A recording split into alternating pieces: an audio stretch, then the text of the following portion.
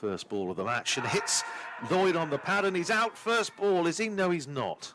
Not out, says umpire Bailey. What a little. Here's Proctor in bowls. Lovely straight drive by Lloyd for 4. That's a handsome stroke. Drives it straight back past Proctor, who... As Guthrie begins a new over, and that's off an edge down to third man. He drove at it. The bat was a bit away from his body there, Caleb Jewell, but he has picked up 4 runs. Cap later in the game, driven handsomely by Lloyd through cover for 4. It's a long half volley from Luke Proctor and punished by David Lloyd, who goes into double figures, 10 to him off. As Guthrie's next delivery is driven for 4 by Caleb Jewell. That's a bit more like Caleb Jewell. Out towards the cover boundary. 496 is Proctor in bowls and hits Lloyd on the pad. Appeal for LBW out, says umpire Lewis. Proctor, who, as I say, has only picked up 1 wicket in the first 2 games before that. 3rd year with the club. Forward, edged and caught at third slip. So Proctor gets his 2nd wicket. Came edging low into the slip cordon. No mistake made. I was saying about Northamptonshire's. On his way in again. Oh, that one beats him. Has he got a nick? I think he has. You know, he's got a little feather through to the keeper. He swishes his bat over the top of the stumps, and Caleb Jewell goes now. And Derbyshire in a spot of bother here. Northamptonshire well on top. Guthrie bowls to him, and he's flicked this one away. He might get 4 runs first ball here. He will get 4 runs first ball, as it was slightly misdirected. In and bowls to Madsen, drives beautifully through mid-off for 4. Mid-off is fairly wide, and once it had beaten the boot of Proctor, who's... On his way to bowl to Madsen. Oh, that wasn't far away from that man, leg slip. It would have been some kind of catch from Calvin Harrison, because that was hit quite hard by Wayne Madsen. The ball going... Prophecies were correct. His Broad in bowls and punched away off the back foot for 4 by Brooke Guest. Nicely played, stood tall, good balance. Cracked it away past Leach in, and that's a gorgeous extra cover drive by Brooke Guest, and that will run away for 4 runs. Well deserved, lovely shot. Down below us, short ball pulled away by Wayne Madsen, and that has split the 2 fielders on the leg side and run away for 4. Broad in again, bowled short, cut away by Madsen, and that will be 4. I think I say that, yes, yeah. It is. James Sales giving chase. Harrison in again, sweep from Guest, and a good sweep, and it's going to be 4 runs. There was a man back, safe save. He didn't have that far to go, but Guest really did hit that hard. Harrison in, driven this time. I think man had extra cover, just got a hand on it, took a little bit of pace off it. That's Justin Broad, but they're back for 2, and that is 50 for Brooke Guest. 50 off 69 balls for the Derbyshire keeper batsman. And how well, as I say, he has played this morning. Really? As a football team, yeah. Next delivery is played off the back foot by Madsen, and he's got it past the man at backward point, George Bartlett, and he runs away. And leaches into bowl to the Derbyshire skipper, who turns it into the leg side. The manager, as Guthrie begins the afternoon session with the ball wide of the off stump. It is filthy down there. Here's Proctor in bowls and clipped away uppishly by Madsen, but it's gone wide of Broad, and it's going to race away to the mid-wicket boundary for 4 runs. Madsen into the 40s, 41 to him. Running into bowl to him, straight drive, 4 more. That's a handsome shot. He played one this morning very similar off Proctor, that Proctor... Guthrie bowls, Madsen pulls. He's only going to get a single amount to safe as there. Oh, he's not. He's going to get 4 runs, and there's his half century. The ball must have bobbled just in front of Safe Zabe, and it goes to the boundary. This next one is up in the air, down towards fine leg. It's come off a top edge, and it's gone all the way for 6, I think. Yes, it has. Rob Bailey signals 6, and it's the first of the match. Over the wicket bowling to Guest, who drives this. That's a more conventional shot, and it's gone away to the cover boundary for 4. Really nice shot. It was James Sales giving chase. Proctor in bowls and cut away by Madsen. Long chase round the boundary for George Bartlett, who has not managed to keep it in. He managed to get a hand to it. Proctor in, bowls to Madsen, clips it away down to fine leg for 4. I think he got bat on it. Yes, he did. Signalled as a boundary by the racecourse. Bowls and is driven by Madsen out towards the cover boundary. I think that might go all the way for 4. It's been chased down by James Sales, but again, He gives up the chase to Madsen, who guides that away. Late cut by Madsen, 4 runs. He's in, bowl short. That one is turned around the corner nicely by Brooke Guest for 4. Not Leach bowls, edged and down into the ground and away down to third man for 4. He just sort of pushed at that ball. Broad in, bowls and cut away by Brooke Guest, and that's 4 runs. That was 4 from the moment it left the bat. The 2 fielders set off him. As Leach is into bowl to Madsen, who cuts this away. That might go all the way for 4 as well. It does. There is a despairing dive out there on the... Leach is in again. That one is driven by Madsen. It's into a bit of a gap here, and Rob Keogh looked at it and thought, nah. And he was probably right, because the ball has gone away to the boundary. But just for a moment, I thought, oh, he's going to chase this. Nah. Here's Broad in, wide outside the off stump, and I'm afraid that got exactly what it deserved. It was short, it was wide, and it was 4. Here's Broad in, wide outside the off stump. Has he got a nick? He has. Well, Broad, that was not the best delivery he's bowled today, and will ever bowl. It was wide outside the off stump. Madsen threw the bat at it, got a little edge through. In runs towards us, and it's cut away by Brooke Guest. Sort of, I was going to say, in between second slip and point. Is in and bowls, and that one is clipped away for his first run by, second run by Lewis Rees. Down to long leg. Guest faces the first delivery after the lengthy break and hits it for 4 out towards the cover boundary. Neil Godrich. Here's Guthrie in again, and Rees lets that go outside the off stump. Don Bess is 57, not out, but they are off for bad light there. Completely over from last night. 2 balls of it to go from this racecourse end. First ball to the left-handed Lewis Rees, just drops a bat on it, runs out into the offside. In and bowls, that's on leg stump, that's a bit of a gimme, and it's turned away for 4 by Lewis Rees. Not the best ball. Guthrie in again, bowls, and that's a lovely drive from Brooke Guest, and he has added to his overnight total, and it's run away for 4.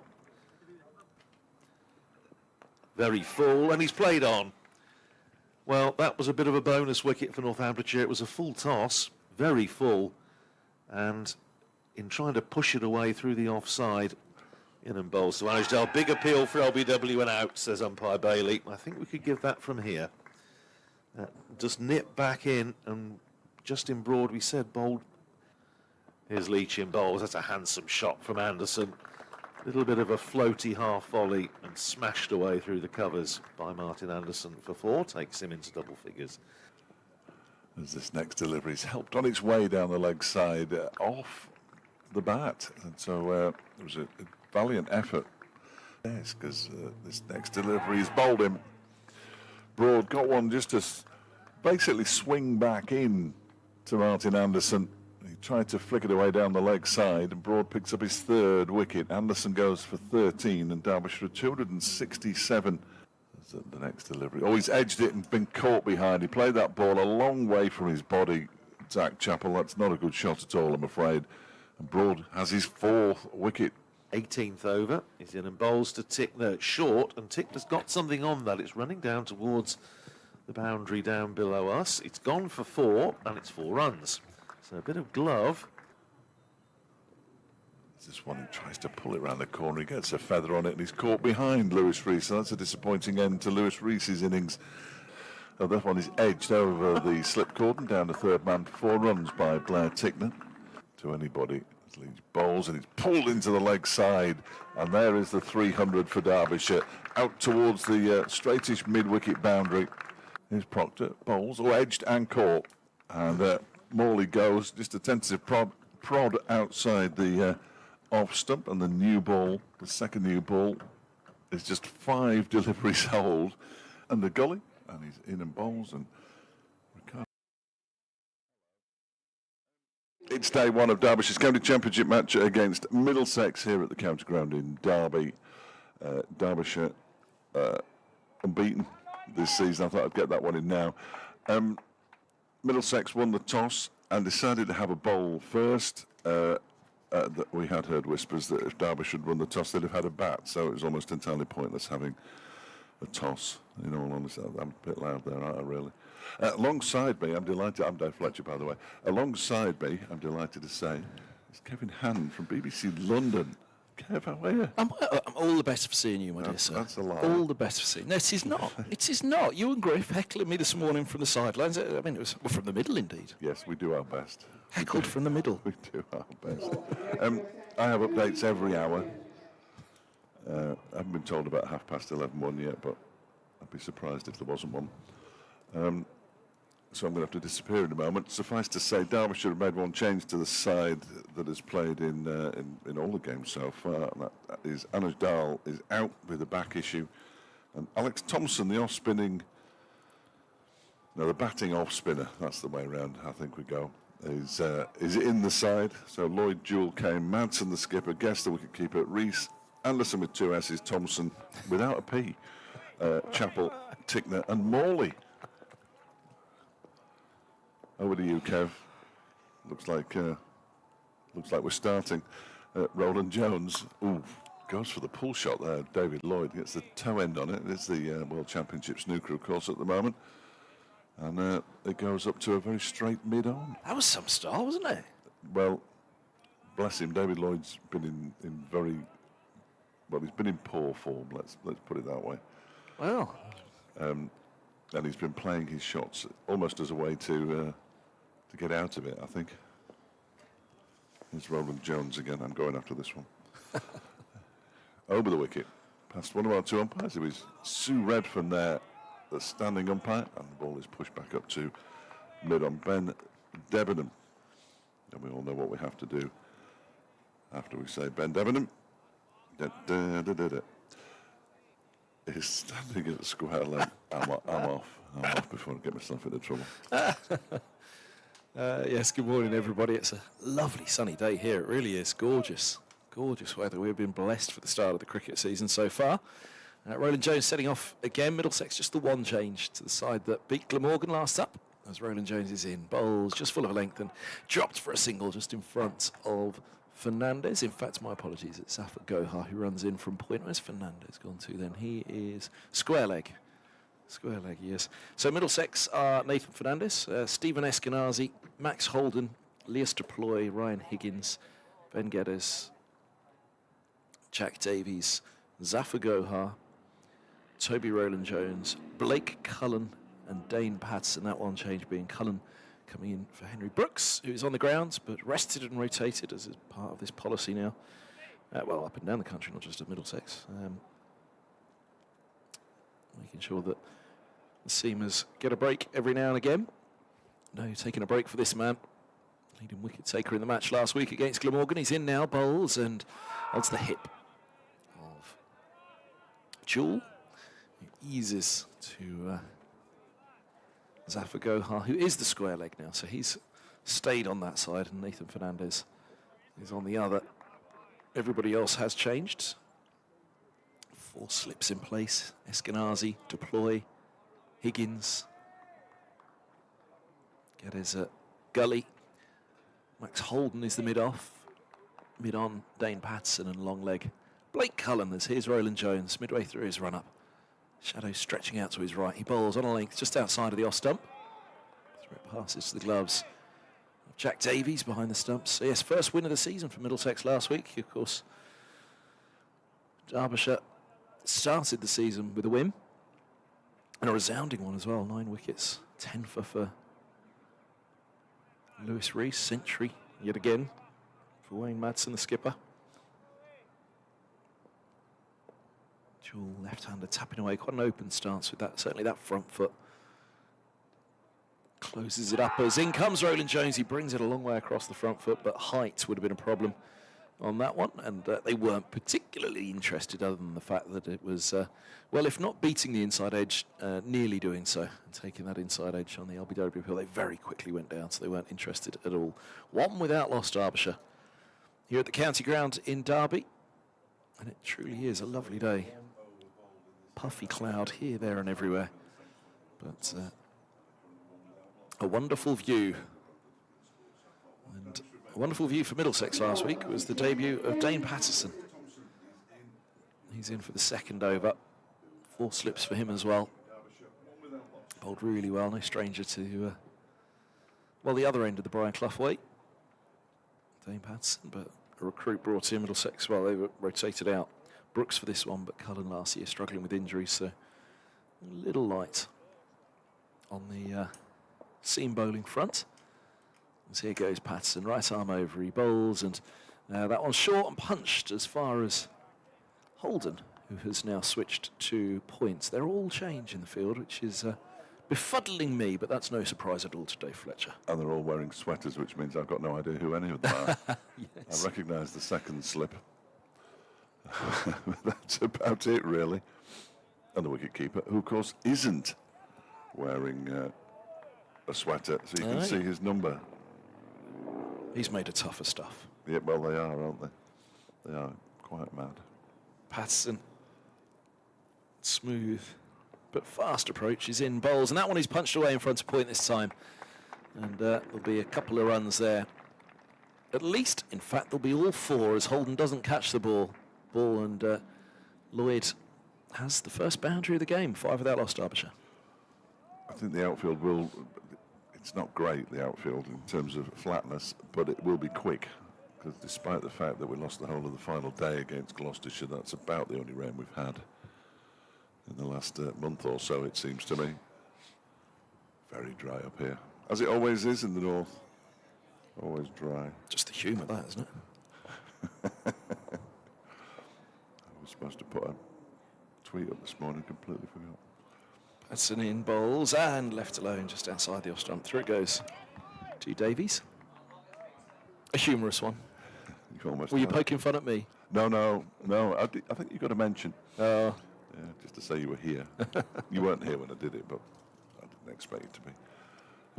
What time did you get here? I was here about 25 to 8 this morning. I was here about 25 past 8, which was good going. Yeah, well, that is good.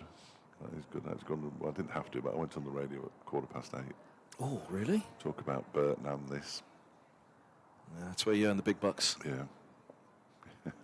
4 slips go down. Deploy the last to settle at second as Patterson bowls, and forward goes Lloyd, pushing back to mid-off. There's no run.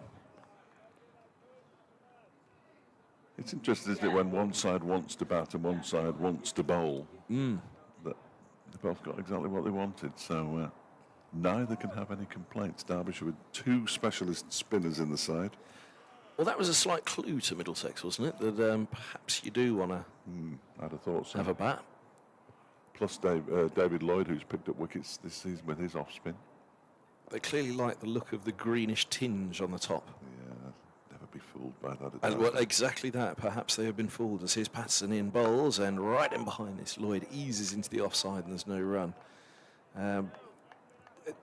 Yes, I can only imagine it is that they have looked at the grass and thought, OK, let's do it. Derbyshire playing 2 spinners. Dry enough surface out there. Well, you've been out there and had a look. I haven't gone out to the middle. Yeah, I've got no idea. I could. What did someone tell you? Ideally not Griff, but what did somebody out in the middle tell you? That there's 8 millimetres of grass left on it, which isn't much, it seems to me. I don't think that's much, is it? It was 5 mil at Lord's last week. Oh, was it? Yeah. Did that do much? It did a little bit, and but that was taken back as here's Patterson bowls, good leave, just outside off from Lloyd. Back high up in the air, end of the over, 5 without loss. Lloyd has 5, Jewel have strike. Yet to get off the mark. I guess I don't really understand it, Kevin, if I'm entirely honest with you. We played on the pitch that you can see right directly in front of us last week, which is a hybrid. And I'm not sure about hybrid pitches and county championship cricket, if I'm entirely honest, because you wouldn't think that had had 3 days worth of cricket. On the 3rd day, we had 106 overs. Not a mark on it. Not a mark on it. Anybody inside the ground, they are just trying to, I think, configure the scoreboard into its usual configuration. But at the moment, they're struggling. Roland Jones from the racecourse end bowls to Caleb Jewell, who's edged and caught at second slip by Leas Deploy. And that is a huge, huge blow for Derbyshire. 5 out of his 6 innings, he's got to 50, Caleb Jewell. Well, he's been dismissed for naught for the first time in his Derbyshire career. And Derbyshire are 5 for 1. Good catch low down from Leas Deploy. Yeah, and a good start for Middlesex, good start for Roland Jones on the spot. Asking the question on the front foot, he did have that aborted appeal, and they all aborted at the same time. They went up, they knew something was wrong, we're not quite in line, but the way that they went down so quickly, you'd have to feel it was an inside edge that settled them down so quickly. But the outside edge was certainly in play for this one, and pretty orthodox mode of dismissal, forcing him to play on the off stump, nicking through to second slip. And Roland Jones doing the business still. And the first time this season that Jewell has been the first man out. Remarkably. Bless him. David Lloyd's got 16, 7, 5, 14, 11 and 23. The Jewell in an unwelcome crown today. Sorry. Yeah, no, you're all right. Whereas Jewell's got 61, 51 not out, 83, 73, 16 and 71, which is how big a blow it is. And it's brought Harry Kame out to bat. How many away commentators this season will make a Jewell in the crown joke? I think you're the first, actually. Oh, really? Yeah, I think you are. You've worked with some professionals to this point, then? And Richard Ray. No, that was the last. I love Rich. I was just glad it went to Leas Deploy, because if it got to anybody else, I wouldn't have been able to tell you who'd caught it. Come on, boys, tear the sweaters off. It's not that cold. Here's Roland Jones, then. 1 for 1 from 7 deliveries into Kame, who leaves the first ball alone. It just cuts back after it goes past the stumps as well, taken down to his left by Davies. You used to have to put up with the Deploy one every week, didn't you, when the away commentator arrived? Yeah. Someone would try and find some different variation of the ploy. But it would be exactly the same as the last 5 from the previous. To deploy this. And yeah, well done, everybody. I'd spent most of the time telling them it wasn't loose. Because he told us himself he's Leas. It's Roland Jones again, and Kame gets bat on ball, pushes it up to mid-on. Got his first 50 of the season last week to play against Glamorgan. He'd got a couple of starts, but not really got going. He's a good player, though, isn't he? We all know he's a good player. Yeah, Middlesex. I like him. Middlesex were over the moon. They begrudgingly. Well, yes, exactly. Yeah, they reckon they pretty much fought off most other counties to get the signature. I'm not surprised. Kame waits. As Roland Jones bowls, somebody drives it into the ground and out into the offside. Again, there's no run. So the two form batters are Caleb Jewell and Wayne Madsen, perhaps unsurprisingly. Madsen, who already has 500. No, he doesn't. 387 runs, 355 for Jewell. They're the two leading scorers by some considerable distance for Derbyshire so far this season. As Roland Jones bowls to Kame, who just pushes it down the ground. Nice sliding stop at mid-on. Once again, there's no run. Yeah, it was a good innings last week from Deploy. It wasn't the quickest of Lord's surfaces, so I guess in some ways it looked a little scratchy, which is not something you usually say of Deploy. No, just like to get on with it. Had a terrific knockdown at Sussex, I remember, when he was captain. Kame waits, that was left alone outside the off stump to go through to the keeper once again. So a wicket maiden for Roland Jones. 2 overs, 1 for 1. About what you'd expect, really. And Derbyshire at the end of the over, 5 for 1. Yeah, Patterson, the latest recruit, was Deploy last winter, and now Patterson, this Middlesex didn't play with an overseas last couple of years due to financial issues, but they've managed to get their house in order and managed to make, well, the signing of Deploy was effectively an overseas in some ways, wasn't it? It was the money that would have gone to bringing in an overseas player. I think so. They signed Deploy rather than bring someone in from far afield, as here's Patterson in bowls, and this is clipped down to long leg for a single off the back foot. They're thinking about 2, about they come, and not quite sure. Yeah, Toby Roland-Jones got a double teapot on there at the non-strikers end, looking down to Blake Cullen, who's the long leg, and Zafar Gohar, who's come around from square leg. There shouldn't have been 2 there. Not really. Not really. Yes, it amused me greatly watching the SA-20 to see Elias deploy in an aeroplane next to his name to signify an overseas player. Oh, Hungarian passport, of course. Patterson hits the crease now. He bowls and defending on the back foot. Lloyd pushes back up the track. He'd be England qualified soon, I would have thought, won't he? If he isn't already. Yeah, exactly. He's very, very close to it, that's for sure. Scoreboard's back, look, that's better. It's a good-looking scoreboard, that, isn't it? But we get all the bowling figures as well, and I like that. I like that. Gives me something to talk about. Good sprinkling of spectators in the permanent temporary stand at the far end of the ground, including one who's pushing the bounds at the back there, who's sitting very close to what would be the side screen. Patterson in bowls, and this is works backward a square on the leg side for a single. Just a comfortable one to long leg. What time do you think that spectator got in this morning to get that spot? Because that is the prime viewing spot, I would suggest, in the ground. You've only got one chance. 10:15. He's at the top, or she is at the top of the stairwell.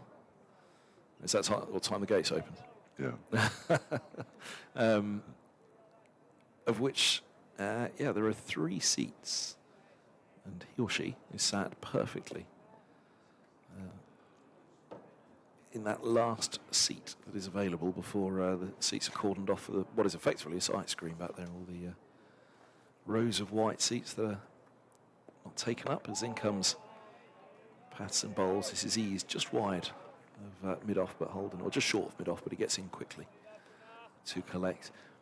They've mischievously put their bag next to them, though, to make sure that nobody sits next to them. Nobody's going to sit. Well, you probably wouldn't want to anyway. But it's the second best seat in the house, but they've given it to their bag.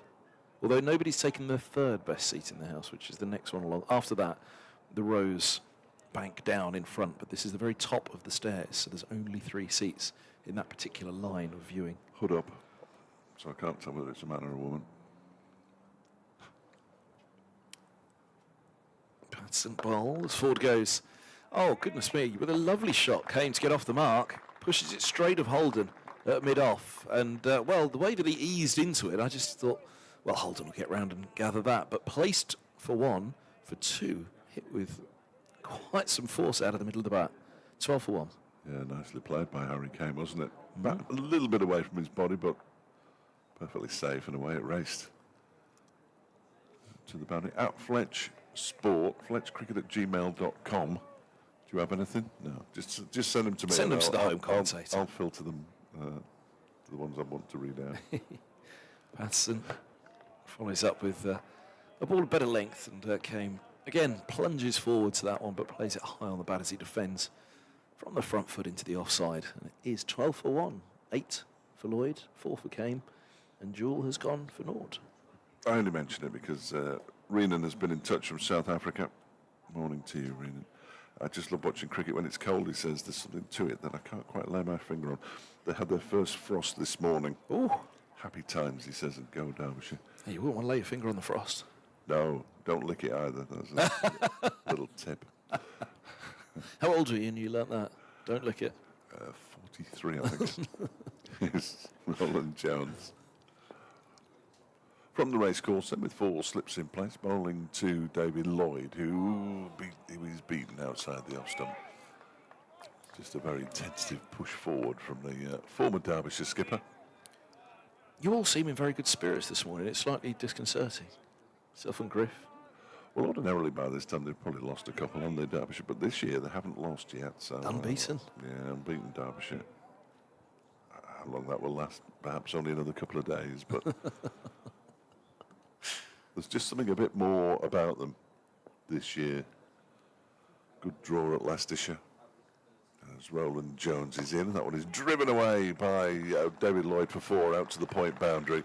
In the air for a short while. I think that's Zafar Gohar who's at point, and he trots off to the boundary to pick the ball up. In the air for a short while, but I don't think there's any thoughts that it might have been a catch. And Lloyd moves on to 12. Yeah, it's a positive start here. I mean, the ball's certainly coming on nicely, isn't it? It's racing off just as nicely. Key is to make sure that that length from Middlesex is on the spot, not allowing easy drives. Lloyd waits and just turns this one into the onside. There is a no run. 4 balls, as they call them. Too many 4 balls. Bowled too many 4 balls. It's interesting because they were put together as the opening pair, Lloyd and Jewett. Last year, for a long time, it was Rees and Kame. They were still in the side, but have dropped down to get Derbyshire off to a fast start. And thereby, hopefully, filling the rest of the batting lineup with confidence. That's the thought, anyway. It seems to have worked as Roland Jones bowls to Lloyd, who drives again. This one's a little bit off the outside edge of the bat. He's going to come back for the second, comfortably enough. And Lloyd's moved already on to 12, 14 in fact, and it's 18 for 1. 12th man is poised with another sweater by the look of it, or has somebody just taken a sweater off? Someone really does smell gorgeous. Are you sure it's not you? No, it's definitely not. But I don't think it's me. Wonderful, wonderful smell. I'm not due for the I'm media not due for centre. my weekly wash until Sunday, so it can't be me on a Friday, surely. As Roland Jones bowls to Lloyd, he goes back and just forces the ball back down the pitch towards the Middlesex skipper. And there's no run. Yeah, I think somebody looks like somebody's shed a sweater, but I can't see anybody out there who has shed a sweater. So, and they're very thick. You can't even see the numbers through them. Are they cable knits? They are. That's the reason that they. You can get get the sponsor's name on the front, but you can't get it on the back. That's what I always like about cable knits. Come on, everybody. In goes Roland Jones. And bowls to Lloyd, who pushes this one back to the bowler and completes the over. And Roland Jones's figures have been decimated. 3 overs, 1 for 7 now for him. Lloyd has 14, Kame has 4. Derbyshire 18 for 1. Good morning to my namesake, who I'm sure is listening somewhere down in the capital or in the environs. Dave? No, I'm Dave. Fletch. Looking forward to seeing Fletch in September, assuming we're all spared. Which particular colour are you thinking of now? Here's Patterson past the umpire. 4 slips behind the right-handed Kame, who gets a thick inside chunk of the bat backward a square on the leg side, and it is just a single this time. How they got the 2 earlier, I don't know. Are we to be cold if we're spared for September? It's a day-to-day kind of thing, isn't it, really? Life in general, really. Yeah, pretty much. Yes, pretty much. No, looking forward to it. September. We've got a couple of long trips in September. We go down to Canterbury last round. Ooh. It is a surprisingly long trip, Canterbury, isn't it? Well, if it's long for you, Well, exactly, yeah. imagine. Yeah. I think it took me 7 hours to drive down there the last time I went, on a Saturday evening. Absolute disaster. Deploy the last to crouch down again at second slip as this ball's punched in front to point. That's going to be 4 more. Fernandez low to his right, trying to get at least fingertips to it, try and take the pace off. He can't, and Holden sets off from mid-off to retrieve it from a long way over the rope on our right-hand side. Lovely, lovely punch again. A lot of pressure on David Lloyd at the moment.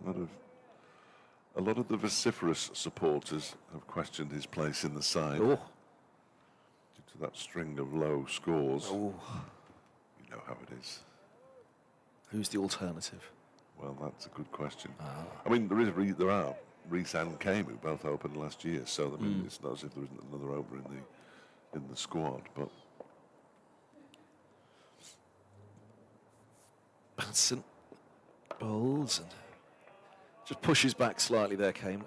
Lloyd, I think he bent his back into that one a little bit more, didn't he? Felt like it had a bit extra nip, zip in it. I was reminded earlier of a magnificent one-handed catch that Dane Patterson took playing for Nottinghamshire here. May well have been behind closed doors. Ben Aitchison, who's slowly working his way back to fitness, had made 50. And Patterson, in front of the permanent temporary stand, ran round the boundary, stuck his arm up and caught it one-handed. To, I think it might have been the catch that finished the game. Oh dear. Here's Patterson in bowls, and this ball's pushed back to mid-off, and there is no run. Lloyd defending. Sounds like quite the effort. Much to the delight of the Nottinghamshire commentators, you can imagine. That was where my idea was coming from, actually. I thought I'd leave. I then thought I'll leave you to say it. I was already in the car because I was on the way to a football match. Oh, I see. So, yeah, it wasn't too bad. The relief. I didn't get the full brunt.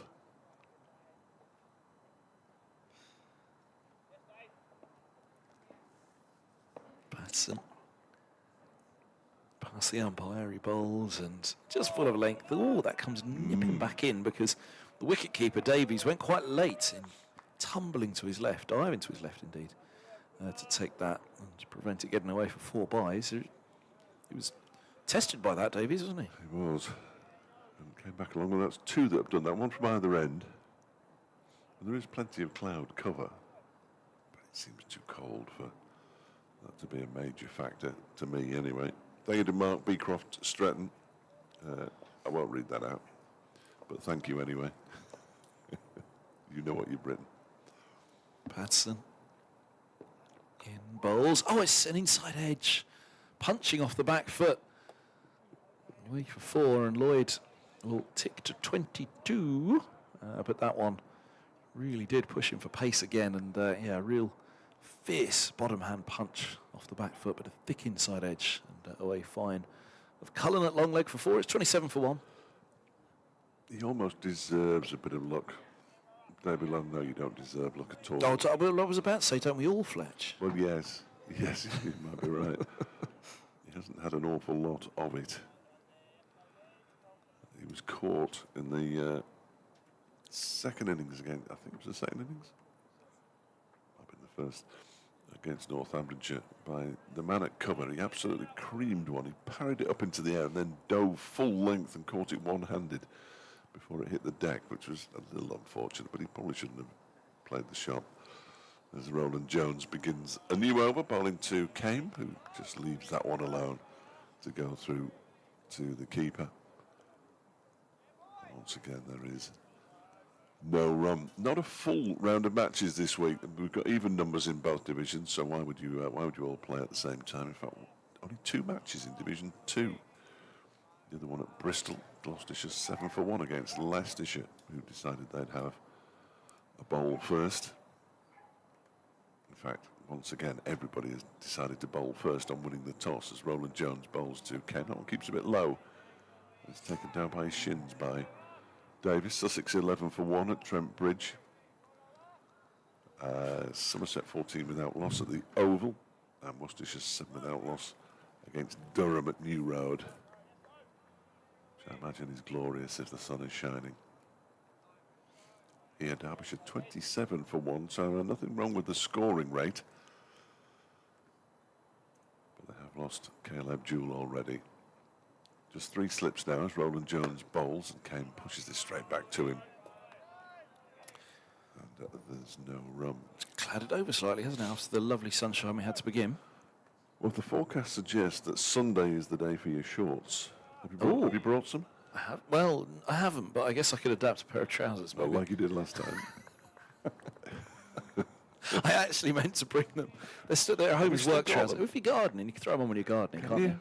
Well, it's not much good to your neighbours if you've got to bend over to pull the weeds up. I would say the neighbours would object. Here's Roland Jones. That one's left alone by Harry Kane. If you weren't with us last year, Kevin managed to split a pair of trousers, but still wore them for the entirety of the day. Without knowing for most of it. Wasn't it the Middlesex chief executive who came up saying, the Derbyshire chief exec came up to see us, and they were the ones that spotted it. Said, what have you done? Yeah. So, what do you mean? Look at the pants. Look at the pants. I mean, maybe you'd all known all day, you just didn't tell me, but... I'd like to say yes, but sadly no. But yeah, so Sunday, the start of the next heat wave, as Roland Jones bowls to Kane. Is it really? Yeah, apparently. When's the snow coming? We haven't had any snow yet this season. No, we haven't. I don't think we're going to get any unless it happens in September, which it rarely does. Well, there was some forecast that and this is going back a few weeks ago now, so it has. I'm sure it's changed undoubtedly, but there was some forecast after such a wonderful start to the cricket season that we had that it was all going to come biting back at us. Well, Sunday's 20 degrees, Monday 22, and by the middle of next week up to 25 degrees in Derby. As Roland Jones is in once again, and that one is turned into the leg side by Harry Kane, the end of the over.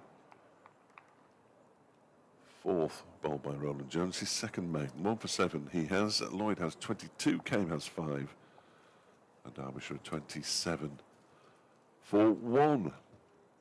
I mean, it has been really warm. I mean, Leicester was almost unbearable at the top of the pavilion there, pouring off me, despite wearing shorts. And that climb up the stairs with all your equipment as well in that heat. That was acclimatisation, early season acclimatisation. Steps. You've counted it. About 38 too many. Patterson begins the new over on a length. It's defended by Lloyd. Right arm over to the right-hander, coming in to collect his cover. So they're down to 3 slips now, which are Eskenazi, Deploy, and Higgins. Fernandez at point, which means it's Geddes that's moved out into the covers from what was 4th slip. It's blocking off those punch shots that we saw from Lloyd. Holden's the mid-off now. Roland Jones mid-on. Mid-wicket, Zafar Gohar. And long leg Blake Cullen. Here's Patterson past the umpire. He bowls and just full of a length. It's left alone. It's a no ball. Umpire Debenham holds out his arm. Acknowledged by the scorers to our right. Both looking very well. Yes. Give a bit of Jane's rhubarb and almond. Nice. I did. It was good, wasn't it? Yeah. Is there much left? There looked quite a lot. Good. Yeah. Good. Yeah, Jane always bakes us a cake on day 1. Gave Don a lift to the ground this morning, actually. Don Shelley, the Middlesex scorer. Yeah, we're leaving at the same time, so jump in, Don. There was a coach that left before the coach. The team coach left after me. There you see. Patterson's in, bowls, and this ball's pushed away into the offside. Where in comes Geddes to field. 29 Part for of a 1. New Year's resolution or something, because I haven't seen you obviously since last year. Yeah. Feels like a New Year's resolution. Oh, I think it was much the same last year, wasn't it? To stop us calling you the late Kevin Hand all the time.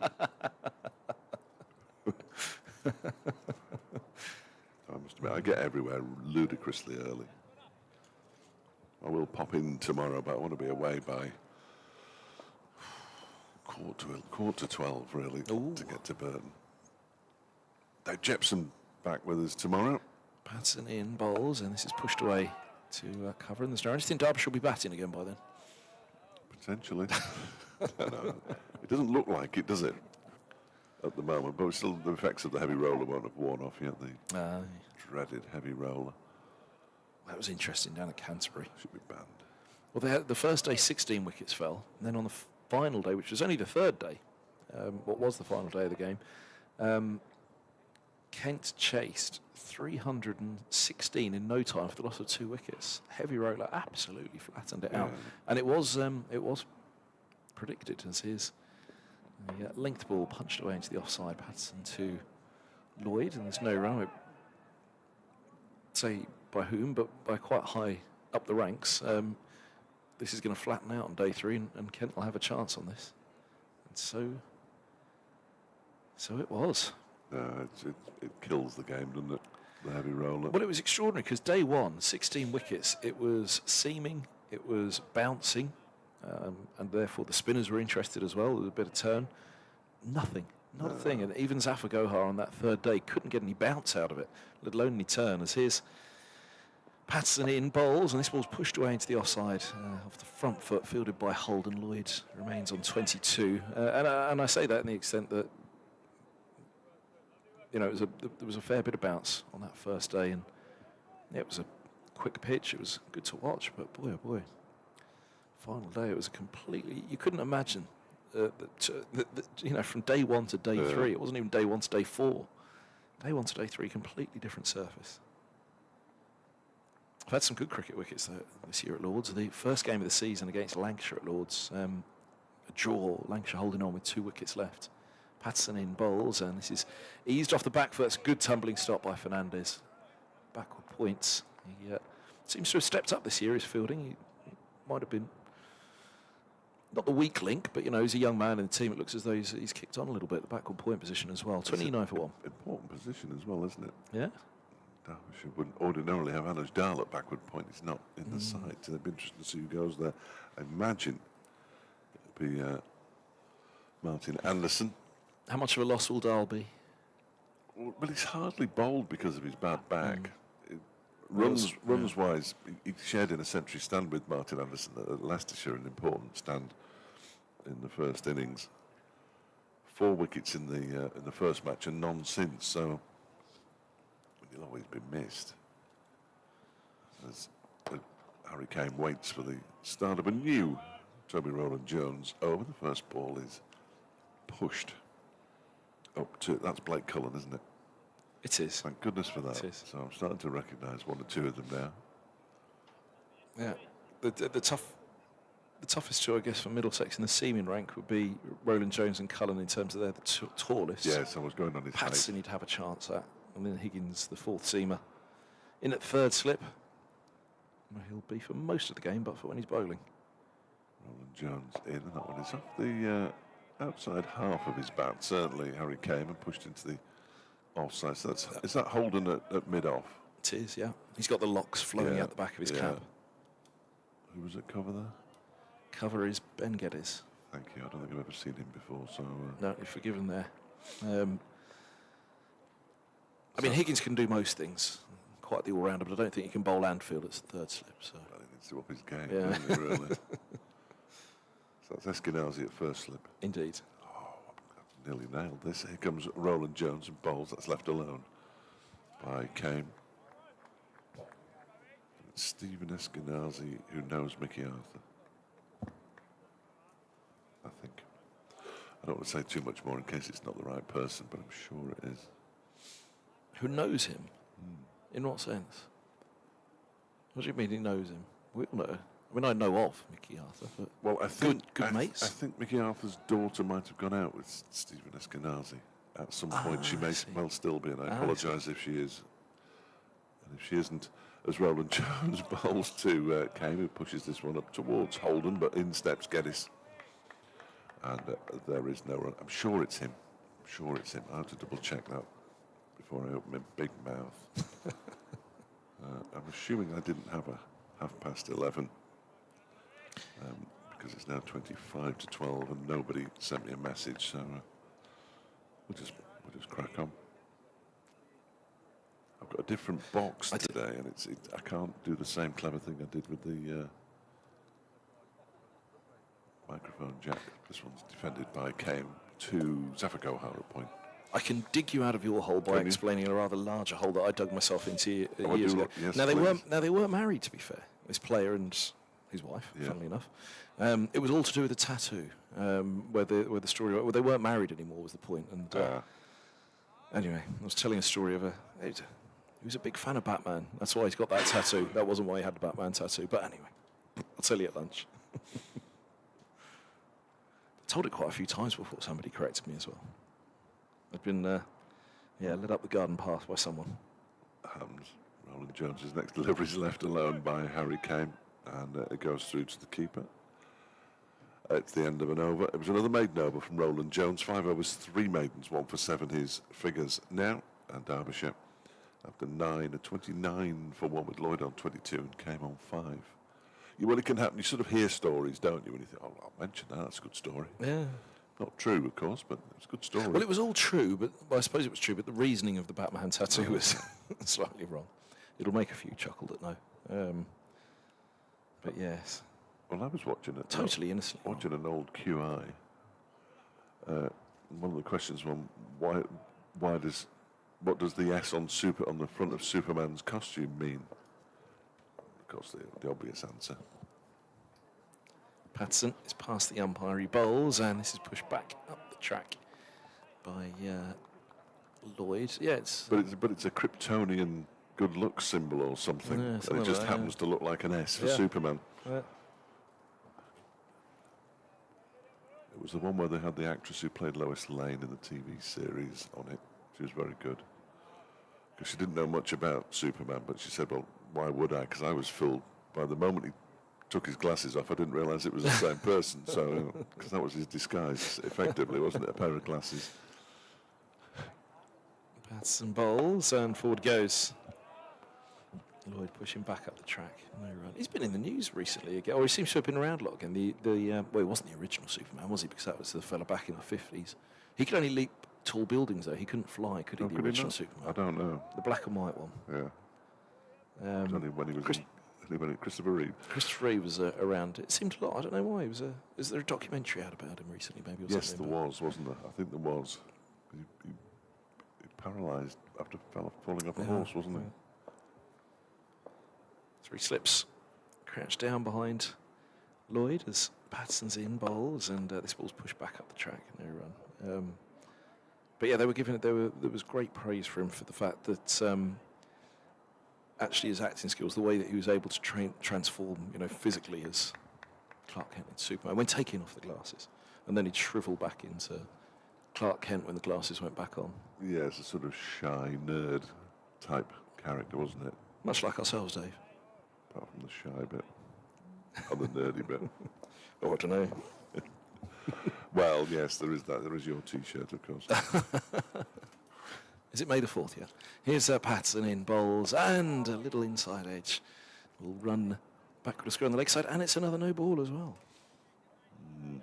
Is comms cam working in this game? We're a fair way off May the 4th. I might have to wash it before then. I see no reason to think that it isn't working. I seem to remember the game last year. I didn't know that we had a comms cam until the final session of the 4th day, at which point your heart drops. You think, oh no, what have I been doing for 4 days? I never tell anybody. Cause well, yeah, thanks, I Dave. always forget that it's there, really. I'm not a big fan of it. Here's Patterson in bowls and came defends into the onside in this round. But fortunately, the camera is a big fan of you. That's all that matters. Well, when you pick your nose as much as I do, it's almost certain going to catch you. That's the first thought I had at the end of play on day 4. How many times did I scratch the end of my nose? No, but you do, don't you? It just happens. We're on radio for a reason. Well, I always think we are. Voice for silent movies. Yes, quite. Now, the sun's out now, so it's time to take some sweaters off, boys. Patterson in the glorious sun. Bowls and forward goes. He defends back up the track. A dot ball, 32 for 1. He's quicker, isn't he, than Roland Jones, Patterson? Yeah. Sharp. Yeah. Roland Jones has lost the edge over the years. Well, he's 37. Yeah, the number of injuries. He isn't any less of a bowler, of course, but... Cullen? I don't think I've come across Cullen before either. Well, he has the potential to be the quickest of the lot for Middlesex. He has been up there. So, I'll just Dane Patterson now. He's, let me get it exactly right. Dane is 36. Oh, right. He's in bowls and forward goes the right-handed cane pushing back. But it is, it's a lot to do with injuries, isn't it? That's what I say for Roland Jones, especially now, because they keep themselves in such good nick. That is the end of the over. 32 for 1. Lloyd 23, Kane 5. But also the breakfasts and everything that they eat and the dinners, and it's all geared towards longevity, isn't it? Yeah. What's the buzzword at the moment for all of us in life? Right? The longevity thing, where we're all... Oh, we'll have to look it up. I've never really thought about longevity. They've got a substitute fielder on at backward point, or at point. Is that Brooks? I should recognise him. Forgive me, where are we looking? Backward point. Oh, Luke Holman. Luke Holman, thank you. I'll make a note of that. Over the professional. Does Brooks come with them? First delivery of a new Roland Jones over is defended by David Lloyd. Straight back to the bowler. Yes, he's... I saw him at breakfast this morning. I think he was in the squad that was named. Yeah. What is it? There's a buzzword at the moment, isn't there? That's the way of life that everybody's living at the moment for longevity. I can't find it anywhere now. Bodes well, doesn't it? I can't even find the word. Everyone will know at home. You know how to get in touch.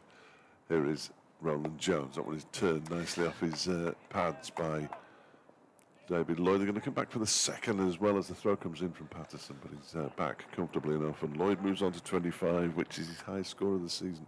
There was that multi-trillion billion millionaire, wasn't there, who was taking all the tablets and he was living a certain lifestyle and he was... The one who died.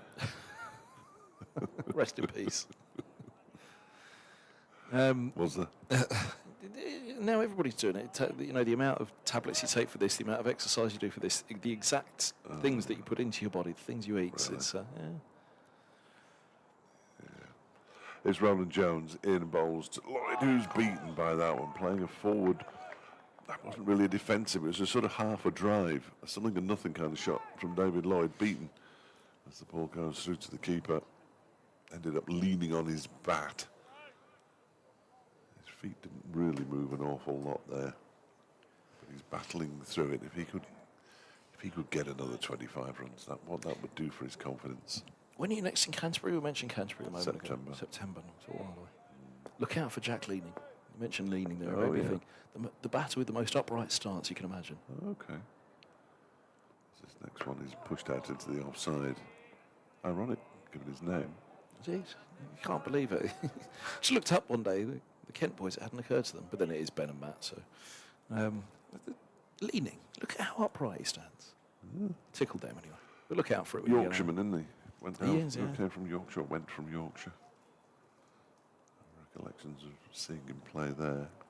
Is he not one of the York boys, Jack Leaning? He's pretty good, I thought. North Yorkshire. Somewhere, from memory. Roland Jones is in again. Past the umpire and turned, or pushed rather, into the offside by David Lloyd. Geddes Fields. Again, there is no... Still people coming into the ground, which is good to see. Perhaps just waiting to find out news of the toss or miss the bus.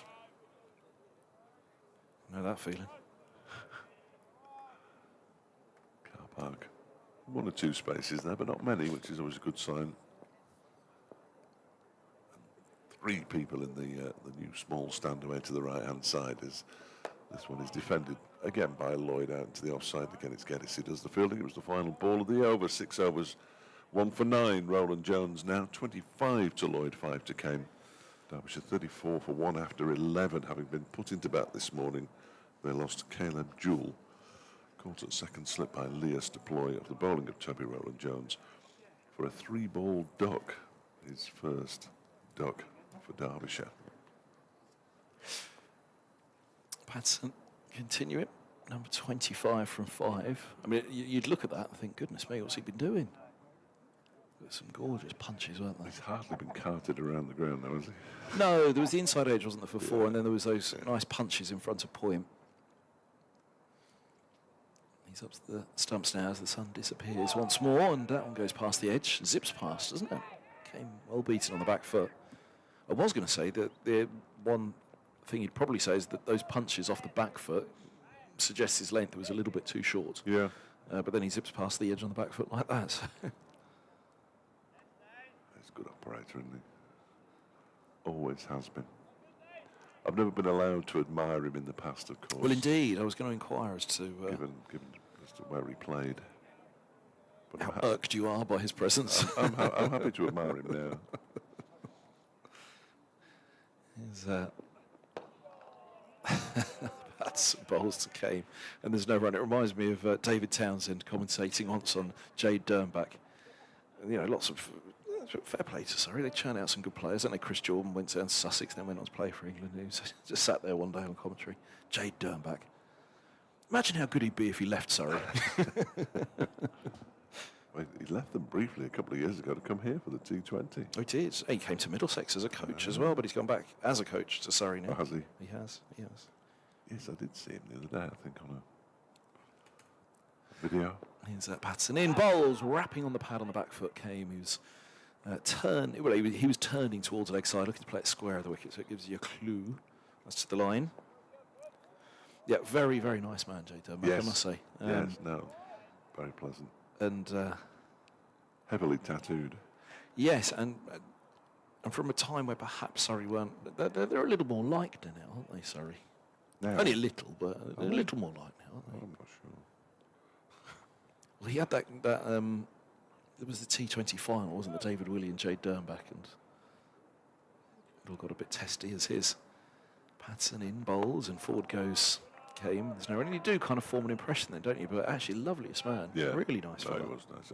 I have no real feelings towards Surrey. on account of the fact that I've seen them play twice in 10 years. They were both one-day games. What do they say about indifference, though, Dave? There's no greater insult to your fellow man than indifference. But of course, the Surrey sides that we saw in the one-day cup were nothing like the Surrey sides that play the rest of the year. With them being in August. Patterson in bowls, and that's left alone outside after it goes to the keeper. Very overly critical of me at this stage, but just trying to reflect slightly. Has the top of off been hit enough by Patterson at this stage? No, possibly not. Possibly not. Sorry, go ahead.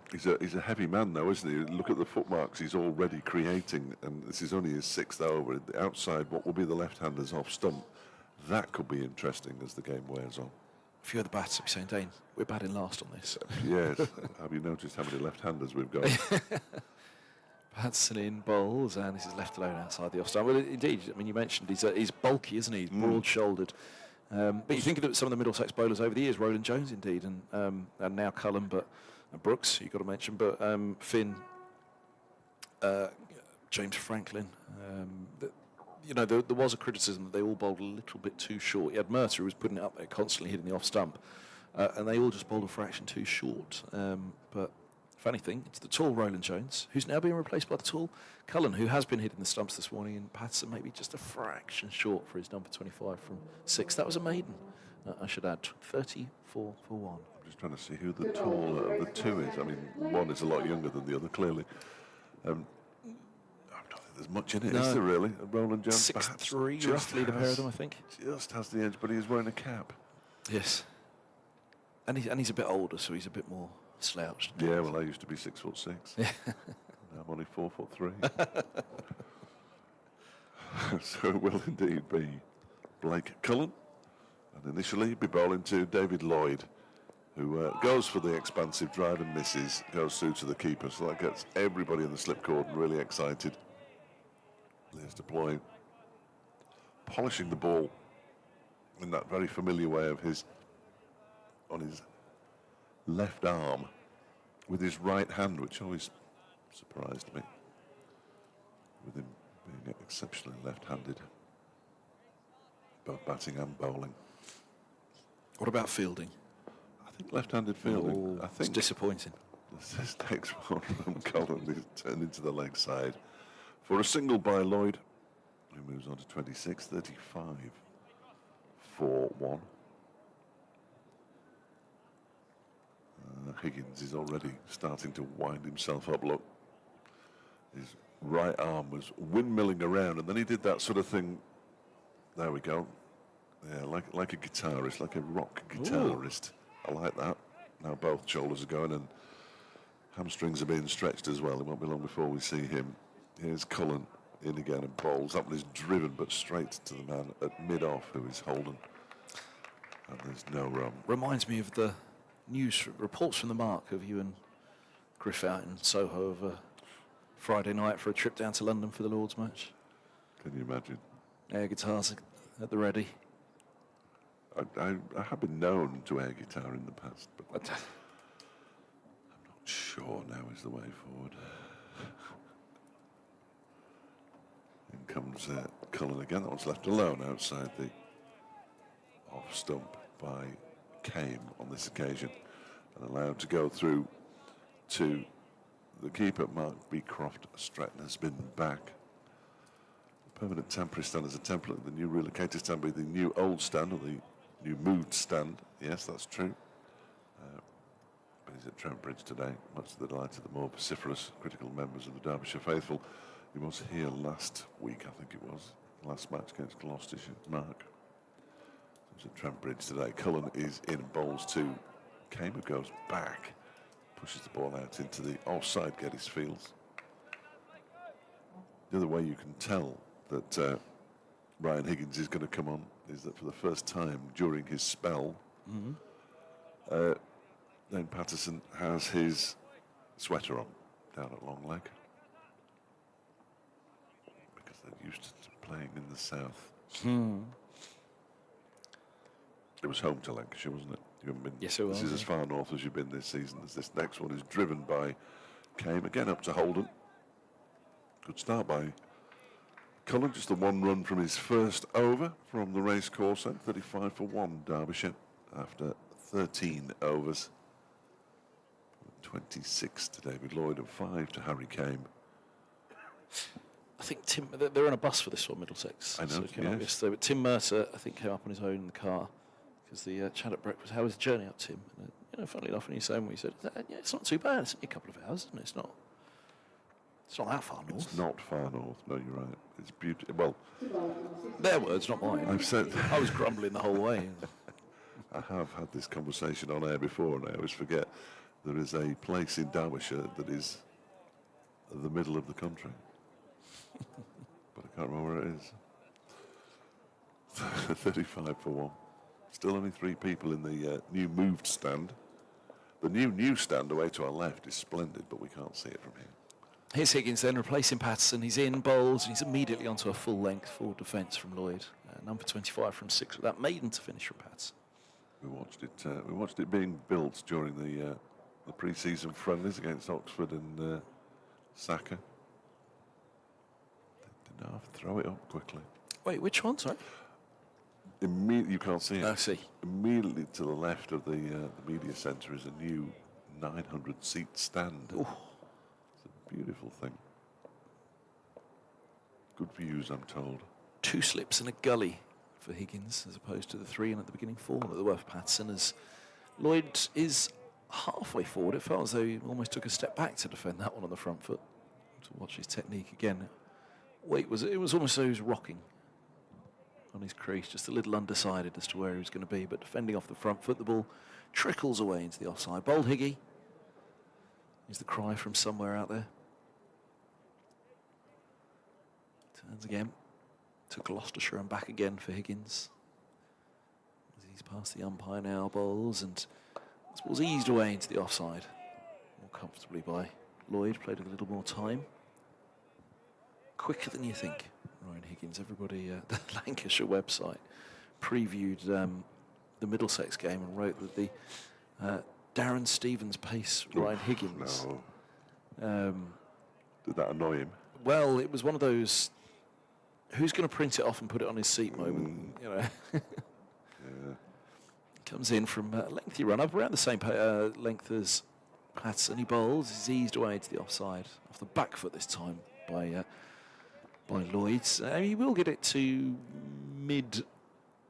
low to mid 80s, I'd say. It's quick enough for me. That car coming in there, look. Ooh, Ooh, very nice. who's that then? Don't know. That new T20 signing. Rusty coloured. It wasn't rusty though. Yeah. Sports car has just come into the car park. Higgins bowls, and that's defended again by Lloyd. Halfway forward once more. Feels as though he's really playing from deep in the crease. I don't know, maybe because Patterson is that fraction quicker, or he certainly gets it onto the bat that bit quicker, it seems. Skids it off the surface maybe more, but Lloyd. It's interesting to see the way he's playing Higgins. Or again, maybe it's just that Higgins is full of length, so slightly different questions asked to those that Patterson posed, as Higgins is in bowls, and that's defended away to Alden, who grabs at it like a hot potato. It was bobbling around, but he gets hold of it in the end. 35 for 1 it is. 5 for Came, 26 for Lloyd. We've raced through nearly an hour. I know, remarkable. Ryan Higgins might be the same pace as Darren Stevens in about 15 years' time, I suppose, if he's still going. Not sure he still will be. Unless he has an innate love of the game. Cullen to bowl his second over from the race course, initially to Came, who just pushes the ball sort of off the back foot. His first movement is back. It's clipped up towards mid-on where Roland Jones does the fielding. Kane moves on to 6, 36 for 1. We gave him a mention a moment ago. The bowling coach at Middlesex now, Tim Mercer. I always wondered how long Mercer would go on for because Yes. I didn't really see it. Every time he, when Angus Fraser was in charge, he put it first week of the season. You'd immediately sit up and watch. How's Mercer? Yeah, Mercer's fine. And you see the first ball go through, and on goes the season. You're a long time retired, though, aren't you? Yeah. Cullen is in. That's left alone outside the off stump by Harry Kane. But I remember having a conversation with him, which would have been at least 10 years ago. And at that point, he said, how you doing? Can't go on forever, can I? And I said, what do you mean? You're the peaky powers. We can't go on forever, can you? That was, as I say, probably 10 years ago now, at least. It would have been probably just about, maybe not quite 10, maybe just after the title in 2016. Wayne Melton at 41. Still going strong, captaining the Derbyshire side as Cullen bowls another one outside the off stump that's left alone by David Lloyd to go stumps. He wondered how much it might affect his batting, the captaincy. 118, 22, 96, 89 and 62 not out, his scores this season so far. So the answer is probably not at all. Or it's made him even more determined to stay out there. Cullen is in again. That one's on the hip of David Lloyd. He turns it down a long leg for a single. Moves to 27, 37 for 1. 43 now, Mercer. It'll be 44 in August. So he retired at 42. Tougher for a bowler, I think, though, isn't it, than a batter? Yeah, I mean, I was thinking of Stevens, really, but then Stevens, as you say, was an all-rounder, wasn't he? So, but then he was opening the bowling, even to the near end, wasn't he, Stevens? Yeah. I mean, there was almost some shock when Kent let him go, but I think that was the thing with Mercer. He was still going really well. As Kane waits and drives this next delivery straight to Max Holden. It ricochets off a knee, but not too far away from his body, and they don't take a single. But yeah, with the Mercer, and perhaps with Stevens maybe then at Kent, you got the emergence of Blake Cullen, a couple of other youngsters coming through, and for every year that Myrtle went on, as such, it's kind of blocking off a place in the side, isn't it? So maybe that was part of the thinking, but yeah, it felt like he had a few more years left in him. Cullen is in, and that one is allowed to go through to the keeper by Harry Kane. It was the final ball of the over as well. Derbyshire 37 for 1, Lloyd 26, Kane 6. I've got an update. 2007, he arrives at Middlesex, Tim Mercer, through to 2023.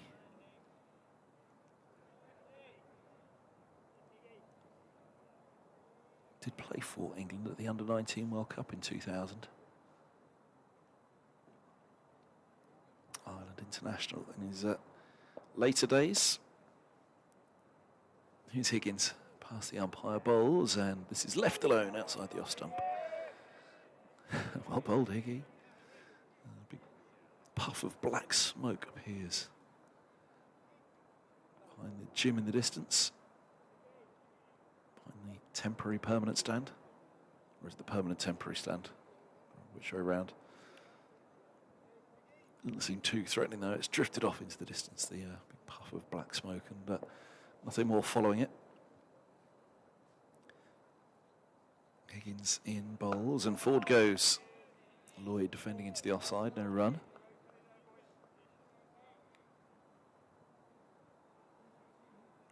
Two slips, gully, point, cover and a mid-off. Mid-on, mid-wicket, long leg, so 6-3 field. And as Fletcher departs to do his the first of his hourly updates. That means we've had just over our first hour. Middlesex would have been delighted with the early wicket duel, but Lloyd and Kane providing good resistance now as forward goes Lloyd's this latest Higgins delivery. Higgins into his second over. 3 balls gone of it. He's yet to concede a run, 9 deliveries bowled.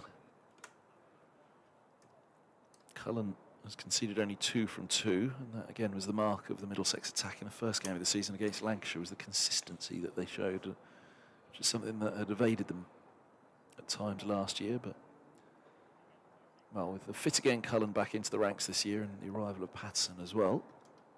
It's Cullen that sat out last week against Glamorgan. Here's Higgins in, bowls, and forward goes Lloyd. Quick single taken. Roland Jones at mid-on. Comes charging down. Ripple of applause for the scampered single. Rightly so, bless you. Thank you. Sorry, I've just got the hint, the merest hint of a cold. Oh dear. Well, Your namesake gave me a cold last week at Lord's. I'm going to get it again I'm going to get one from you now. Two colds in 2 weeks from two Fletchers. Where have I lost you with that one? I thought it was on commentary, but it wouldn't have been. Here's a punch off the back foot down to deep backward point. 4 runs. Kane moves to 10.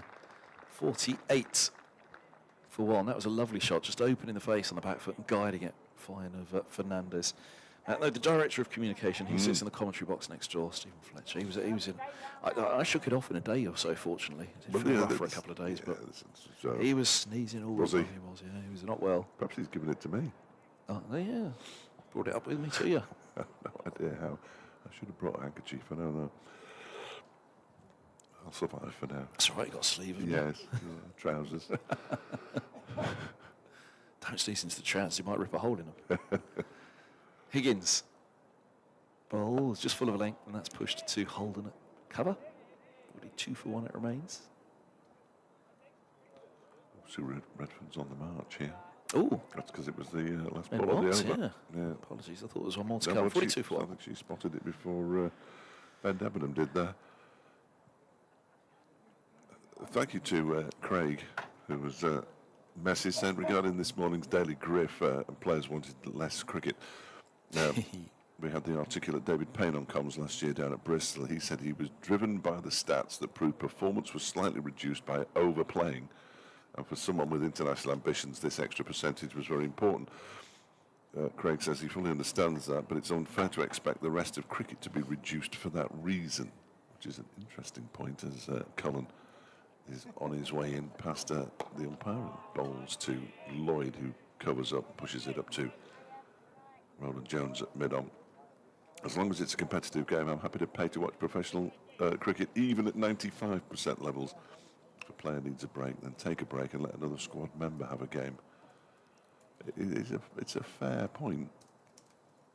But I can't scream it enough.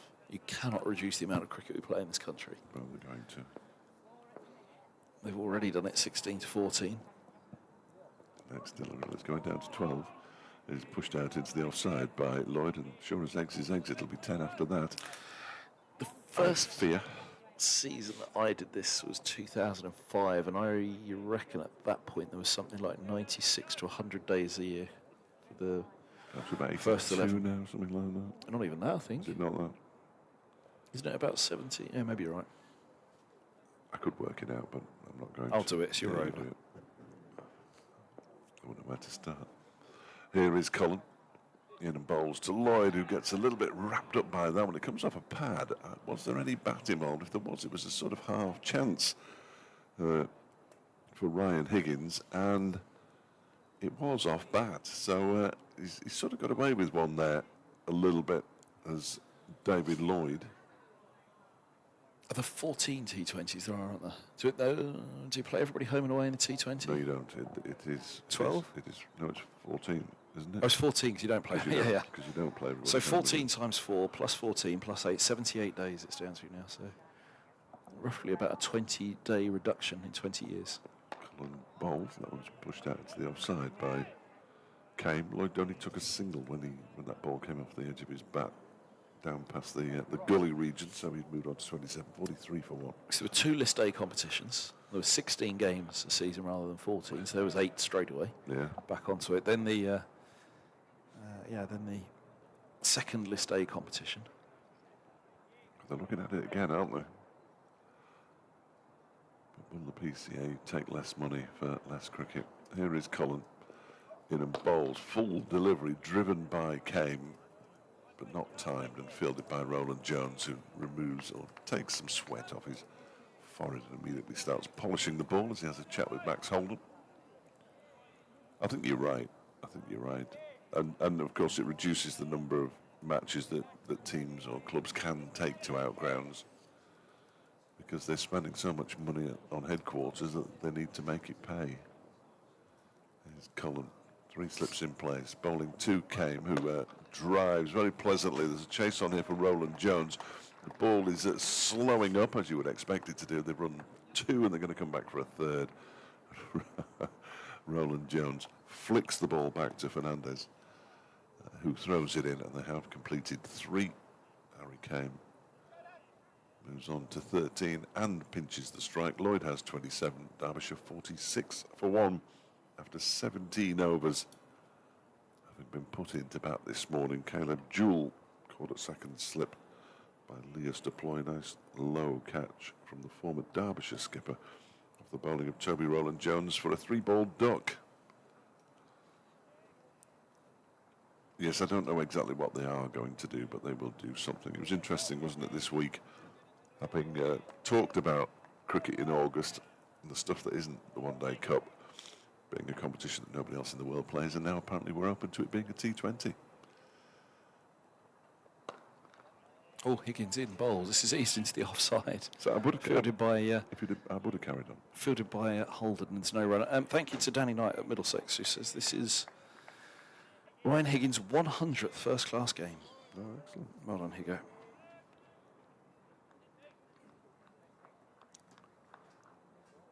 We could have worked that out ourselves if we'd... I always like to compare. If you have a stat, though, it's always nice to say, well, how long has it taken him to get to 100, but how long did it take X, to get to 100? Here's Higgins in bowls, and this is played defensively up to mid-on, no run. Oh, it's the naughty boys' room still next door, isn't it? It's like the headmaster's office. They remember we were up here one year, and that. Well, who's in there now? Yeah, are we allowed to? That's Blake Fallows. Ah. Who's doing some work with Derbyshire on a podcast there. They're hoping to get off the... I think it is off the ground. It would be wrong for me to say hoping it's going to get off the ground. First time 2 Blakes have been in the ground at the same time. Forward goes. The right-handed came on 13. Top. It'd feel like it was out of this world if there was 7 Blakes in the ground at the time, wouldn't it? Blakes, yes, indeed. I get that. One for the kids. Yeah, there's a good operator, Blake. I don't mean a surgeon. We got ready for him to send me a message. Oh, I've got another message. 100 up, Higgins. He's in bowls, and this is eased away into the offside. Well, barely into the offside. Fielder collects off his own bowl. Yeah, it's always nice to see whenever. So it's 100 for Higgins. So let me think. How many? He's throwing the ball to Roland Jones. So how many's Roland Jones got? I always feel like stats need balance. Yeah. You can reel off so many, and some do. Some do, yes, you're right. Higgins.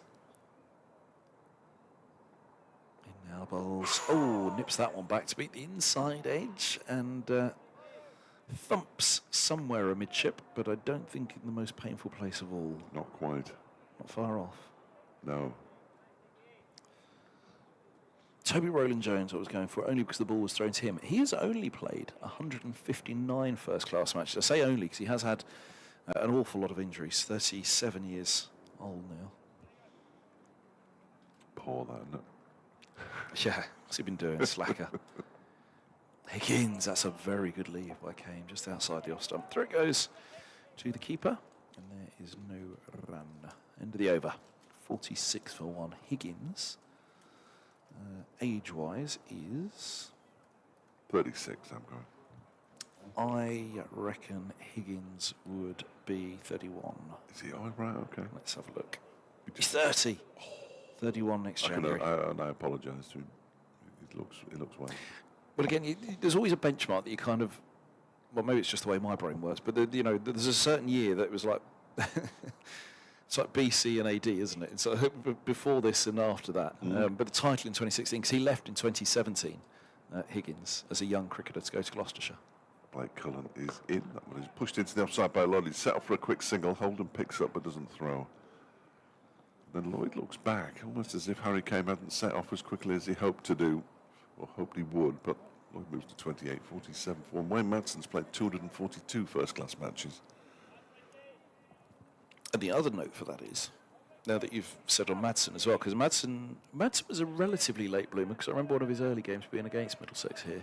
He's 41 now, and his first season was 2009 in this country. Yeah, there you go. I think. Yeah. It's me. Cullen bowls, that's beautifully driven by Harry Kane down the ground for 4 runs.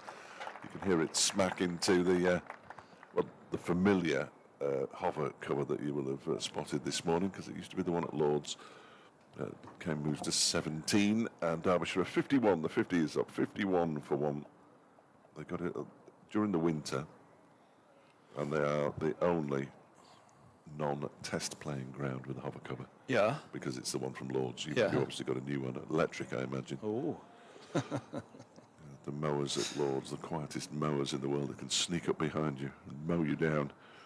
Because they're all electric. As Cullen bowls, this one is driven again by Kane, but this time straight to Holden, who fields at mid-off. It's very exciting. The one thing they haven't got with the covers, with the hover cover, and they're coming at the end of the month, I understand, or the beginning of next month, are the rolly bits on the sides. You know, the bits that cover the rest of the square. It's a bit like Trigger's Bruno. I think it's got a new engine and a new this and a new that, but it's essentially the same one. Here is Cullen in again. Kane drives again, 4 more, over pitched and on his toes, and Harry Kane moves into the 20s. That one hit downstairs with quite the force. He moves to 21, and the half-century partnership is up between these two. As Derbyshire move on to 55 for 1. And now they're being told where the ball is. That was Kane's 4th boundary. Lloyd has 4 as well. Well, they are. Yeah, they were. Yeah, we could put our feet up for a minute and just listen to Max and the lady in the crowd, Max Holden down there. Covers from Lord's. Ball returned to Cullen, who's gone for 9 so far off his first 4 deliveries this over. By some distance, I would imagine, the most expensive over of the innings so far. And now he's turned into the leg side by Harry Kane, who's dropped it just to the edge of the 30-yard circle will be, and they go back for the second. That's excellent running. Davis came from round behind the stumps to do the fielding, but Kane saw the opportunity for a couple, and he moves on to 25, possibly, or 23, 57 for 1.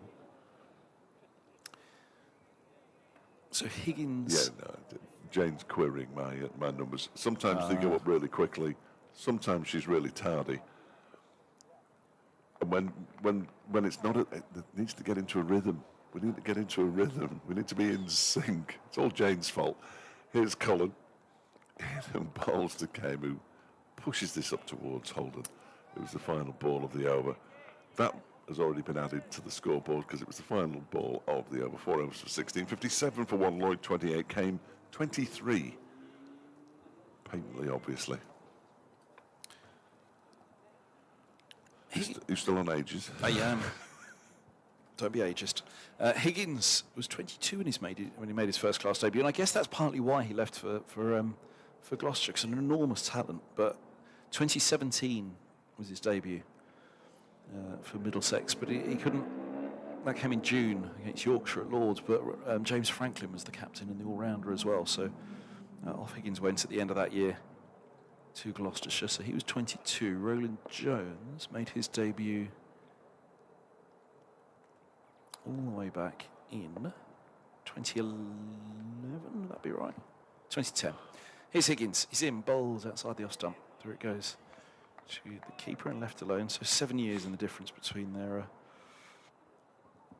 first-class debuts, and 100 now for Higgins and 159 is 160th then for Roland Jones.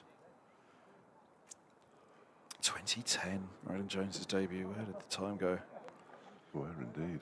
So he, too, was 22 when he made his debut. There we go. But it took him a couple of years, really, to emerge as the... He'd been hovering around the second 11. He was part of the Middlesex Academy as an opening batter. Was he? Yeah. He's Higgins in bowls, and forward goes Lloyd, pushing back, and there's no run.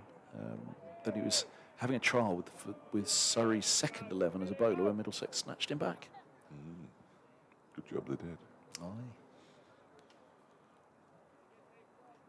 But yeah, injuries been very, very cruel to the Middlesex captain.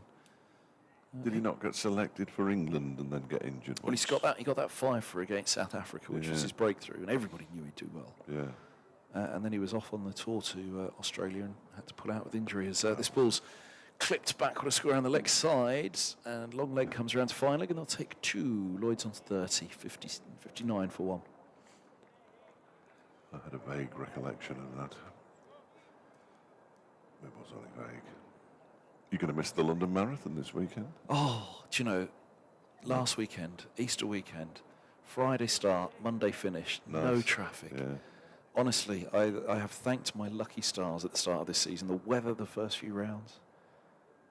So here's Higgins in bowls, and forward goes Lloyd, pushing back up the trap. But the fact that Middlesex had a home fixture at Lord's on the Easter weekend, and it started on the Friday and it finished on the Monday, honestly, it could take 2 hours to get in.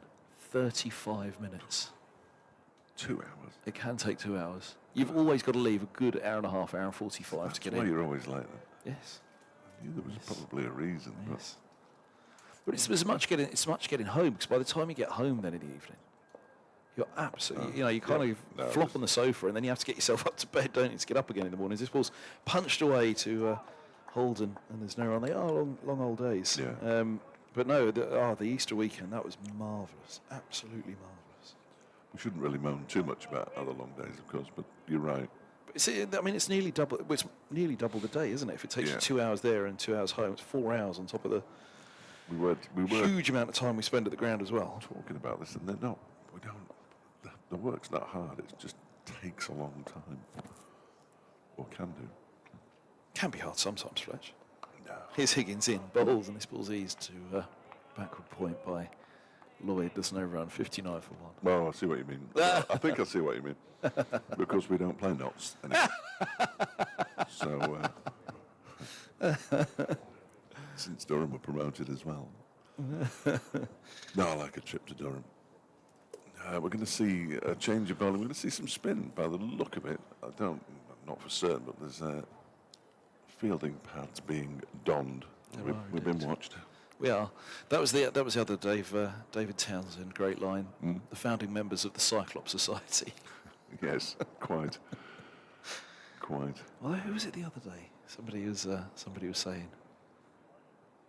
the cheerleader. They were calling them. Can't remember. Anyway, shouldn't repeat it even if I do. No, you remember. probably shouldn't. No. So we're going to see Zafar go early. I think it's quite early. Only just gone 20 past 12.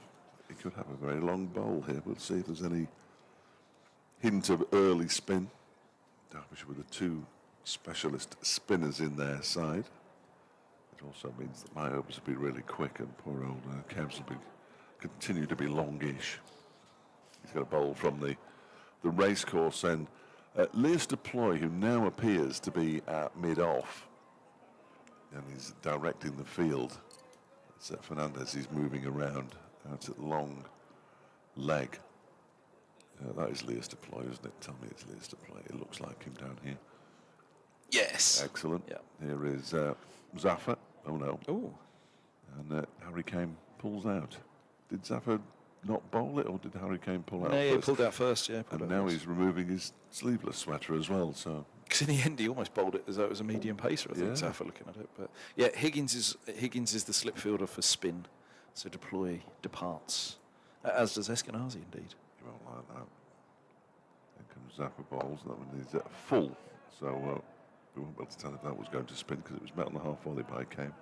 Pushes it out to Holden at mid-wicket. He put down a big catch at second slip last week off the skipper Roland Jones as well in the victory against Glamorgan, but whoever it was out the next over. Zafar bowls again. That one's turned around the corner by Kane. Fernandez fields. Single taken. Kane moves to 24, 60 for 1. And he's generally a pretty amiable bloke, isn't he, Lewis? Oh, yeah. Mr. Ploy, he usually got a smile on his face. The smile on his face that next over, though, when the wicket went down, the relief. No, he's a good lad, is Lewis.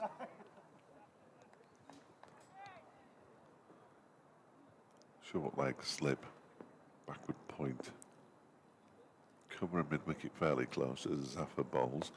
Turned into the leg side by Lloyd. To Fernandez again, who shies at the stumps and misses. And they get through for a single. Yeah, very excited about the signing of Zafar Gohar, Middlesex.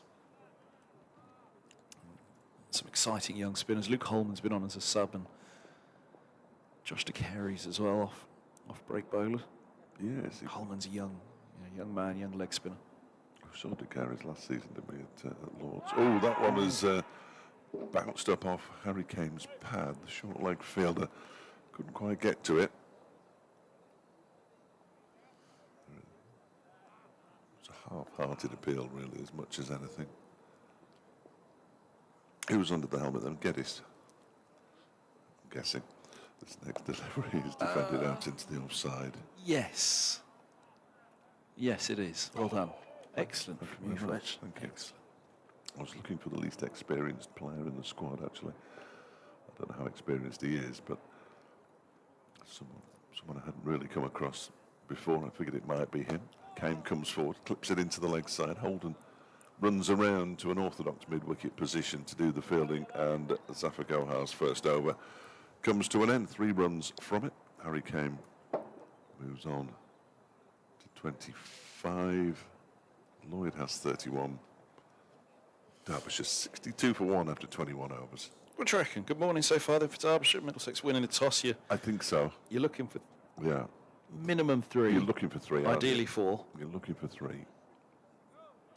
So if they can be 1 and at worst 2 down at lunch, I think they will be they'll be very happy. But they did want to bat, of course. Higgins begins the new over. He bowls. That's punched beautifully off the back foot by Kane. And, well, if anything is to tell you how this morning's gone, it's probably that one shot. Just backing across. He's going to pick up 3. It's stopped just shy of the rope at a wide long off. Holden. No, it wasn't Holden. My apologies. Patterson has given chase. 65. Come on, Kev, there's no excuse for Go not on. recognising these fielders. Every time I say a fielder's name, I panic. Well, they did do that thing a few years ago where when you're... one of the things that you're told as a radio commentator, player identification, they then finally did a fan poll of what's most important to listeners. As here's Higgins in, bowls, and this ball's eased into the offside and there's no run. And player identification was so far down the list. Was it? Yeah. Well, that's good news for me. They wanted, and this was football. Oh, right. They wanted, position on the field. Where's the Yes. ball? What position is the player? And similarly, I always find that with cricket commentary. It's like the position is the most important thing. Secondary is who the fielder is. Yeah, where has that ball gone is clearly important. Scores, football times. Not so much in cricket with number of overs in first class, of course. Higgins bowls, and this is eased back up the track. And no run, 65 for 1. The one thing that David Lloyd will want, and he's got another 35 minutes or so, is if he is going to get to a half century, and he's already on 31, is to get there before lunch, so he's not stewing over it during the break. Stewing over it at lunch. Had some interesting lunches last week. There was a lot of chicken involved, which is never a good thing. But Chicken stew's good though. Higgins bowls. This is Easter Gully. There's no run. and the burgers. Stumped myself there, didn't See, I? we get burgers on the last day. Stop it. But what if there isn't a last day? We don't get burgers. Oh, which Fletch. we didn't in the first game. We didn't get abandoned until 1:15 on the final day of the game against Northamptonshire. But there were chicken burgers and not proper burgers. Ooh. No. I don't mind a turkey burger. I'm not sure about chicken burger. Make them at home now. Get some turkey mince. Make yourself a turkey burger. Yeah. It's been a bit odd. Here's Higgins in, bowls, and thick inside edge to mid-wicket. Zafar Gohar fields. There's no run. Body's a temple. It's the healthiest meat, isn't it, turkey meat? It's what? It's the healthiest meat, turkey meat, isn't it? It's it, the blandest, you mean?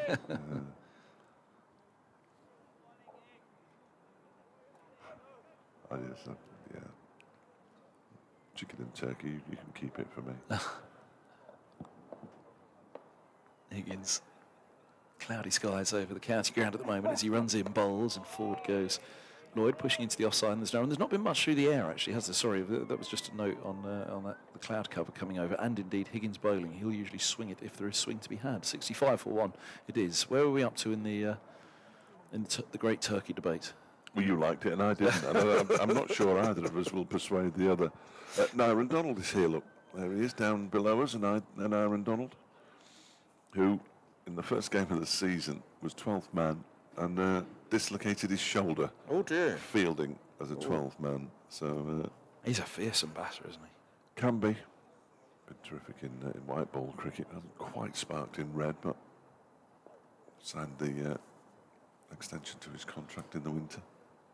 It's Zafar Gohar, I think that's Caleb Julie's with. Here comes Zafar and bowls to Kame, who defends. He does sound like a character out of a sci-fi movie, Caleb Jewell. Yes, yeah. He's a quiet man. I don't know if all Tasmanians are quiet. It'd be the remake of The Quiet Man in Space. Quiet Man in Space. I have no idea what you're talking about. Here comes Zafar. In again, bowls. That was pushed out into the offside by Kame. It's a great John Wayne movie, wasn't it? The Quiet Man. Oh, right. Oh, I see. John Ford. I was putting together a sci-fi with The Quiet Man. Yes.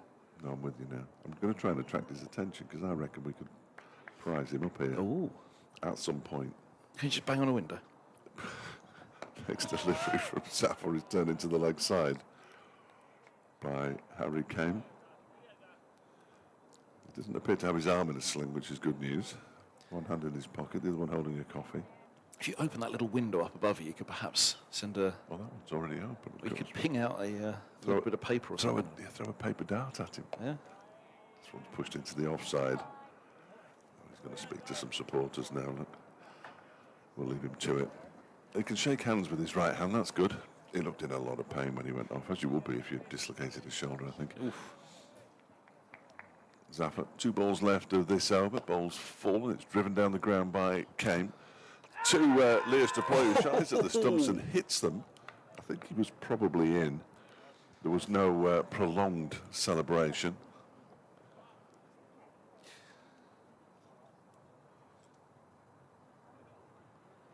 As a result, all that Sue Redfern has to do is replace the bails. Didn't have a decision to make in the end. The umpires are wearing black armbands. I assume that's for Jeff Evans. Yes. Who sadly passed away towards the end of the last round of matches. That one is played off the back foot by Lloyd, out to backward point. And there is no, looks like Dane Patterson there. A backward point. End of the over, 66 for 1, 31 to Lloyd, 29 to Kame. And they're giving me all sorts of grief next door. What for? I don't know. Not liking turkey burgers? No, I don't think it's anything to do with turkey burgers.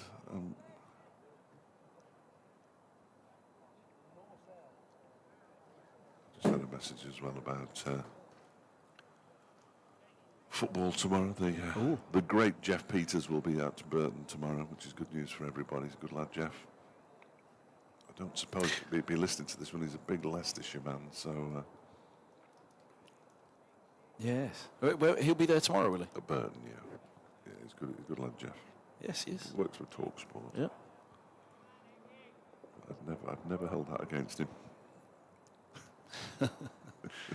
Here's Higgins in, bowls. Oh, that looked as though it was going to be interesting, but it's a comfortable leave outside the off stump. We're at a fine, deep third, aren't we? We're almost third slip, but Davies took that a long way across, almost in front of Eskenazi in the end. Comfortable enough lead. You know how everybody expected Middlesex and Lancashire, for whatever reason, to go up, be the top 2 at the end of the season. Did anybody expect Leicestershire? We've got Gloucestershire at 55 for 5 after 20 overs at Bristol. At Bristol? Higgins bowls. This is eased away into the offside. I'm sure I've been at Bristol when 5 wickets haven't fallen in 4 days. Yeah. Oh, goodness me, yes. It can be really flat there, can't it? So hats off to Leicestershire. That's a terrific effort by them. Yeah. In the only other game in the 2nd division for some reason this week. Yeah, I can think of a few rough ones over the years at Bristol. Oh, Matt Lamb got a double century there last season. It was a terrific effort from him, but it's still Bristol. Higgins bowls outside the off stumps, left alone through to the keeper. Speaking of media centres, As we were. with Jeff Peters and Oh, yeah. Person and so on, and press boxes, Yeah. they all seem to have taken your lead here at Derby. They've all got beards now, apart from Griff, who I'm sure will follow at some point. No, I don't think he will. There's many a bearded wonder next door now. Yeah, yeah. They've followed suit. You're a trendsetter here at Derby Day. Laziness as much as anything, really, isn't it? Higgins bowls, just full of a length. Forward goes Kane, pushing back, and there's no run. Many things, but I've never been a trendsetter. The bearded wonders. I think I'm about to start now. I don't mind a beard. You were sledging mine this morning. Yeah. It's a bit salt and pepper, isn't it? At least I've still got a bit of the pepper. Well, that is true. That is true. Here's Higgins. He's in outside the off stump. It's left alone. 66 for one. You should be one or the other. You can't be both. I did see a picture from barely 18 months ago, and the change. Yeah, the salt has crept in. Oh, I've got a picture I'm going to... Oh dear, steady. You're going to hold it up to comms cam? no. Would you lose your job if you did? No, I don't think so. No, I don't think so. I just need to find it. I sent it to somebody yesterday. I think he'll enjoy it. Higgins has 2 slips, no gully now as he bowls, and this is eased just backwards around the leg side of the back foot, very much the inside part of the track. That was me. Oh! With? The last time you were peppered. Look, Jamie Vardy. Jamie Vardy. Well, What was he was a Halifax Town player. Was he? Before he was a Fleetwood player. Yeah. And he was the Halifax Courier Star Shaman of the season. Brilliant. That was at Ossett when I presented him with that, Brilliant. which must be 15 years ago now. That's more, probably. Well, he must have been. He was a long time at Leicester, wasn't he? I mean, how long? 11 years at Leicester, wasn't he? Yeah. I'd say it was about 15 years ago. I just sent that into a group chat saying, one of these two is about to sign for Wrexham. I'm going nowhere. Zafar Gohar, 2 overs for 4 so far. One of our former colleagues is the Wrexham commentator, Chris Malaband, isn't he? It's quite the gig that he's got there. Oh, is he? Yeah. Didn't know that either until Scott Reed informed me at the start of the season.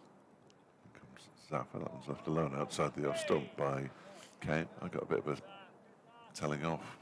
Oh, go on. At Wrexham. What did you do? Well, I think it was Ryan Reynolds. You didn't try and take on Deadpool, did you? No, but he was there. Ryan Reynolds Yeah. was there. Yeah. And he was being followed by 3 cameras and 2 people holding boom mics, and Zafar bowls. That's bottom edge of the bat, but it's an effective shot nonetheless from Harry Kane, who's going to get 4 runs down to the vacant third man area. For that, he'd overtake David Lloyd, in fact. They've now both faced 72 deliveries. Kane on 34, Lloyd on 31, Derbyshire 71 for 1. And I said, well, it's an absolute... it was in the intro or something. I might have been asked a question. I said, well, it's just a complete circus here. Well, he wasn't having that. End of the game, you can't call them that. You can't call it a circus. I said, well, look at it. No, they've done a lot for this town. I said, well, I don't doubt that they have. And Zafar bowls, and this one is played off the back foot nicely, but straight to the man at cover, who makes a bit of a meal. Blake Cullen. Thank you. Of picking the ball up. When they have done a lot for the town, and it's now a city, Wrexham, partly as a result, I think, of what they've done for the town. And Zafar is in. Lloyd pushes this one out into the offside towards Patterson at point. But it was a circus, and remains so. And they play Charlton tomorrow. The Addicts. The Addicts, indeed. We're at Charlton a week tomorrow. Burton Albion. That's some drive for the commentator, as this one is pushed up towards mid-off this time. Deployed as the fielding. I'm going from Glamorgan or Cardiff to Charlton on the Saturday. Ooh. I mean, I'll be honest with you, from southwest London to southeast London, I never looked forward to a drive to Charlton. I used to do them for many years. Yeah. They were a Premier League. They were Yeah, big they time were, for weren't them. they? Yeah, absolutely. Zafar's in, gives that one a bit of air. Guided out into the offside by Kane. Called through for a single by Lloyd, and he gets there in time. And Kane moves on to 35 and keeps the strike. I think he was called through by Lloyd, though. There he's got 31 72 for 1 after 25 overs now. Zafar has bowled 3 overs for 9. Higgins bowled 6 overs for 11 and is going to continue from the City end. Ryan Higgins, the only wicket to fall so far today, came 8 minutes in. Caleb Jewell caught nicely at second slip down low by Leas Deploy off Toby Rowland-Jones with that 3-ball duck, but since then these two have batted really nicely. Yeah, that wicket right now so crucial for Middlesex just to have got the breakthrough, and who it was as well. Higgins with a short extra cover, bowls just 2 slips. It's defended to square leg. There's no run. You're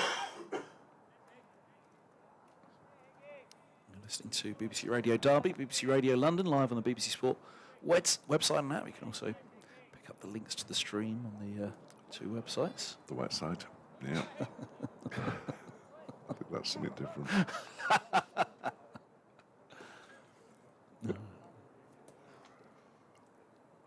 Higgins bowls full straight, defended by Kane, the right-hander.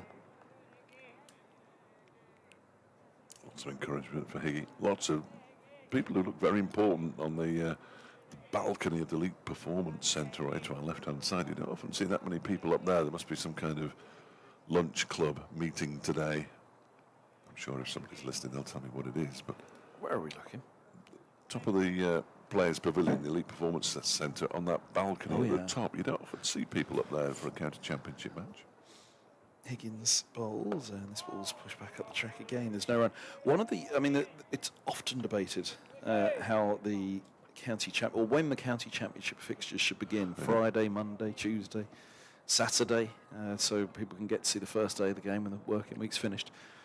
Probably one of the better arguments I've heard is to start it on a Friday because it's the end of the working week, and in which case you've got a chance of selling some of the hospitality boxes. Absolutely. So that's a pretty good, you know, Friday afternoon, or even start work at the cricket in the morning, but by lunch. There's a little dabble as Kane is beaten on the front foot by Higgins, just outside off. First one in a while, really, that's rushed, or beaten the batters, I should say.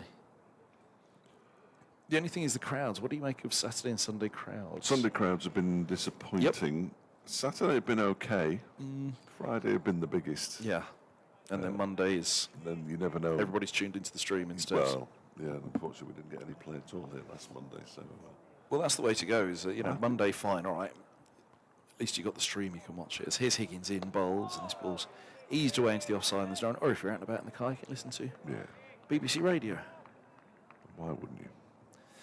But yeah, it's a tough one. But you probably do get a bigger crowd for a championship game if you start it on a Monday or a Tuesday. The argument being that people turn around and say, well, we've got things to do at the weekend. Yes. So, you know, there's commitments. The kids, the grandkids. Well, last weekend the Derbyshire Premier League started, so taking away hundreds and hundreds of potential people. Higgins outside the off stump, that's left alone by Kane. Ender Higgins, 7th over, none for 11. 2-3 maiden, that's his 3rd maiden. He went at least 9 balls, possibly 2 overs before he conceded a run in his spell. 72 for 1 it is. Who's warming up? That's Max Holden. Stretching himself out, isn't he? And so is Cullen? Yes. Possibly? Yes. Doing some press-ups? Yes. Showing off really as much as anything, I think, out there. Oh, Eskenazi's warming up. Well, they're all at it. Must be a flat pitch. That must be cold out there. That's Eskenazi extra cover then, is it? It is, yeah. Thank you. Yeah, pushed out of slip by Higgins. Zafar Gohar to continue his 4th over, bowling from the race course and left arm around the wicket, left alone by Lloyd to go through to Davies. There's no run.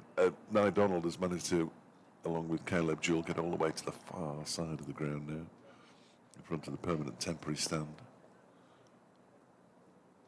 Zafar is in once more, and that one is defended by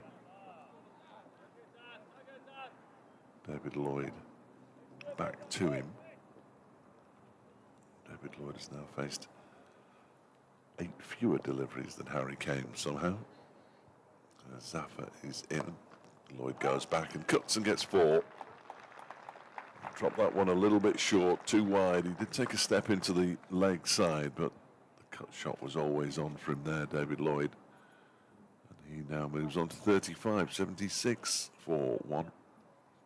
Another look at that on the big screen. It was a nice shot, actually. He was just leaning back a little bit, so sort of manufactured, but a nice shot nonetheless. 76 for 1. By some distance, Lloyd's highest score of the season now. As he waits, go hard. Zaffarana bowls to him once again, pushed out into the offside. Fields off his own bowling. Got a lot of strapping on his right thumb and right wrist. Zaffarana, who bowls, and Lloyd goes back and just pushes this out towards point. And again, there's no run. Harry Moore, currently injured as well, comes down the steps. Away to our left-hand side, tall England under-19 quick bowler. And immediately walks left, which superstitious people won't like, as that one is played by Lloyd. You've got to walk to the right when your team is batting. It's right for runs and left for wickets. It'll all be Harry Moore's fault if they lose a wicket before lunch. 76 for 1, Derbyshire, Lloyd and Kane both have 35. Lloyd's faced 78 balls and Kane 4 more than that so far. He's walking out to meet Caleb Jewell and Nye Donald, who are just in front of the members' pavilion now near the club shop. And he has met them now. Is he going to turn around and walk back with them? Please turn around and walk back with them. He is, that's good. So he'll be walking the right way now. But just for a moment, he was walking the wrong way. Didn't like that. I'm not superstitious in any way, but I didn't like it. Change of bowling. Blake Cullen, first bowl at this end, has started up down below us, didn't he? Mm. 2 slips, backward points, cover, short extra cover, mid-off. Mid-on, mid-wicket, long leg is the 6-3 field. So a fair old gap between second slip and a retreated backward point there. It's quite deep, isn't it? It is quite deep, yeah. It's Fernandez in there. More for a bad ball, isn't it? Yes, here's Cullen. He's in, bowls, and this ball's eased away.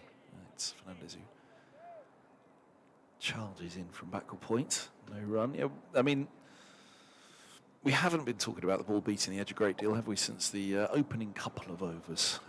No, not really. And that's probably borne out by this field, the fact that you've got only 2 slips, and then the next fielder is very square and rather retreated, as we said, at a backward point. Fernandez, he's got the 2 in at cover, mid-wicket in place. Cullen sprinting in, real athlete. He bowls, that's fast and ease to backward point, this time with an open face by Fernandez, who does a really good job rolling to his left to prevent any runs. Came off the bat, probably thought he had 4 there. Because he is sharp as well, Cullen, so they do seem to be seeing it big and seeing it early, these batters. Both on 35, 78 balls for Lloyd, 84 for Kane. The batting conditions are only going to get better as this game wears on, though, so will the pitch deteriorate enough for the spinners to have an effect? Cullen bowls and forward goes Kane. There's no run. And maybe that was Middlesex's thinking. Maybe they looked at the track.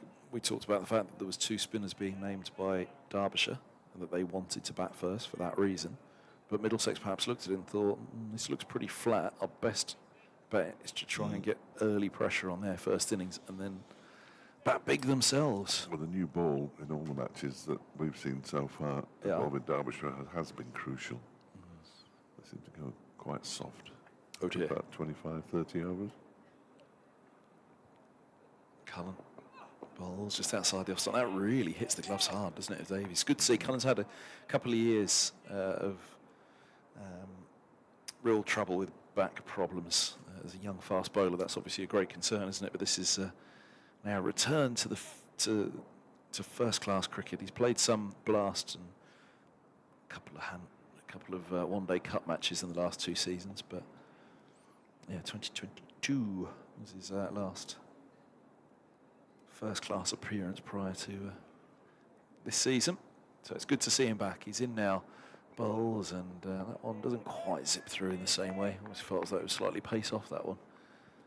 You can almost hear the difference in when it hit the glove there. Well, Harry Moore, who was in South Africa with England under 19s over the winter, is really highly thought of, but suffered back soreness against Saka, and they reckon it'll be 2 months before he returns, so probably another month away. Yeah. He's a 19-year-old, 6'7", quick bowler, and you just sort of know, don't you, what's going to happen almost. Cullen bowls, just full of length. Defence from Kane back up the track. It's a real shame. Played in the One Day Cup last season. Had a terrific game down at Taunton. Of course, I wasn't allowed to interview him because he was only 16 at the time without permission. And below me, if he didn't walk down the steps with Anuj Dal to do the post-match interview, I said, Harry, I'm not allowed to speak to you. I need permission. Oh, it'll be all right, he said. I said, well, it probably would be, but we're not allowed to do it.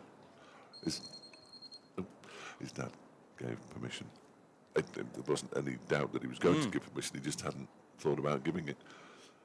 So we have spoken to him. He's a very rounded young man, Harry Moore, and hopefully we'll see him at some point over the I think we will, of course we will, over the course of the summer, just not in this first block of county championship matches. They're into the T20 at the end of May, isn't it? And into June.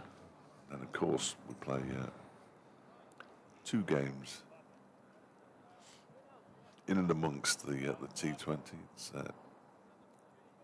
Lancashire at Chesterfield, I think, which should be interesting if Jimmy Anderson's fit. 76 for 1. He pulled out of the game at Lord's on the eve of the match against Middlesex. Bit of a calf issue. Here is Zafar in and bowls to Lloyd, who defends the ball straight back to him. We don't seem to have had much cricket in the last 5 minutes. Oh, for one reason or another, because there's only 10 minutes until lunch now. David Lloyd and Harry Kane both 15 away from potential half centuries. Won't want to give it away here as that one is turned into the leg side, and there's no run. You're mentioning that we haven't seen Manny beat the edge of the bat since the opening bursts. The start of it for Zafar Gohar, there hasn't really been a moment of alarm for the batters just yet either, has there? No. Early in the game, though, isn't it? All that. No, he goes back and cuts there, David Lloyd, and doesn't quite get it right. I think that's Patterson at backward point. Well, it is, but the mark of Zafar, I mean, some people are regarding him as perhaps the best spinner in the country, which is a big claim. And that's outside of Middlesex. That's not just inside of Middlesex talking up their player. He's in again now. Lloyd pushes this one out into the offside, finds a little gap, so they can trot through for a single. He moves to 36, 77 for 1. One test for Pakistan, but soon eligible for England. In his 5th over, generally, you'd usually think he's had one that's put a bit of doubt in the batter's mind or excited the commentators, So, just on a match where, Derbyshire have named 2 spinners, and, wanting to bat first, hoping it will break up. Rolls to Kane, pushed out to the offside, and no run. He's not tall enough to play for England, is he? Funnily enough, that was exactly what I was going to say. Yeah, at his height as well, able to give it the loop that he is, the flight and the loop. There's usually one that he gets tossed up there and boom, just does a little something. This one is defended by Kane, straight back to him. And the over comes to an end. That was his 5th over. 14 runs conceded so far. Zafar go up 77 for 1 at Derbyshire. 36 to Lloyd, 35 to Kane. This partnership's 72 now. Very valuable. As I say, David Lloyd's high score of the season by a distance, really. He scored more than twice as many runs. No, he hasn't. Ignore that. That was maths on the radio. Failing. He scored 13 more runs than his high score. That's what I was thinking about. But it makes no sense. Carry on, everybody. Cullen is carrying on. Start of his 6th over. He's right arm over the wicket, bowls, and that's a full face of the bat, showing back into the offside. Again, that was something we noted early on, that the ball was coming nicely onto the bat, wasn't it? Which quite often you think, well, at least the bowler's in the game then, it'll beat the edge a bit, but actually it's just coming sweetly onto the middle, but there's clearly no sideways movement out there. We're not perfectly in line, but by the way the batters have lined it up this morning, and again, the number of balls that have beaten the bat suggests there isn't a great deal of sideways movement out there for the bowlers. Sometimes a ball can come to life after 30 or so overs, as Cullen is in, bowls, and this is hooked backward a square on the leg side for a single. It will only be a single because there's a slip at the non-striker's end for Lloyd, so any thought of a second was quickly dispelled by a tumble. Ended up down there. I was watching the ball. Yeah, so was I. Slip and a slide. I mean, where he ended up, that would have suggested that he almost slipped along that little line outside the off stump that the left-handers will have to be facing at some point. Just scuffed it up a touch. Aye. Eskenazi and Deploy go down in the slips as this is bowled outside the off stump by Cullen, left alone through to Davies. Came 35, Lloyd 37. 78 for 1. Oh, you've got the stream on. Yeah. It's only good. That's a terrific stream here. What's the commentary like? The commentary is exceptional. Have they unplugged us? The people on it have got absolutely no idea what they're talking about. Cullen past the umpire, bowls a pacey ball onto the middle of the bat again, though. It's defended to mid-wickets. They are at ease, Lloyd and Cayman, 5 minutes before lunch. They're thinking about one thing and one thing alone, that's being out there after the interval. No question about it. I will be pleased to be there, having lost Jewel with the score on 5. I'd love to know what he was thinking now. Why are there so few games this week, Fletcher? Don't know. Here's Cullen in bowls, and this ball's pushed back up the track. There's no run. Have you explored that already? Well, no, I just noticed that there weren't. Really. 2 in Division 2, and are there some Saturday starts, maybe? Let's have a look. No. Sunday starts? Nope. Oh, well. I mean, you do get it in Division 1, Division 2, don't you, where there's the round off. But isn't it unusual for be 2 matches in Division 2? I think it is. I think it's pointless as well. But Derbyshire play next week, then they're off Oh. the week after. Must have a rest soon. Bowles is turned towards mid-wicket, quick single taken, 78 for 1. You must have a rest 79 soon. No, Middlesex have Oh, come on. a few back-to-back works. It's back-to-back at Lords after this, unless there's a week off in between them. Let's have a look. Yeah, Derbyshire don't play over the weekend of the 9th, 10th, 11th and 12th. Then they go, so they're away to Glamorgan and away to Lancashire, then home to Kent, and then it's into the T20. I think everybody gets 1 week off somewhere along the line. Ah, so Friday the 2nd of May, Middlesex versus Kent at Lords. Then you're right, Friday the 9th of May is off, so it's Friday the 16th of May, Middlesex Leicester at You're Lords. off the same weekend as Derbyshire are. Yeah. So it is back-to-back home games, but there is a week off in between them. Yes, so Derbyshire are back-to-back aways, but with that week off.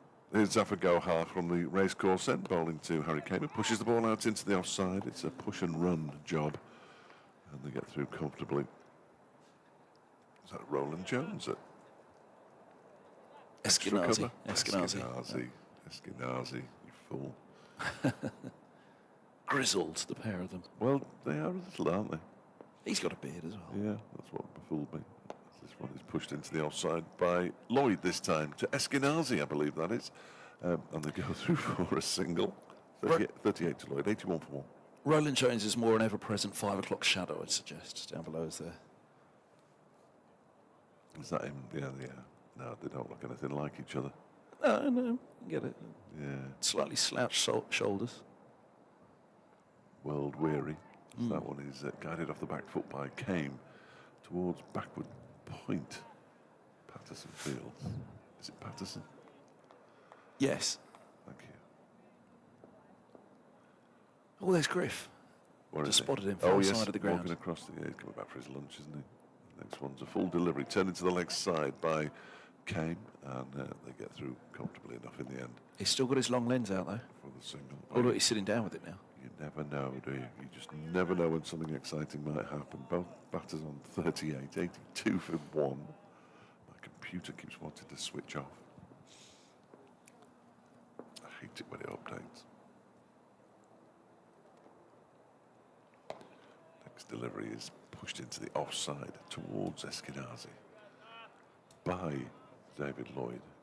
And there is no run. Final ball of the Zafar Gohar over. Then there'll be one more before the lunch interval, which means they'll have bowled 32 in the morning, which is unprecedented as the next delivery is turned off the back foot into the leg side by Lloyd, fielded by Holden.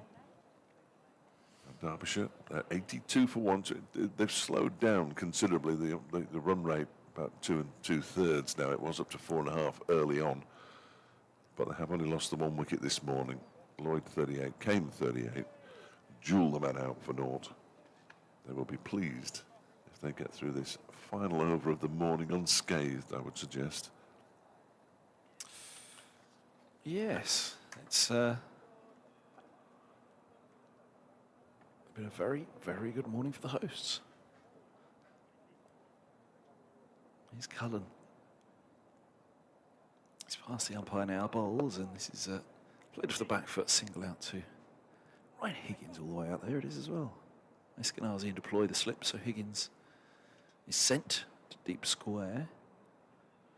Middlesex have second spin bowling options. Ooh. You can probably tell us a little bit about Leas deploy's spin. Oh, We've only seen hints. Absolute filth. Is it? Well, it's sort of slow left arm at its very most basic, I would suggest. But he never used to bowl himself when he was the captain. Well, that's the problem, isn't it? Yeah. He's Cullen in bowls, and that's flashed through point for 4. Width offered, and Lloyd goes hard at it with a full-blooded drive, square of the wicket. He moves to 42, his 88th ball, and it's 87 for 1.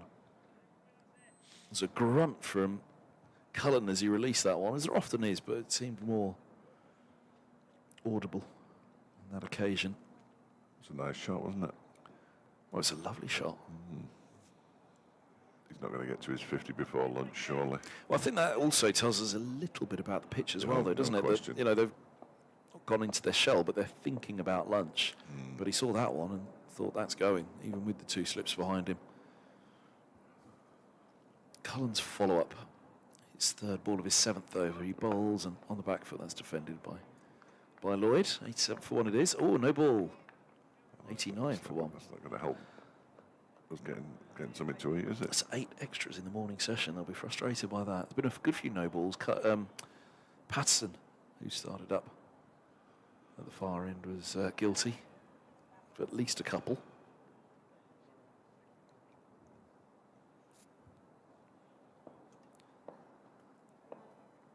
Cullen goes for his 3rd ball of his 7th again. Hits the crease now, he bowls, and that is onto the hip of Lloyd.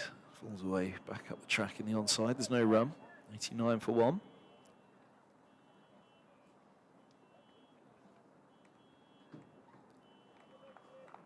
BBC's Radio Derby and Radio London together here at the County Ground in Derby. Derbyshire very much on top in the morning session, have been put in. They wanted to bat first. They got their wish, but only via Middlesex winning the toss. Cullen in bowls, and a bumper down the leg side it goes. There is a deep square and there is a long leg. There was another grunt there from Cullen as he released that. Try as he might at the moment, he's not really putting it up the batters. None of them have since the opening burst of Roland Jones and Patterson. It's Roland Jones that got the wicket. That of Jewel. Looking over at the sidelines. Henry Brooks is warming up, but he is the 12th man for this one. He's warming up for a bowl at lunch. As Cullen's in, bowls, and single drops just fine of Roland Jones at mid-on. That's well run, scampering through Lloyd moves to 43, so that is 1 ball till lunch. So barring a run off a wide or a no ball or something, Lloyd will be unbeaten in the 40s at the interval. Kame will face the last ball of the interval and the first of this over from Cullen. 98 balls faced for Kame's 39. And here is Cullen, last ball of the morning session. Past the umpire, he bowls and down the leg side, pace and bounce, but the line was off. It's a good take by Davies, just a few steps to his left to collect. And again, you could hear the ball slap into the gloves. It was an effort ball once more from Kane. Quite the ripple of applause at the county ground for Derbyshire's efforts. It's been a very, very good morning, especially after the early loss of Jewel. Roland Jones 1 for 9 from 6 with 3 maidens. On figures alone, he's the pick of the bowlers. Patterson none for 25 from 6. Cullen none for 26 from 7. Both of them with a maiden each. And then Higgins none for 11 from 7 with 3 maidens. Safa Gohar 6 overs, none for 17. But the story of the morning really is this partnership worth 85. 43 for Lloyd, 39 for Kame. Dave Fletcher. Professional broadcaster. Yes, absolutely. I think they've done exceptionally well, these two, to have lost Caleb Jewell in just the 3rd over and then to walk off without the loss of any more wickets against a Middlesex side who won the toss and decided to have a bowl first is a good effort for Derbyshire, and they will be very happy as they consume their lunch, whatever that may be. Much like us. Well, absolutely. We'll go find out what we're having. Hope you can pop off and have a cup of tea and something to eat, or whatever you're going to do over lunch. But we'll be back in around about 35 minutes' time or so with the afternoon session as Derbyshire finish the morning session on day 1 of this County Championship match with Middlesex on 90 for 1.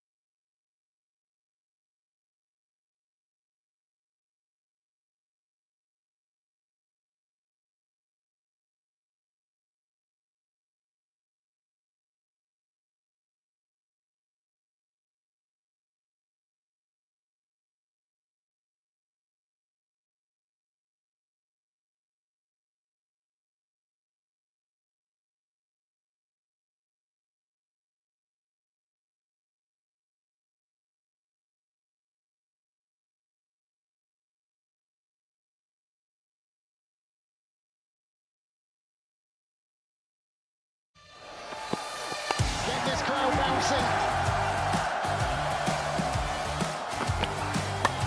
Dispatched. Oh my goodness me!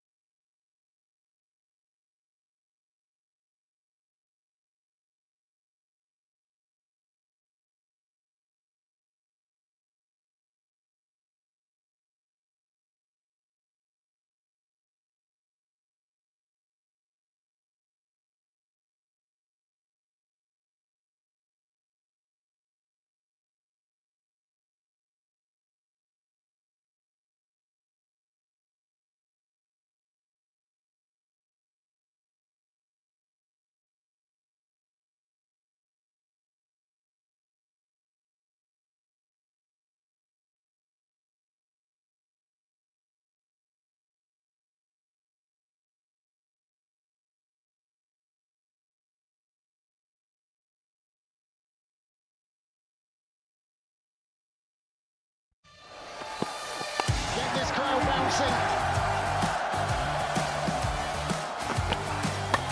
Dispatched. Oh my goodness me!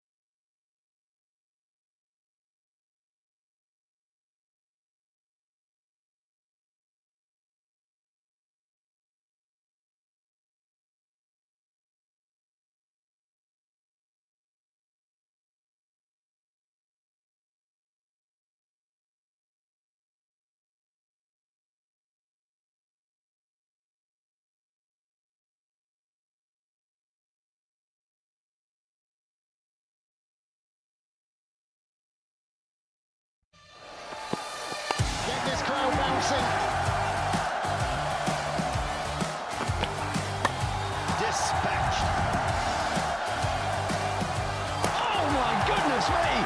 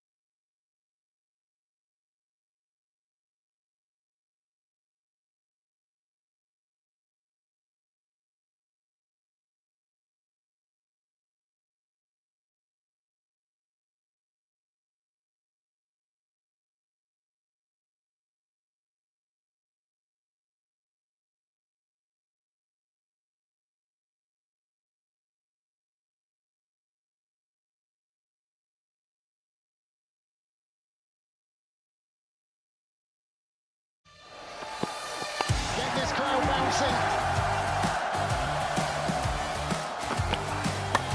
Dispatched. Oh my goodness me!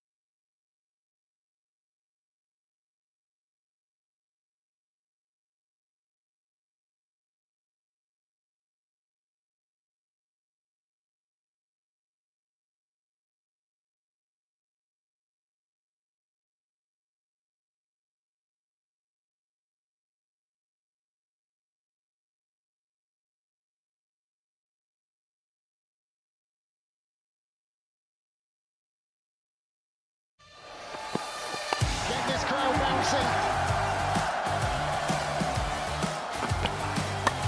Dispatched. Oh my goodness me!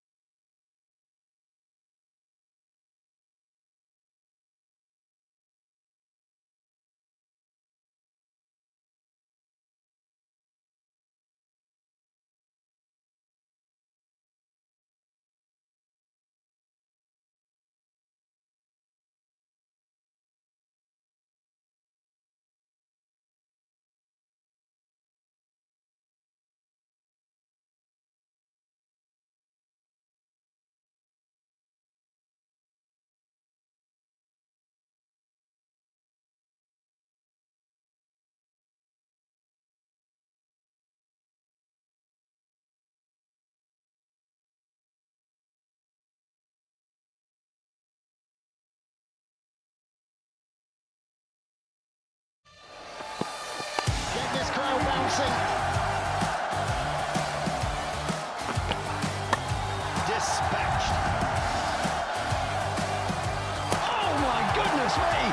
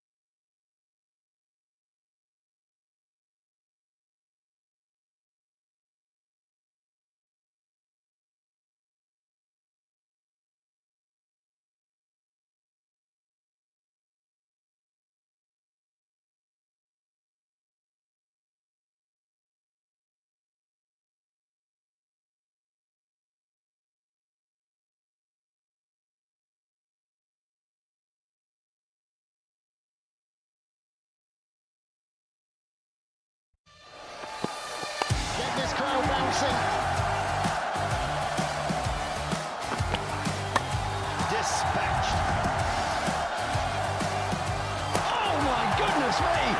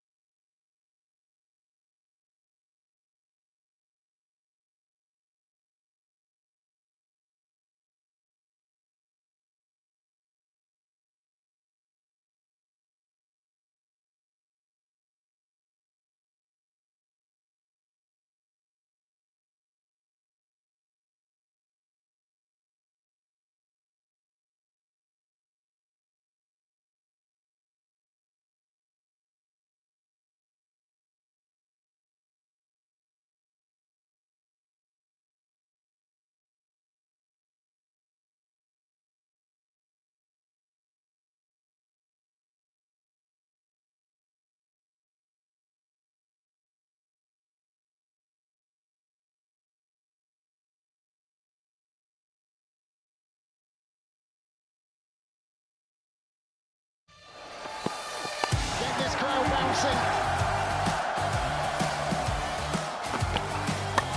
Dispatched. Oh my goodness me!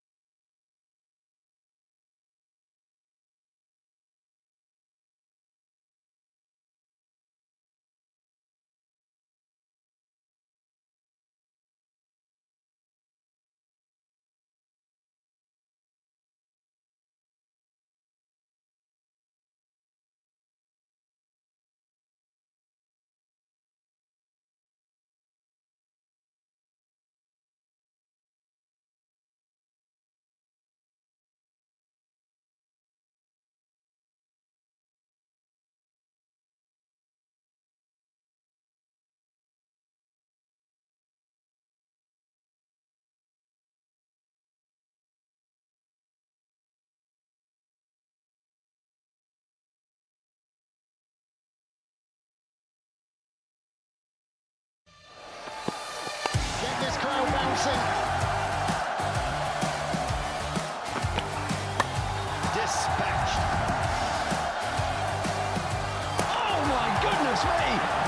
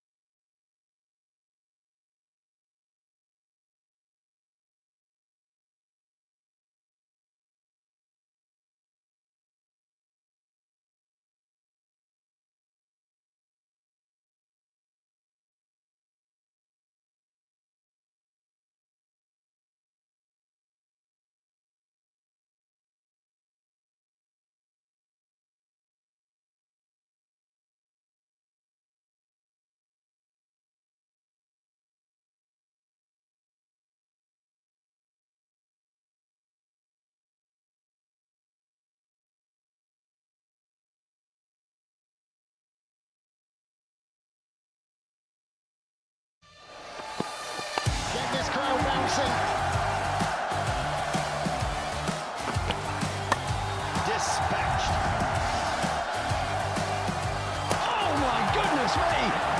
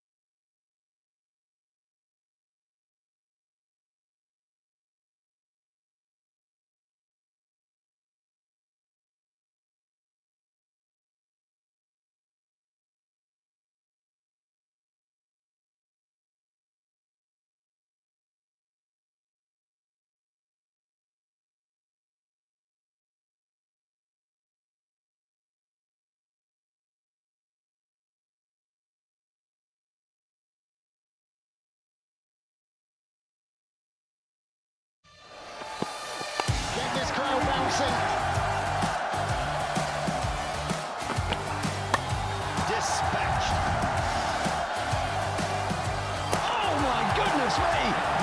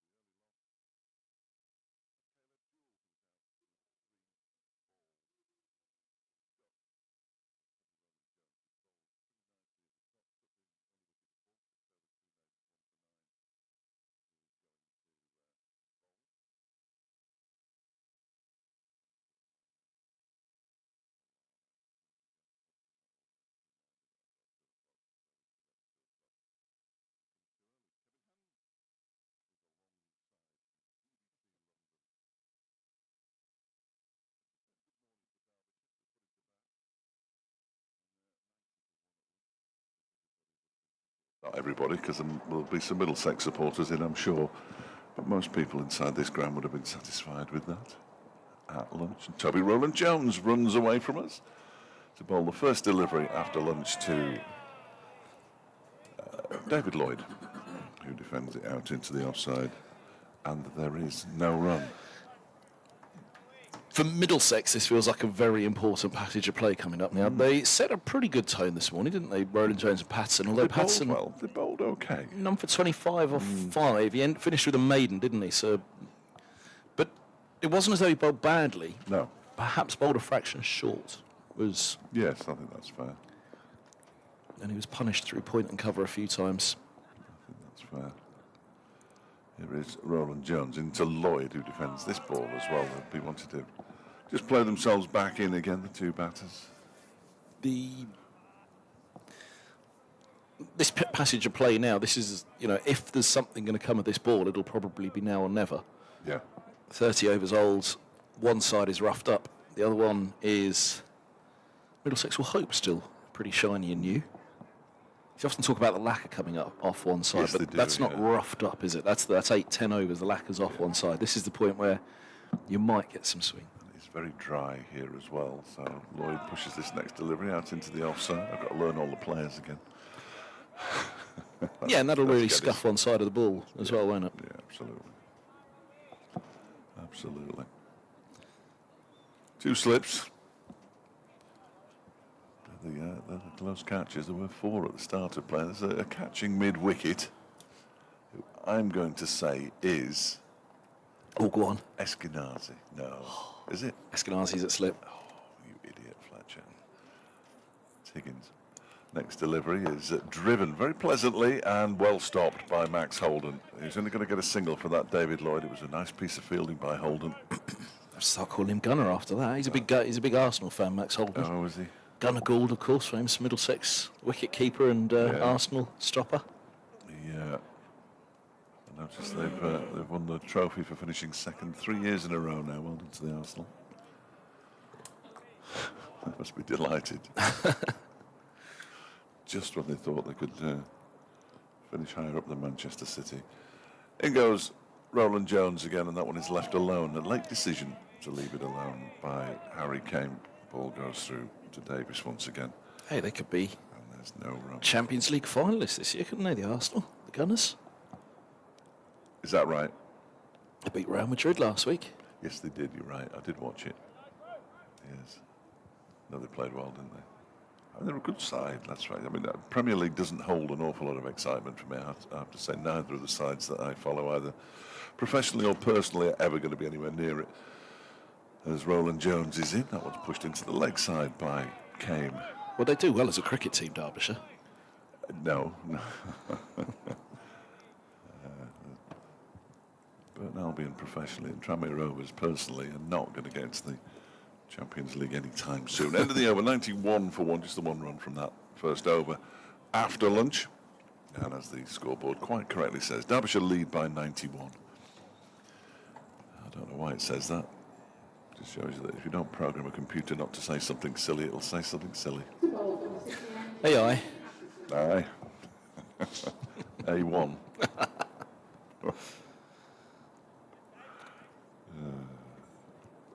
Chicken for lunch then? Was it? I have no idea. It sort of looked like chicken. Yeah. Tasted like chicken. Smelled like chicken. I think it was probably chicken. Here's Patterson, right arm over to begin after lunch on a full length. It's defended into the offside.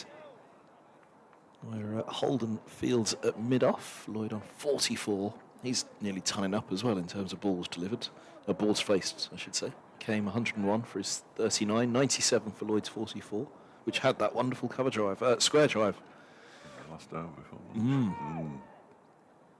He's a very attacking cricketer, David Lloyd. He's just reined it. I'm sure he has reined it in a bit, because he's been in this horrible trot. Patterson bowls, that's eased off the back foot to Higgins at short mid-wicket. And you wouldn't blame him for doing so, would you? If you're not scoring runs, or you haven't been scoring runs, and then you've been getting out in weird and wonderful ways as well by playing shots that you perhaps shouldn't be playing. and while he would never admit that, then to just go back to, not quite back to basics, but that kind of thing is entirely understandable. It's been a really good knock from David Lloyd. And his knockers have gone a bit quiet. Here's They'll be back though. Patterson. It's eased into the offside again by Lloyd. I did have an email actually that I meant to read out before lunch. About his knockers. Very much about David Lloyd's knockers. I can keep a straight face for the entire afternoon, by the way. I can't. No, I know you can't. I was going to carry on film for a minute then. Higgin, Patterson. Let's put you right off. It has. That's driven nicely wide and mid-on. Roland Jones had one grab at it. He did get fingertips to it. Has he got enough? It's up towards the gates of the members. It is the members' pavilion now. It is, goes very in. much, yeah. And this ball's eased. Underarm back from Roland Jones on the boundary. They have taken all of... Was it 3? It was 2. 3? No, you're right. It's Sorry, 3. I put you off. I'd give you some tough information. Yeah, the email came from Nick Buxton, and it did arrive at 7 minutes past 12. He said, it's fair to say I'm not the biggest fan of seeing David Lloyd still opening the batting after 6 failures so far this season, but he's actually applying himself this morning, which is all that was needed. Perhaps there's been a change of tactic. Either way, it's nice to see, says Nick. Good to hear from you, Nick. Is a full of a length delivery, eased into the offside, and no run. On a separate note, and he's managed to spell separate correctly, which is always good. Not that I didn't imagine that you couldn't. It's difficult to see how this Middlesex side doesn't get promoted. On paper, the best side in the division by a mile. Not Lancashire then? I don't think the Lancashire side is particularly scary this year, but it will be considerably scarier with James Anderson in it. Sir James Anderson, as we'll have to call him throughout commentary, of course. Patterson's past the umpire, he bowls, and oh, he beats the edge. That's a beaut. Came well beaten on 39. Yeah, nicely bowled. Is that right? It feels like he'd been on 39 for... Oh, it was Lloyd that hit the 3, of course. I was looking at the screen, thinking what was going on. Lloyd's on 47, 94 for 1. Yes. Sir James Anderson end in the Sir Scott Reed Media Centre. Now that I could understand. Genuinely. Looking forward to going up to Old Trafford in the not too distant future. Don't get to work with Scott very often.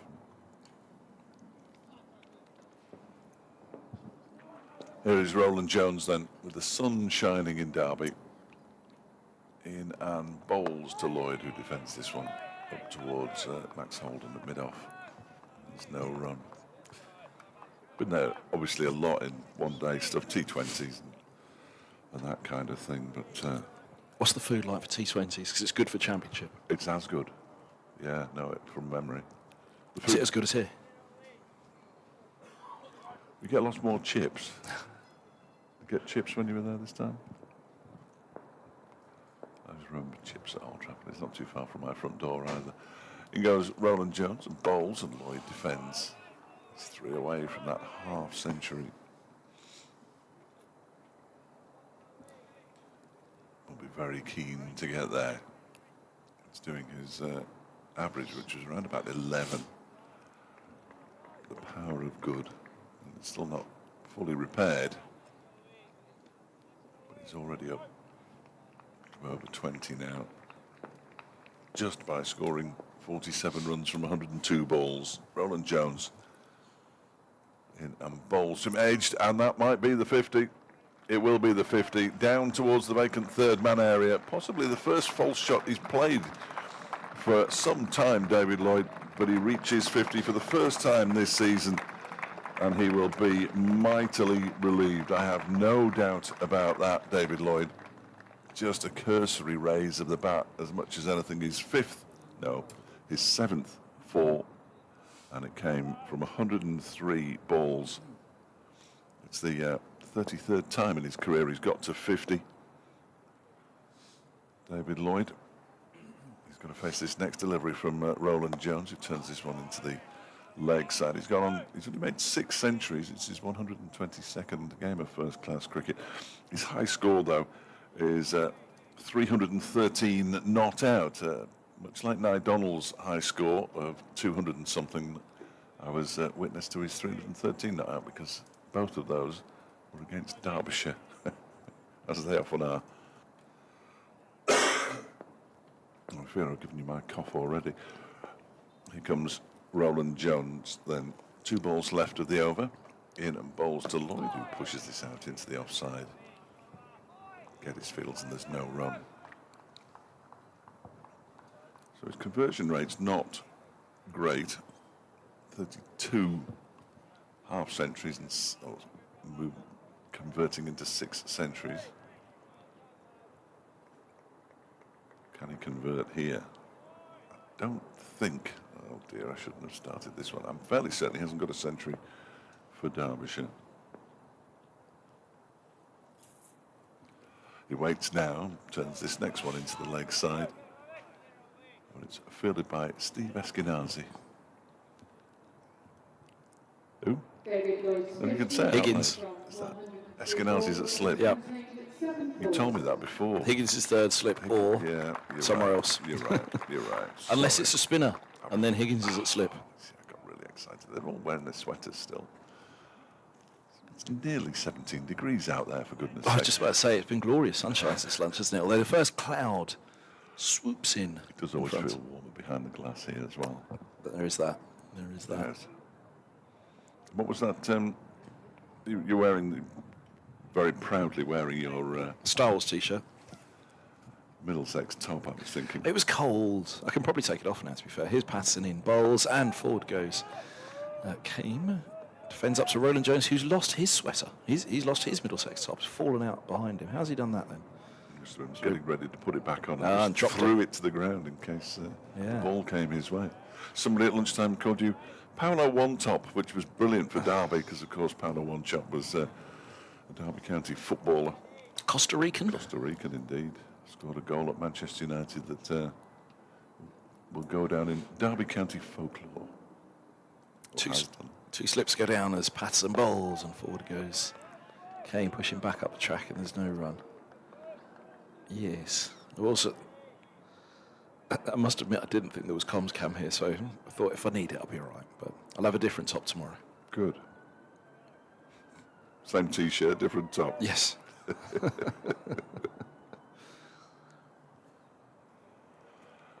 I'm into the timed bulletins now, which is always slightly risky. Is that on this box or the other? I'll move across. Patterson has a short mid-wicket as he bowled full and straight, and it's turned to that short mid-wicket, which is Ryan Higgins' Yeah, it ball. looks like Higgins to me. That's what I was going to say.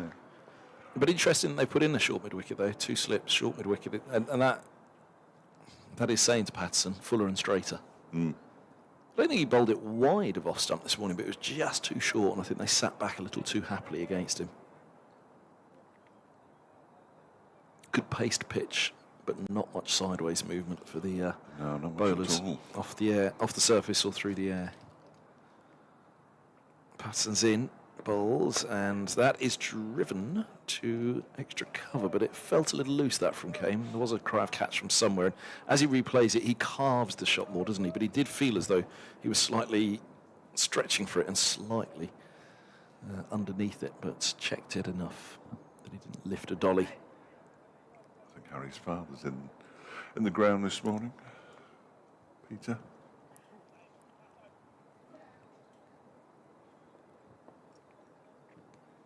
Any idea where? No. Does he have a particular viewing spot? No.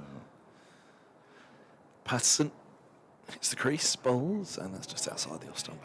Left alone. I'm going to restart my computer. It keeps asking me to. Oh. I don't like doing it, but Oh. so my clock is. There we go. It's buzzing now. That's it. There we go. Marvellous. I remember. Is that what the buzzing is? I've been watching the phone, waiting for the alarm to go off, which is always entirely pointless, isn't it? So that I don't miss this update. Now I've got to remember not to miss this update. Patterson. There's one ball left of his 8th over. He's in now, bowls 2 came.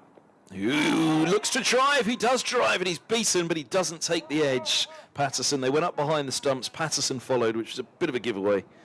And a dot ball finishes the over, but they have beaten the edge. Yes, it was a bit of a loose shot again, wasn't it, from Harry Kame, I'm afraid. And he's got away with one there. The main thing is he's still out there. But he doesn't want to play too many more shots like that. 11 away from a half century. Yep, 98 for 1 it is. The partnership is worth 98. Oh no, my apologies, partnership's worth 93. Jewel the 1 wicket to go early this morning. And he fell to Roland Jones, who's walking back to the top of his mark now. It looks like he's got something sticking out of the top of his head, but it's obviously just a very strong wind that's blown up one particular lock of hair.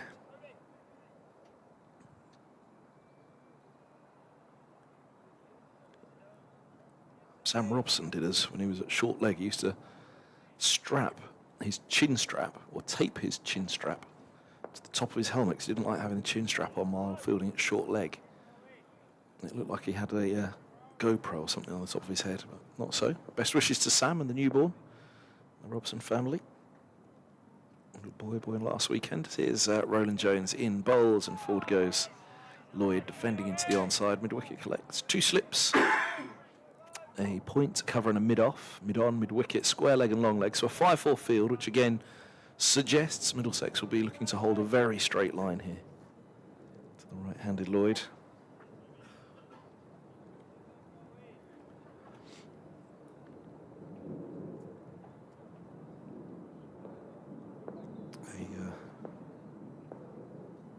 Pretty studious approach by both of these.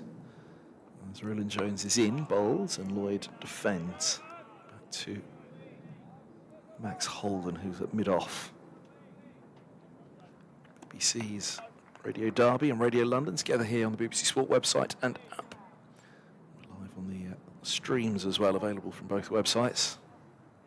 Which carry the BBC commentary for this game. Dave Fletcher alongside myself. Kevin Hand, both tucked into our lunch quite happily today. Fine chicken lunch it was, as is. Roland Jones bowls past the edge of Lloyd, who's looking for the ball, searching for the ball on the front foot, just outside off. Went pushing at that one. It beats high up the outside edge of the bat. Davies taking the ball. And Middlesex just with a couple of signs here after lunch that whether it's the ball starts to come to life slightly or needs to the opening pair this morning. Well, Roland Jones picked up the wicket and bowled beautifully, but Patterson didn't have much reward this morning. As in comes Roland Jones. Ooh, now that felt as though it didn't get up, but it was clearly very leg side and tried to whip back with a square on the leg side, Lloyd. He was off the back foot, but it felt as though it hit very low down on some sort of the pad. So 98 for 1 it remains. 4 balls to come to the over. He's got 3 maidens already. 1 for 14.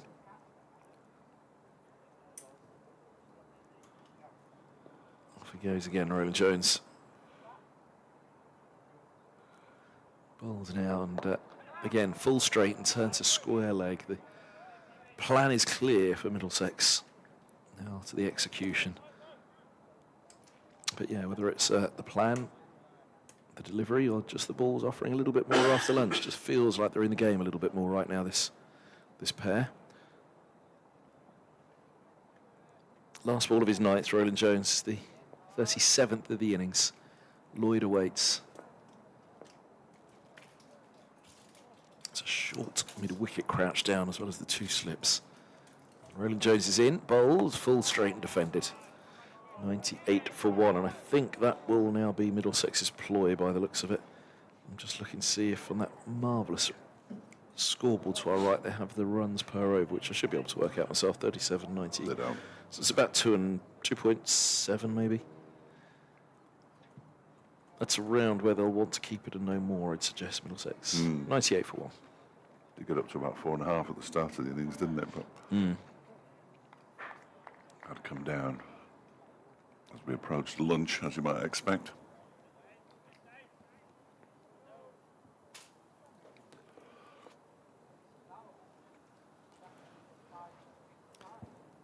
Patterson over the wicket bowls, and this is eased off the back foot by Kame on 39. We're sticking to our ends resolutely. I didn't know whether to go or not. We can do if you want. I'm just trying to get rid of this tickle.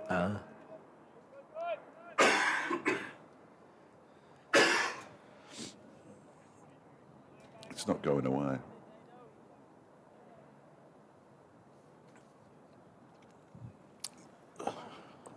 As if we needed an excuse for more coffee.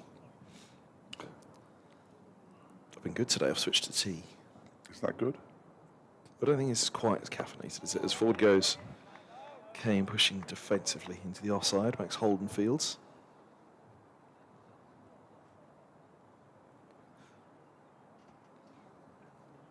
What's for tea at Derby these days? Nothing. Oh. Jane's cakes.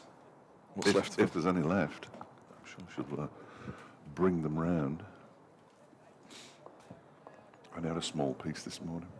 I noticed there were some much bigger pieces than the one I had. Oh. I feel like I've missed out. Was it picked for you? No, no. Patterson's in, bowls outside the off stump, and a late second step with the front foot by Kame outside the off stump while leaving alone just suggested that that was a little closer than he thought, and he does prod away at the surface, suggesting there was some seam movement there, which had him thinking. Third slip, no, second slip. Deploy was obviously just up having a natter with somebody, probably trying to get in the ear of the batter. Settles back at second. Eskenazi at first, down they go. Higgins at mid-wicket. And Patterson bowls. Lovely ball again, just outside off, through to the keeper. Davies collects, 98 for 1. Middlesex racking up the dot balls at the moment. It feels like they've been on 98 for a while now. Lloyd going to 50. Edge. Down to the deep third.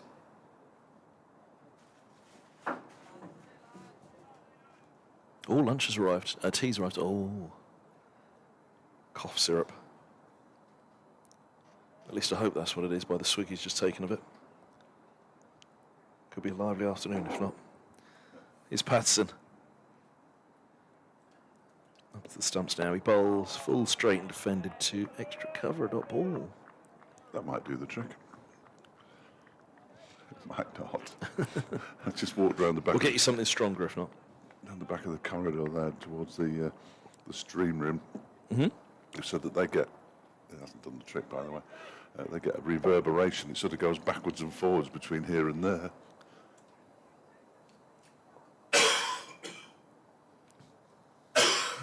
Here's Patterson's last ball, his 9th over, 98 for 1. Glorious sunshine. It's in, bowls, it's edged and just short of deploy at second. Just short. Boy, he made a good effort to get to that as well. I thought for a moment he did. But he tried desperately to get his hands down, which sounds easy. It's really not. It slips, it's a reaction position, isn't it? But felt as though he was almost proactive about that, trying to get the hands down underneath it. It went very quickly. It went straight to ground, though, just in front of him. And 98 for 1 it remains. A maiden over for Patterson. None for 28 from 9. Lloyd has 51. Came. Survives on 39. He got both hands to it, though, didn't he? Yep. Which was a very good effort, as you say, by Lewis Deploy. He's a decent slip fielder, as we know. Syrup and a sweet. No, they were tablets. I've got a thingy, lozenge. I was pushed out the first ball of the new Roland Jones over by David Lloyd into the offside. And there's no run. I did a football match earlier this season.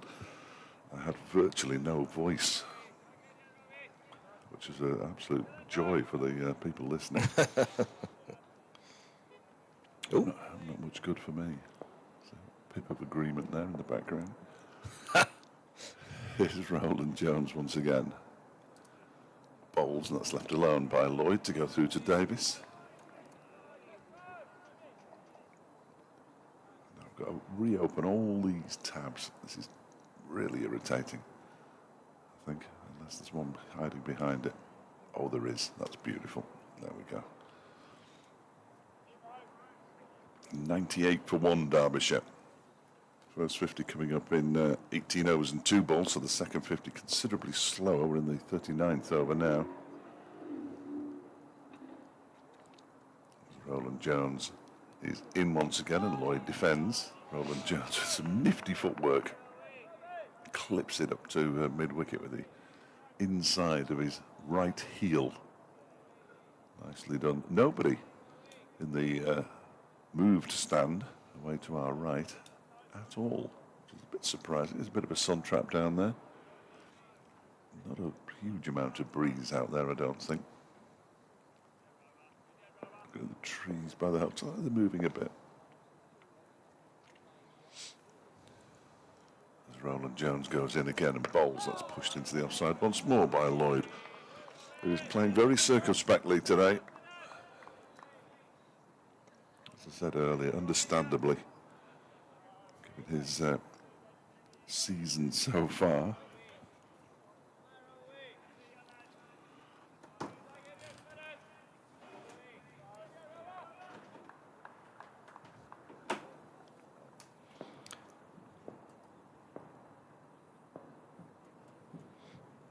There he is, Roland Jones, the Middlesex skipper, in and bowls to Lloyd, inside half of the bat as he defends that into the onside to a man who is clearly Ryan Higgins. Went straight to him, so a fairly straightforward piece of fielding.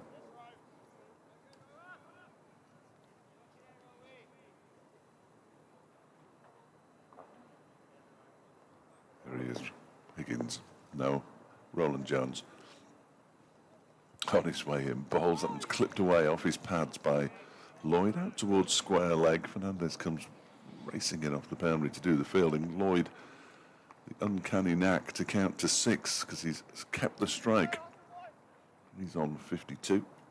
Game has 39 and Derbyshire are 99 for 1 after 39 overs, having been put into about the current run rate, 2.5, 2.52. So from a Middlesex perspective, that's good, because it means that when, rather than if, but when they pick up wickets, then all of a sudden Derbyshire haven't got away, which they certainly haven't by any stretch of the imagination at this point. Patterson, shadow cast in front of him as he charges in, bowls, and that's eased off the back foot to cover. There's no run, 2 slips and a short mid-wicket remaining, 2 close catches on a 5-4 field.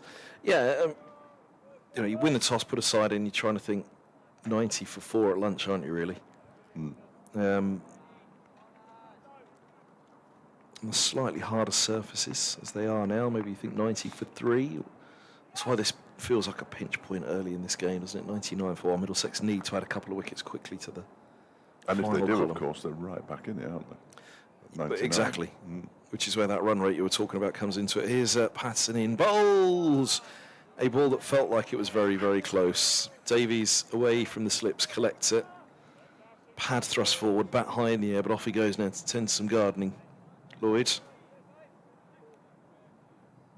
I probably should put the stream up in front of me just to see how close it is from straight on.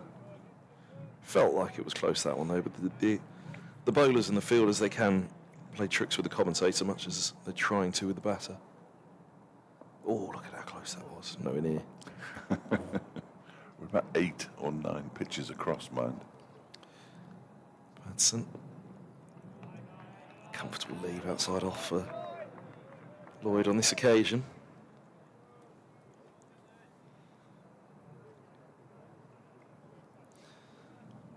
All those people who were on the balcony are now indoors at the top of the Elite Performance Centre, the indoor school away to our left-hand side. Dining. Lunch is served. So, the prawn sandwiches out. I'm still looking forward to these burgers on the final day. It sounds wonderful. Very nice. Patterson Chicken ones. in bowls, and that's turned from what is suggested a straight line by the field to square leg. A single's taken, and is that the century up? Yeah. 100 for one. Partnership's 95. Lloyd's 53 came onto strike on 39. 21 overs and 2 balls for that second half century. The first one coming up after 18 overs and 2.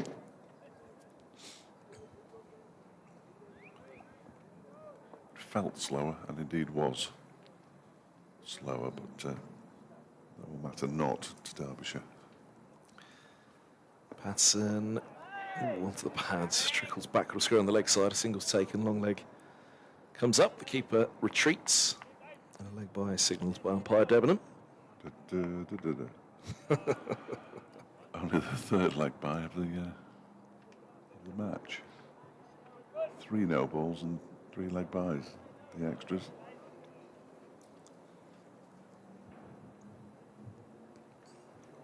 And when you notice it says 9, that's because you get 2 runs for each no ball, of course. But you knew that. Patson balls. Ooh. I mean, it does feel like they hit the bat hard at the moment, doesn't it? A lovely crunching sound comes through our effects mic. Say nothing particularly. Yeah, I think Middlesex would be pleased with the pace of the pitch. And call it a slow pitch, would you?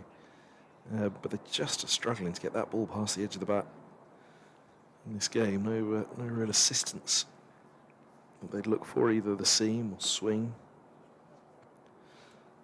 End of the over, it's 101 for 1. Would umpire Debenham have been standing when John Lewis was playing still? Probably not. Oh, you'd hope so, wouldn't you? Yeah. Well, you would. Umpires today, Mr. Marks and Mr. Spencer. Of course, when Gus was bowling well, it was the House of Fraser. Yeah. Here's Roland Jones.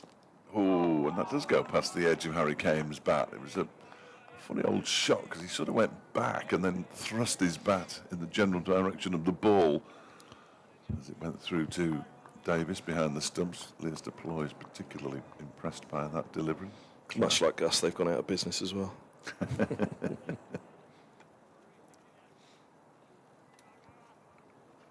Yeah, no Debenhams anymore, is there? Oh, yeah. Is there not? No. House of Fraser's gone, Debenham's gone. They're all gone. Roland Jones bowls, and that's off. It was off the face of the bat, but it was guided down towards third man. There were 2 fielders giving chase, and the ball wins the race. The one who was closest to it was Duploy, running towards the members' pavilion, and Harry Kame with the 100 partnership coming up of 232 balls. Moves along to 43 now at 105 for 1. A steady start, to say the very least.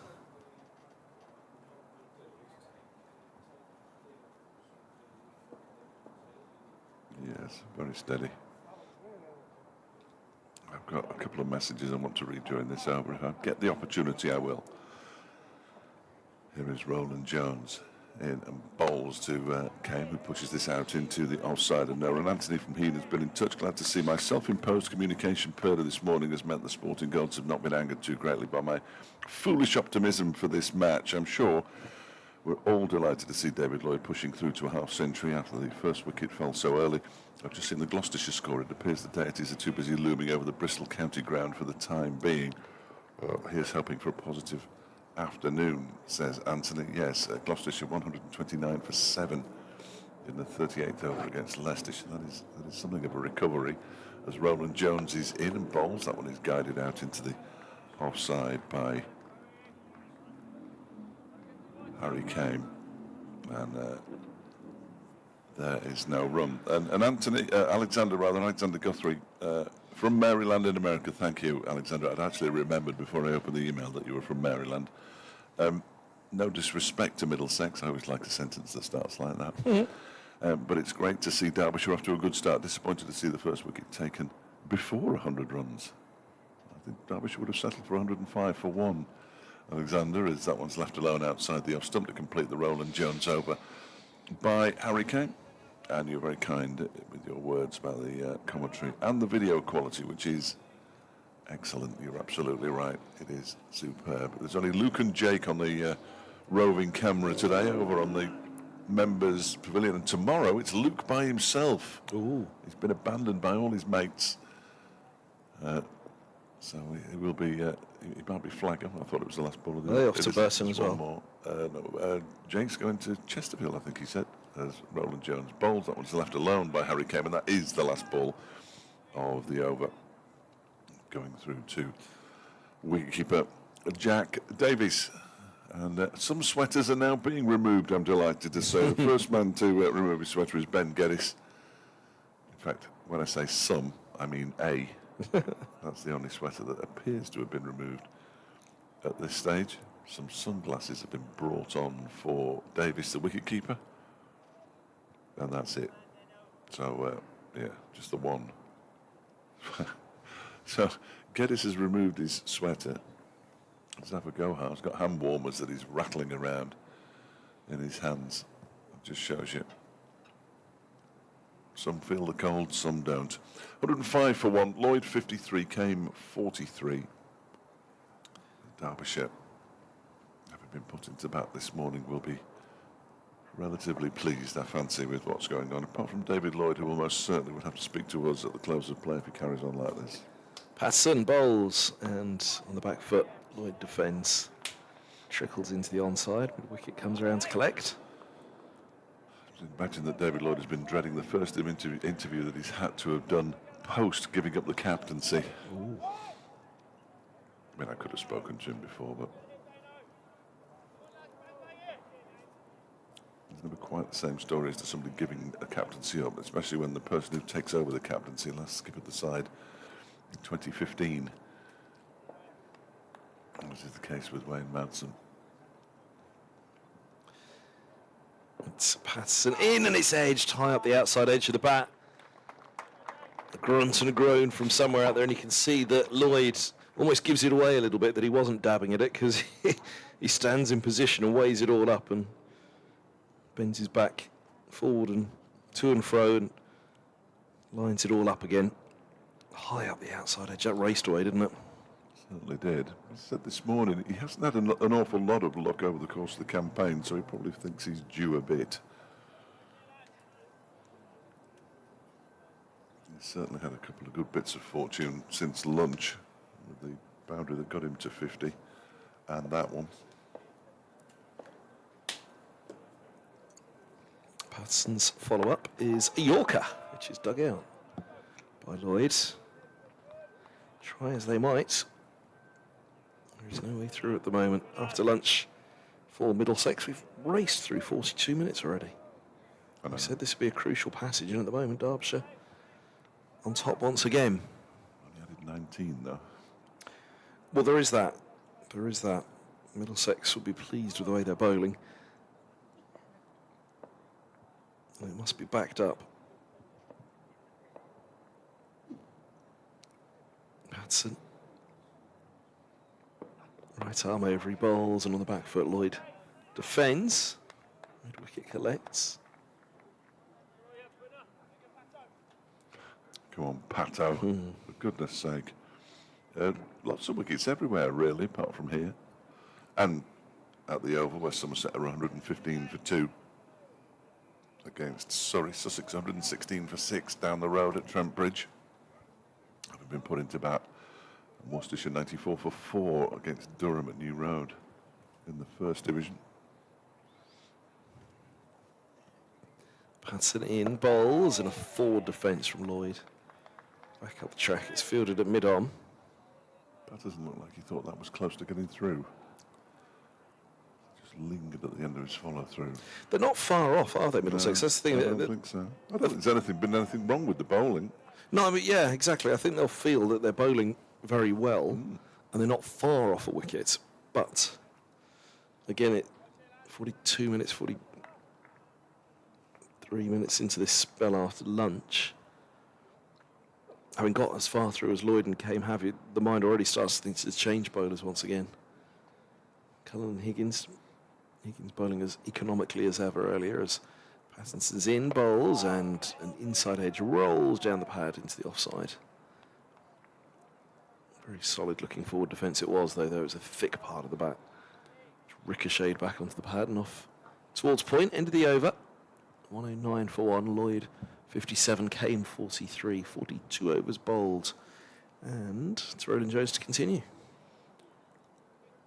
David Lloyd gearing up for a big day tomorrow with Wrexham. Playing Charlton at the racecourse. A win, I think, pretty much guarantees them promotion, their third successive promotion.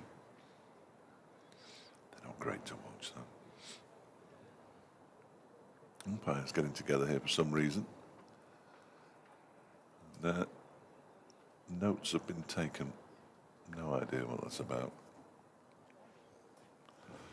But they've had a conversation, and Ben Debenham is going back to square leg. And Sue Redford, who's standing at the racecourse end, from a Derbyshire player, of course, is in position as well. And so is Toby Rowland Jones to bowl his 12th over of the innings, his 6th of this spell. In bowls to Harry Kane, who started the session on 39, and in the 24 balls he's faced has added 4 runs now. That was defended. Straight back to him. Max Holden, windmilling arms at mid-off.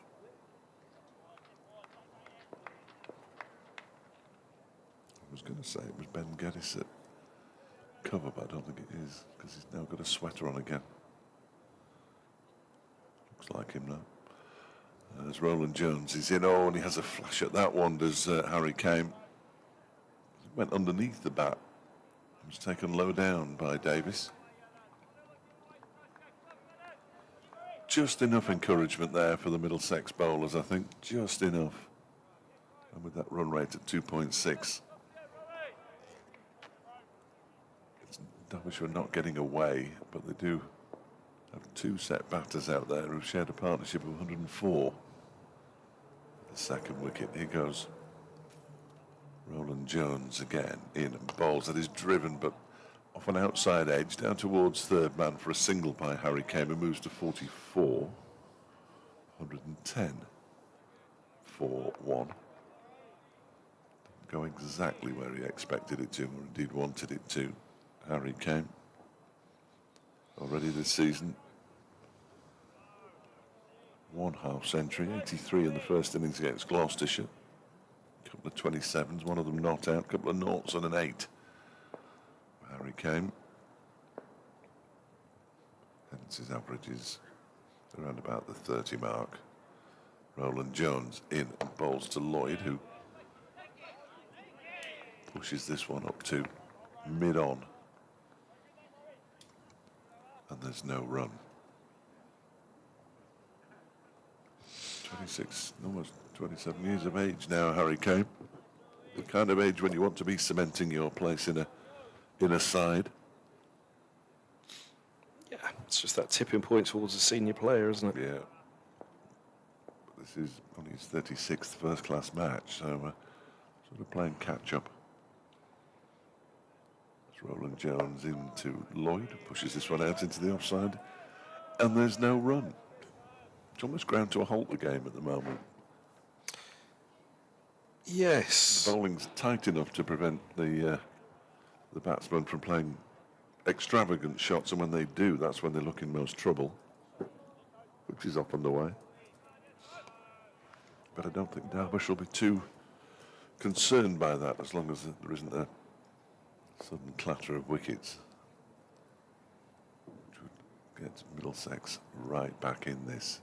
Roland Jones in, turned into the leg side by Lloyd, fielded by Fernandez. And there's no run, end of the over. 12 overs, 4 maidens, 1 for 20 now, Toby Rowland Jones. Lloyd has 57, Kane has 44. The partnership's worth 105, Derbyshire 110 for 1 after 43 overs. The over rate +1. Yeah, and Derbyshire will be aware of that the same way as Middlesex. All this hard work can be undone quickly, so I'd say something of a stalemate at the moment where Derbyshire recognise, well, there's plenty of time to bat. There's not much going on out there. We're putting overs into your legs. So hang around, and the longer they hang around, the more chance that those that will follow against a ball, 43 overs old now. Another hour of this, and Derbyshire will be starting to rub their hands together, you'd imagine, as Patterson begins his 12th over. And for 33, bowls now on a length, and it's defended into the offside once more. And Middlesex have clearly had a very... I mean, Roland Jones bowled like this anyway this morning, didn't they? But 4 balls we mentioned, didn't we, this morning? There were there were a few too many 4 balls. Yeah. That's fair. Well, having said that, there have only been 14 boundaries in the match so far. Yeah, but I think that'll frustrate them, though. I do think. Here's Patterson in bowls, and dabbling on the back foot came. Well, he looks back at the surface, and there's the suggestion that the ball is starting to move a bit because he played so far away from his body there, which is very unusual for this innings so far today, 110 for 1. He didn't need to play anywhere near that ball, did he, really? Ultimately, Harry came. You wouldn't have thought so.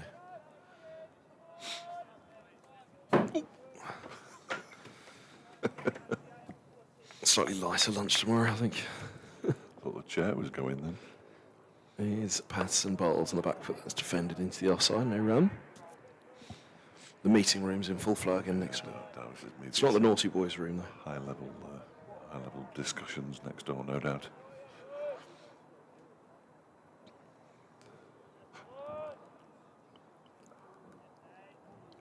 Make yourself comfortable, boys.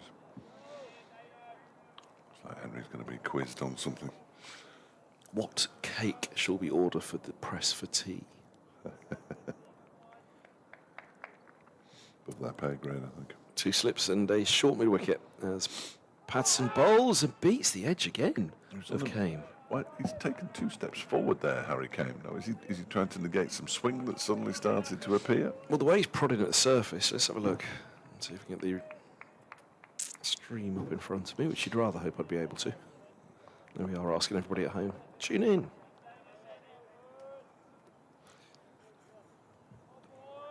It's not tricky. No. Well, you're doing it that way, eh? Oh, how should I do it? Through your way? Well, no, I don't think there's a right way or a wrong way, but... Well, that's what I've always hoped, as here's Patterson in bowls, and this ball's pushed back up the track. When have you got an NV play? Oh, have you got a password, have you? No, you don't need a password. You don't? No. It's embedded in the NV Play scorecard, and you get the scorecard as well. Oh, have I put it on mute so we're going to hear ourselves? No, we're not. I do hope not. I reckon it was the 4th ball of the over, wasn't it? Let's have a look. Yeah, that was the 5th, so 4th ball of the over.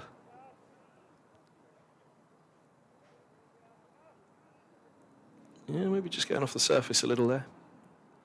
A gust of wind got up by the look of it, so it was a bit wibble-wobble. Just as he delivered it, so I can't quite tell whether it was late swing. As in again is Patterson bowls, and it's eased into the offside end of the over, 110 for 1. I'm just having another look at it. Yeah, it looks as though it's off the surface, just seaming away for Patterson. So some movement. Certainly the way they were prodding at the pitch obviously suggested that it wasn't late swing adjusting the line that beat the bat. 110 for 1. Lloyd 57, Kane 44, partnership 105. Made an over from Dane Patterson. Well, the next question, I guess, is how long can Patterson go on, because his threats has grown. I think it's fair to say. That was the 6th over of the afternoon spell. Roland Jones has done his 6 overs. That's 12 in total. 6 overs for 11 this afternoon. 12 overs. 1 for 9 this morning, so the captain certainly has been doing his bit. And Ryan Higgins, for the first time from the racecourse end, is back into the attack, bowled exclusively, I think, for his 7 overs for 11 from the city end this morning. Nice chunky letters on the back. See, I haven't seen any of these letters before. The letters on the back of the shirts, nice and chunky. I like that. Just looking back at the second ball of Patterson's over, which came on the back foot. It started wide, but not that wide, where it beat him. Is he Higgins is in. That is pulled around the corner by Lloyd out towards Fernandez, who does really well to avoid being embarrassed by the spin. It landed short of him. I'm not sure how short of him it was. And Higgins is looking out towards the boundary, stroking his chin. But Lloyd picks up a single, moves to 58, 111 for one. I lost the flight of that ball completely once it had left the bat of David Lloyd. And never got it back. You've got to watch that spin on the bounce, haven't you? Which Which almost did him, didn't it? Yeah. It was a really good stop, actually. Yes, I it thought. was. Goes Higgins again. That one is driven into the ground, back towards Higgins, who parries it with his right hand. He's all hustle and bustle, isn't he, Ryan Higgins? All hustle and bustle. He's just stretching out his right shoulder there.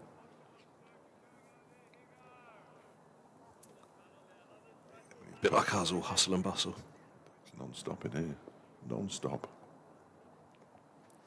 Or is it just stop?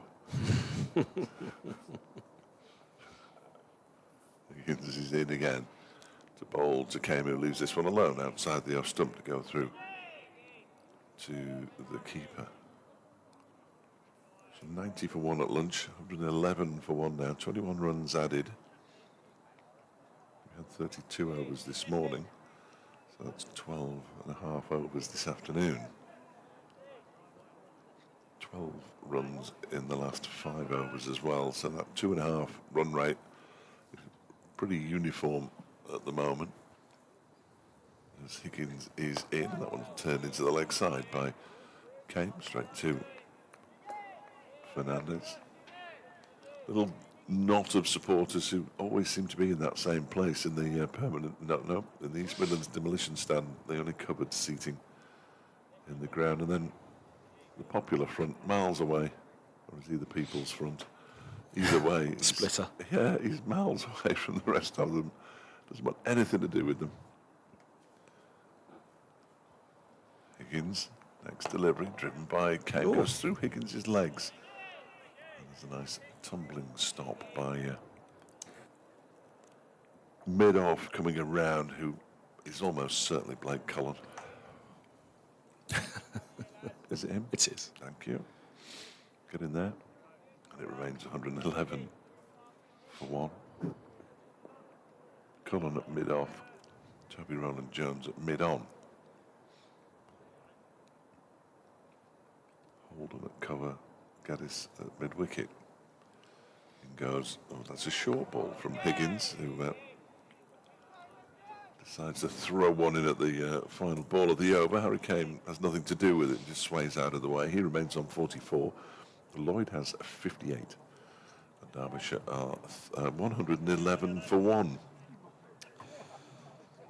I think everybody's dropping off out there. Yeah, I mean, something's going to give. It's proper cricket. Something's got to give. Well, it doesn't have to, does it? But something's going to. You think? Yeah, I think so. The change of bowling often. I mean, this spell of Patterson, he's back for another over. We've had... Yeah, He'll have bowled for an hour. this is his 7th over since lunch. So this is 13th, more than any other in the attack. Roland Jones bowled 12. He's in now, bowls, and right in behind this one, Lloyd defends into the onside. It was Kame in the last over that had the trouble against Patterson.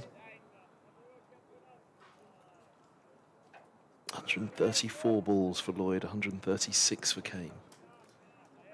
Jules out for naught with the score on 5.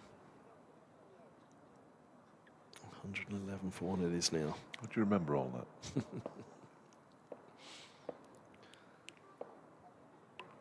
Seasoned broadcaster. Knows all the tricks, all the places to find the bits of info you need. Here's Patterson, he's in, bowls, and right in behind this one, Lloyd. Pushing back up the track. Highly likely to be Patterson's last, so then Yeah, thought so, wouldn't he? Cullen likely to replace Patterson, but then the other option is try and give Zafar Gohar a go at the other end. There wasn't much in it this morning for him. Again, as Dave quite rightly said, it is only the first morning of the match, but Zafar, there's usually a ball that just gives you a little bit of insight or a little indication that he's going to find something. There wasn't really much. This is Patterson in bowls, a full straight delivery, defended back to mid-on, a little bit of a grunt on release from Patterson. 111 for 1. You're on BBC Radio Derby, BBC Radio London. Dave Fletcher and myself, Kevin Hand, bringing you this commentary for the BBC Sport website and app. Also live via the streams, which you can pick up on the club's websites.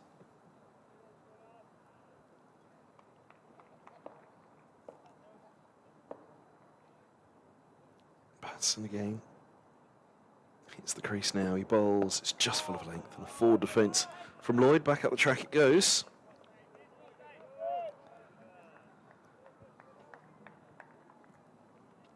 Mentioned Lias Deploy as another spin option in this game. Should the task prove a long and arduous one for Middlesex. It's Nathan Fernandez, who made his debut as a left-arm spinner in T20 cricket, but hasn't bowled much since. Max Holden. I can never not think of the off-spin that he threw down at Lords against the Australians many years back, and was the pick of the bowlers, but again has rarely bowled since. Here's Patterson in bowls, and a clip just wide of Roland Jones. The throw comes in, and well, actually, the batter was more in danger than the bowler. Sorry, the batter was more in danger than the stumps, and just distracted because Roland Jones is pointing at Lloyd, and Lloyd has overshot by quite some way, and I'm wondering, did the ball hit him? Roland Jones is coming to have a natter, and will there be a pat on the back? No, maybe it didn't. He's just, what did he do himself a mischief? Has he just tweaked something? There's a chat between the bowler and the Middlesex the non-striker and the Middlesex captain. I didn't see it hit him, and I did see the trajectory reasonably well, but through they were. Certainly if it hit the stumps, there would have been an almighty appeal. It was tight, but as I say, the batter was more in danger than the stumps. He's stretching out again the inside of his right leg, the adductor, I believe. All right.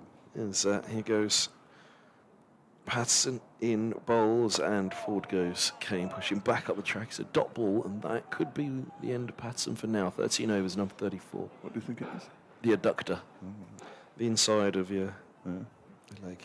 I've got tight adductors. Have you? Oh, well. Not sure I've got any.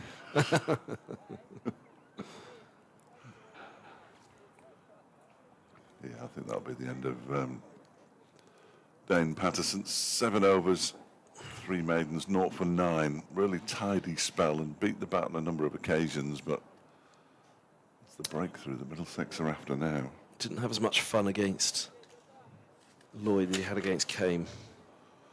No, well, Lloyd has really tightened up. Hasn't played too many loose shots. So is his adductors. Yes, indeed. Is Higgins in and bowls to Lloyd, who cuts this one away. Oh, doesn't really time it, but it's racing away to the boundary. And he picks up 4 more. That's his 9th boundary. He moves into the 60s. Lloyd on to 63, 116 for 1. Well, it kicked up an almighty amount of dust there, didn't it? Just, yes. Cut it into the track right next door. He didn't quite time it as well as he would have liked, but it still raced away. The outfield is very dry and therefore very quick. Just a little bumpy in places, I think it's fair to say. Fooled Safe Zabe a couple of times in the game against Northamptonshire. Higgins in, bowls wide of the off stump. Lloyd leaves alone. Out, in fact, where Fernandez is, which is why that piece of fielding, if you'd have seen Safe Zabe, fooled twice by the bounce, although the pitch was much further across to the right, and therefore the boundary was a lot further out to the right. Wasn't this the great Kevin James comment at Derby last year? What was it about? The bobbly outfield, or what did he say? He said it's a bits and pieces ground. Oh, bits and pieces ground, is that what he said? Okay, I thought it was about the outfield. And we did mention the outfield not being the best. Higgins bowls, that was during women's T20 finals day. Ball is defended by Lloyd. Unfortunately for him, I just happened to be listening at the time. And then later in the season, we went down to whatever the bowl's called these days. The utility bowl. The first time I'd been there. And I I've got a bone to pick with you, and he looked terrified. I was only joking him, but I didn't mean it. I didn't mean it. But it sounded like he meant it to me. Very protective of the county ground as Higgins bowls, pulled into the leg side, a long way in front of square by Lloyd for 4 runs. Short and just sat up really. Lloyd pulls that, as I say, a long way in front of square, more out towards cow corner really. It was a better shot than a cow corner shot, though. He moves up to 67 now, 120 for 1, out towards the marquee to our right. His 10th boundary, David Lloyd.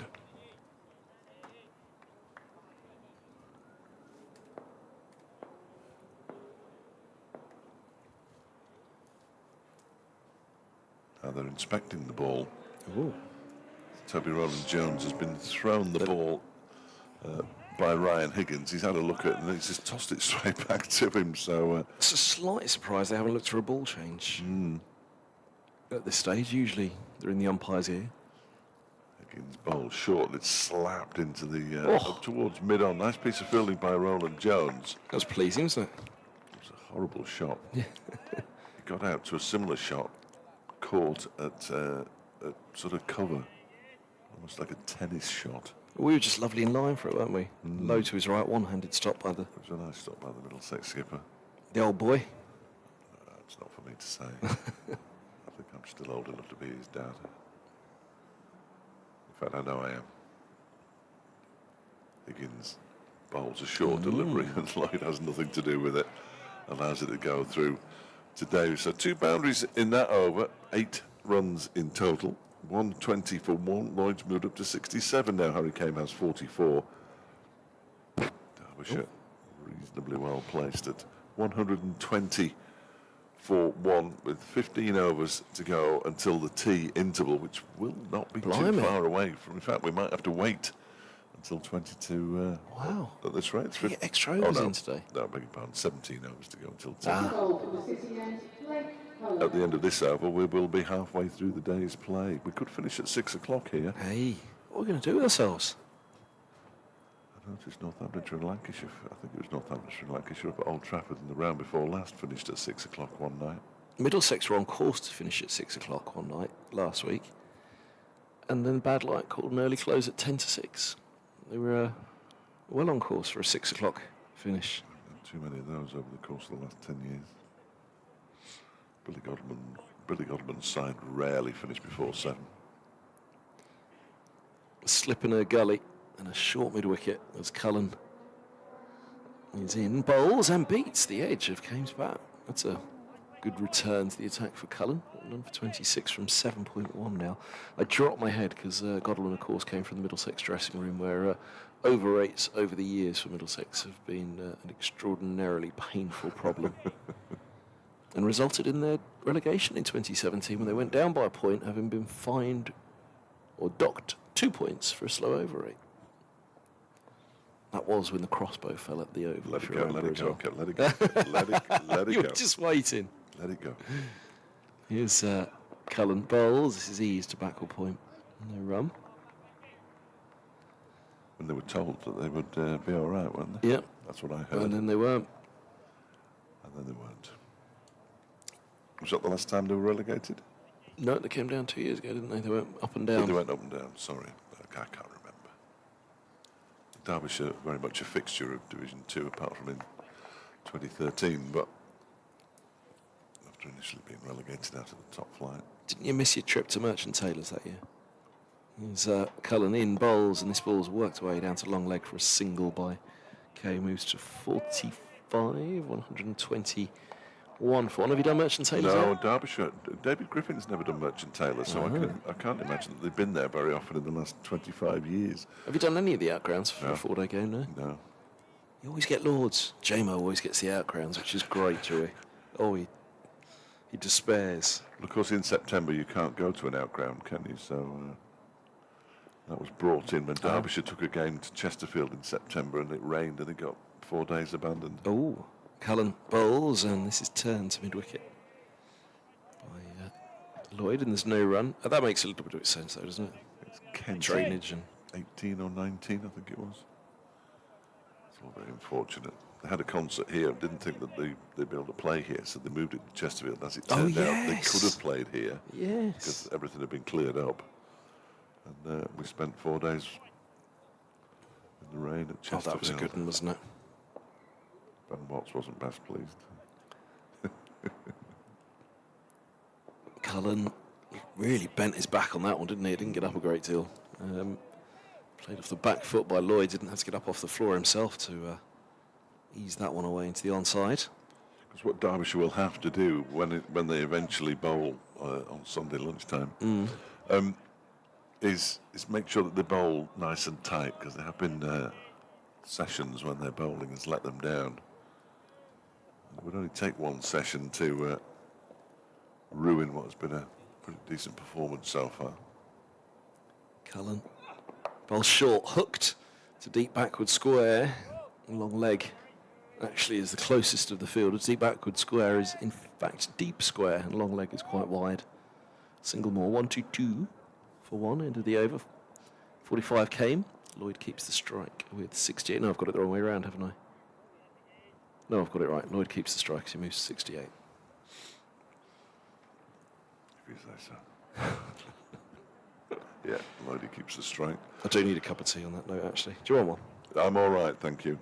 But I've still got my my lunchtime brew. But you, by all means, I've been away once, if not twice.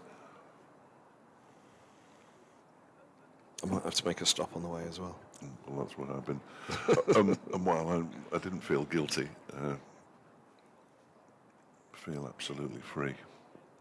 Ryan Higgins to continue from the racecourse end, bowling to David Lloyd on 68. And Lloyd leaves the first ball alone outside the off stump to go through to Jack Davis, the wicket keeper. Gloucestershire now 8 down, 159 for 8 though in the 46th over, so going along a little quicker than Derbyshire, but they are 8 wickets down. Nobody has been bowled out quite yet. Sussex 149 for 6 against Nottinghamshire up the road. Worcestershire 105 for 5 against Durham at New Road, and Somerset 131 for 2 against Surrey at the Oval as Higgins bowls down the leg side. Lloyd tries to flick it away, makes no contact, and it's taken moving across to his left by Davis, the wicket keeper, who's been very neat and tidy behind the stumps so far in this match. Ryan Higgins, who was Kev was telling us earlier, in his 100th first-class match, is on his way in again to bowl to Lloyd, who plays and misses at that one. Again, it's one of those tentative pushes towards the ball that will eventually undo the Derbyshire batters, you feel. An indeterminate shot in the end from David Lloyd, who just goes to square leg to recompose himself, or even compose himself. As Higgins is in and beaten again is Lloyd. 2 in 2. Suddenly the ball appears to be doing something. Certainly something it hasn't been doing for most of the day. It's gone past the edge twice. At the moment when Kevin Hand leaves the commentary box, the two things are surely related. Can Ryan Higgins, with 2 balls to go in his 10th over, beat the edge of the bat for a 3rd time? No, because he bowls this one on the stumps and it's turned down to long leg by Lloyd, who moves on to 69, 123 for 1. Harry came 5 away from a half century.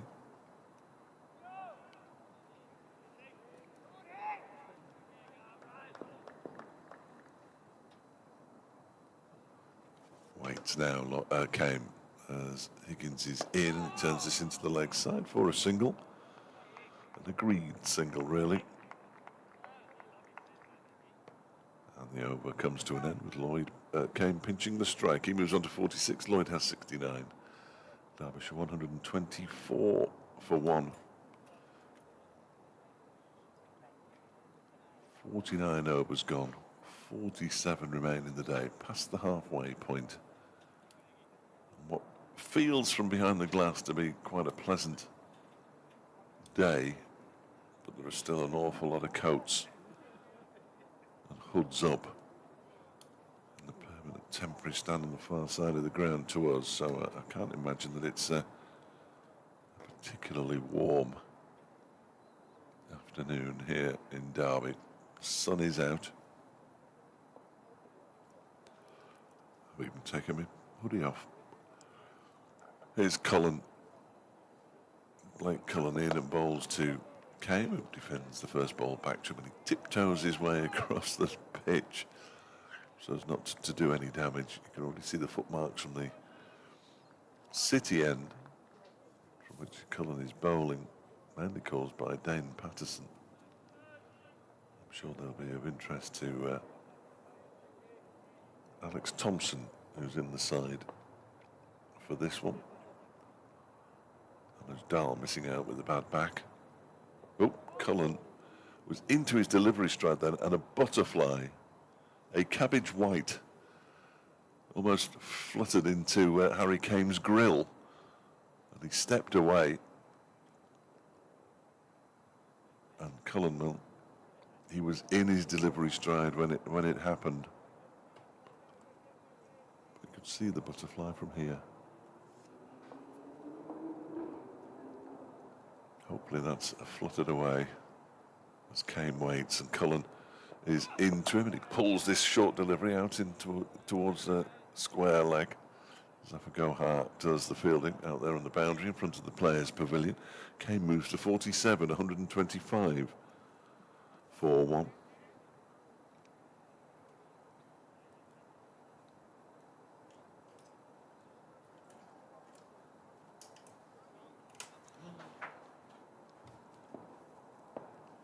Cullen on his way in, bowls, and that's pushed into the offside by David Lloyd. There's no run. I don't know whether you were able to have access to a window at any point there, but in the previous over bowled by Ryan Higgins, he beat the bat with successive deliveries. Goodness me. The likes of which hasn't been seen all day. And we've just seen Harry Kame step away when a butterfly went into his grill, just as Cullen was in his delivery stride. Lloyd on strike now as Cullen comes in and bowls to him, and that one is driven up to mid-on. And there is no run. No, I was just checking to see if in the box that goes back to Derby, they quite often in the afternoon turn the feed off. Ooh. But they've left it on, so there was some dreadful music. Oh. Go on, can you identify it? But it sounded a bit like Cher. Oh dear, that is dreadful. Could be absolutely anything. That isn't Cher.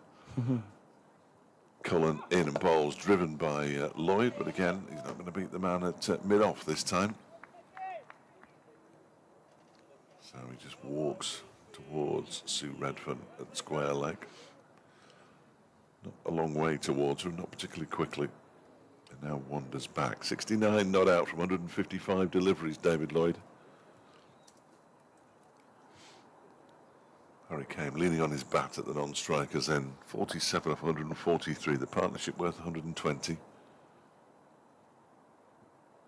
And Cullen's next delivery is pulled into the leg side. Now, has that split the two fielders out there? No, not quite. Picked up by Zafar Gohar with his right hand, but then has to transfer the ball to his left. And as a result, they get back for a couple. And David Lloyd is into the 70s. 71 not out, David Lloyd, 127 for 1. At the end of the over. Kame has 47. 14 overs until tea. That wicket of Caleb June seems an awful long time ago now, doesn't it? Probably it just? feels that way for Middlesex for sure. The fielders. But again, you put 2 on the board now, 127 for 3. They haven't got away. No, they haven't. In fact, it's coming down still, isn't it? It's still 2.5. Yeah. 2.52. According to my, got 2.51. Probably 2.5, who knows? It's Higgins. He's got a slip and a gully and a short mid-wicket. And he bowls beating. not beating the forward defence into the offside. Shall we change ends? Liven the day up for us. I think we just did. We might have to swap back though in a moment, because if he gets through this over quickly, I'll be updating when Cullen comes back. But then we can always swap back again. Oh, you're on your timed one. Oh yeah, they're all timed in the I don't afternoon. even remember you doing the other timed one. It's all a blur. Here's Higgins, bowls, full straight, turn to mid-wicket, no run. 20 seconds. A tight 20 seconds. Start to finish, yeah.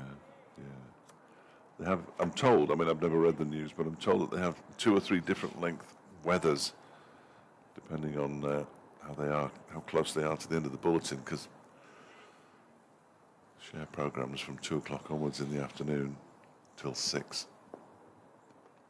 Then often we're in the sports show at 6 o'clock. Higgins hits the crease, bowls, and a full defence from Kane on 47 from 146 balls. Watchful. Yes. It's going in the watchful category, this from Harry Kane. Well, it's wicket to wicket from Middlesex, isn't it? Yeah. And we go back to those 4 balls. I know there aren't that many boundaries, but Middlesex will be disappointed with the ones they've served, with a lot of the ones they've served up, I'd suggest. 16 boundaries in total today. One for the purist.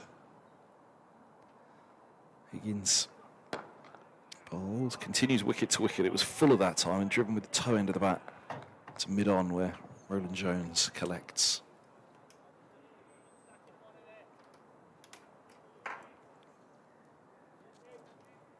So a slip, a gully, point covering a mid-off, mid-on, mid-wicket.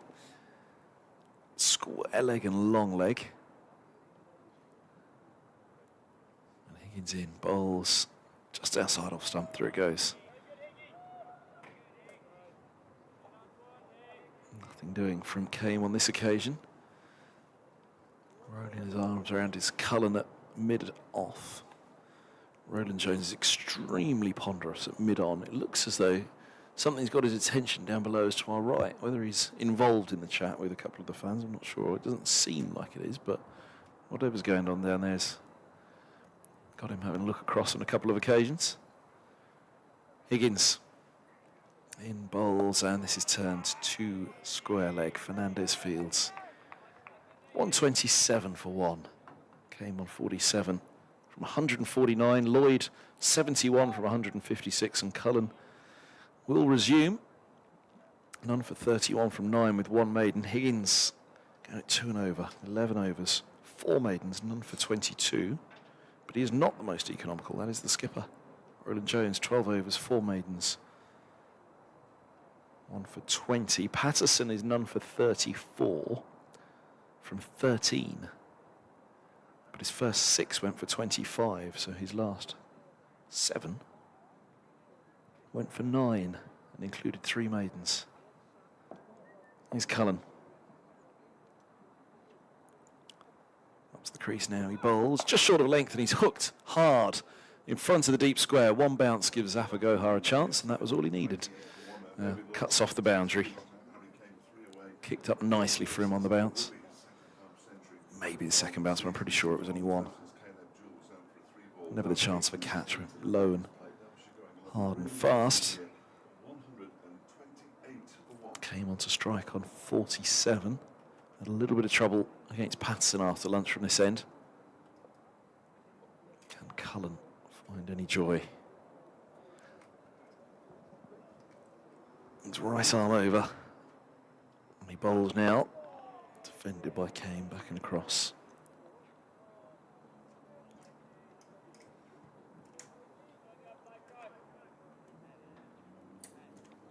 Dave Fletcher, who failed his audition for So Solid Crew, is back alongside us. 21 seconds to go, they were, wasn't it? Was it? Yes. I don't know. I knew they were a popular big combo, but I had no idea about any of their work. One for the middle-aged, that one. Is it? Not the old-aged like me, though. It's not even one for the kids. The kids will go, what? So Solid what? Quite right, too. Here's Cullen in bowls, and this is dabbed into the onside, fielded at mid-wicket.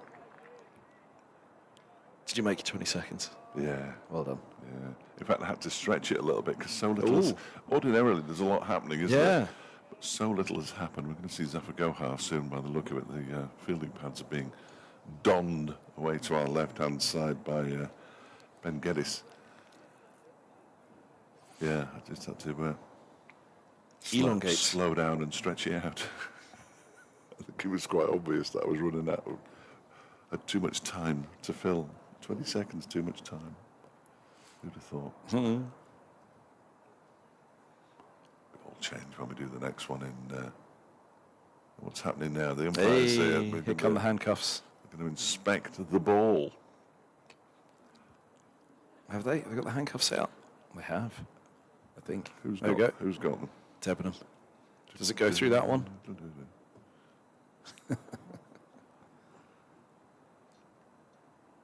Yeah, it's gone through.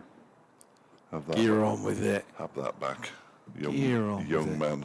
Get on with it. I don't know where Ben Debenham's from, actually. I'll have a look. Obviously, Sue Redfern from Derbyshire.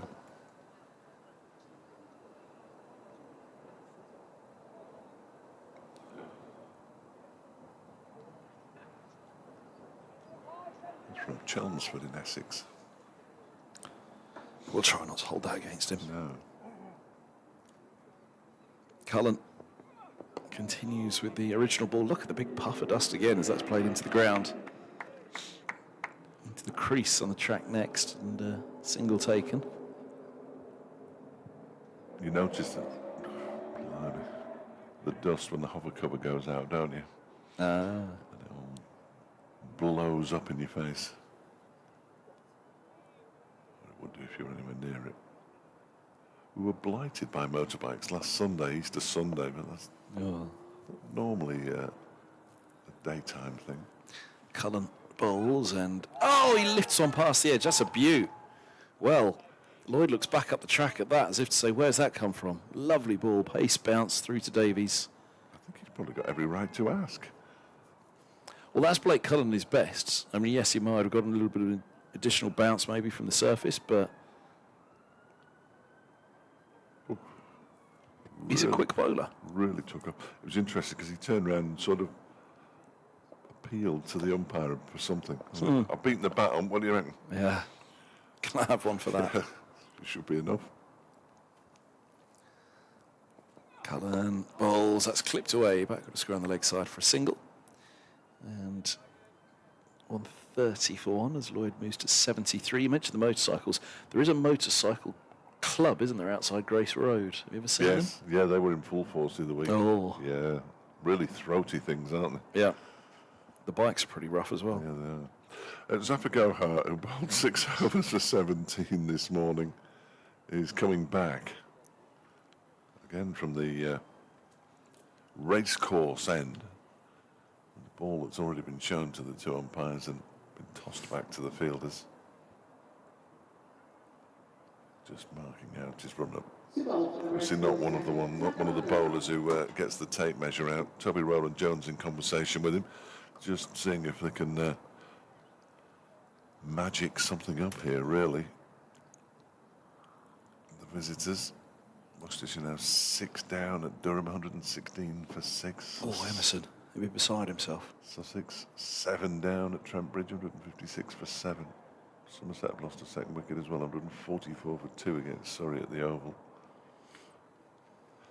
Blair Tickner has joined the wandering round the boundary crew of Caleb Jewell and Nye Donald. Blair Tickner, that's a great name, isn't it? Yeah, he's a top man, Blair. Sounds like a Los Angeles reality TV show, doesn't it? So it's a Kiwi, an Aussie and a Welshman walked into a bar. a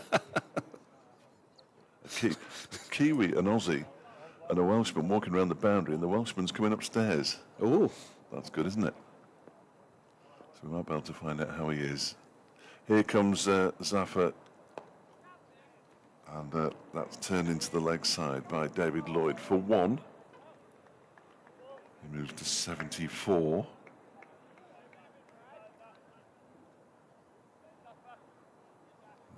Steve Doggett has been on.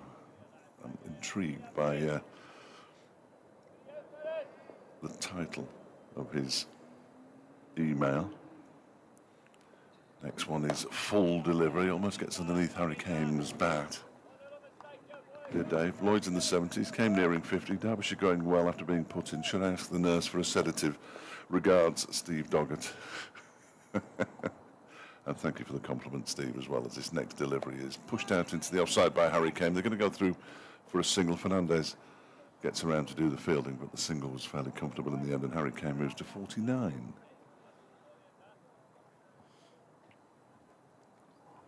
$132 for one. When I pointed up here, I didn't mean for him to come up necessarily immediately. But he's here. Well, I'm not sure that he is. Oh.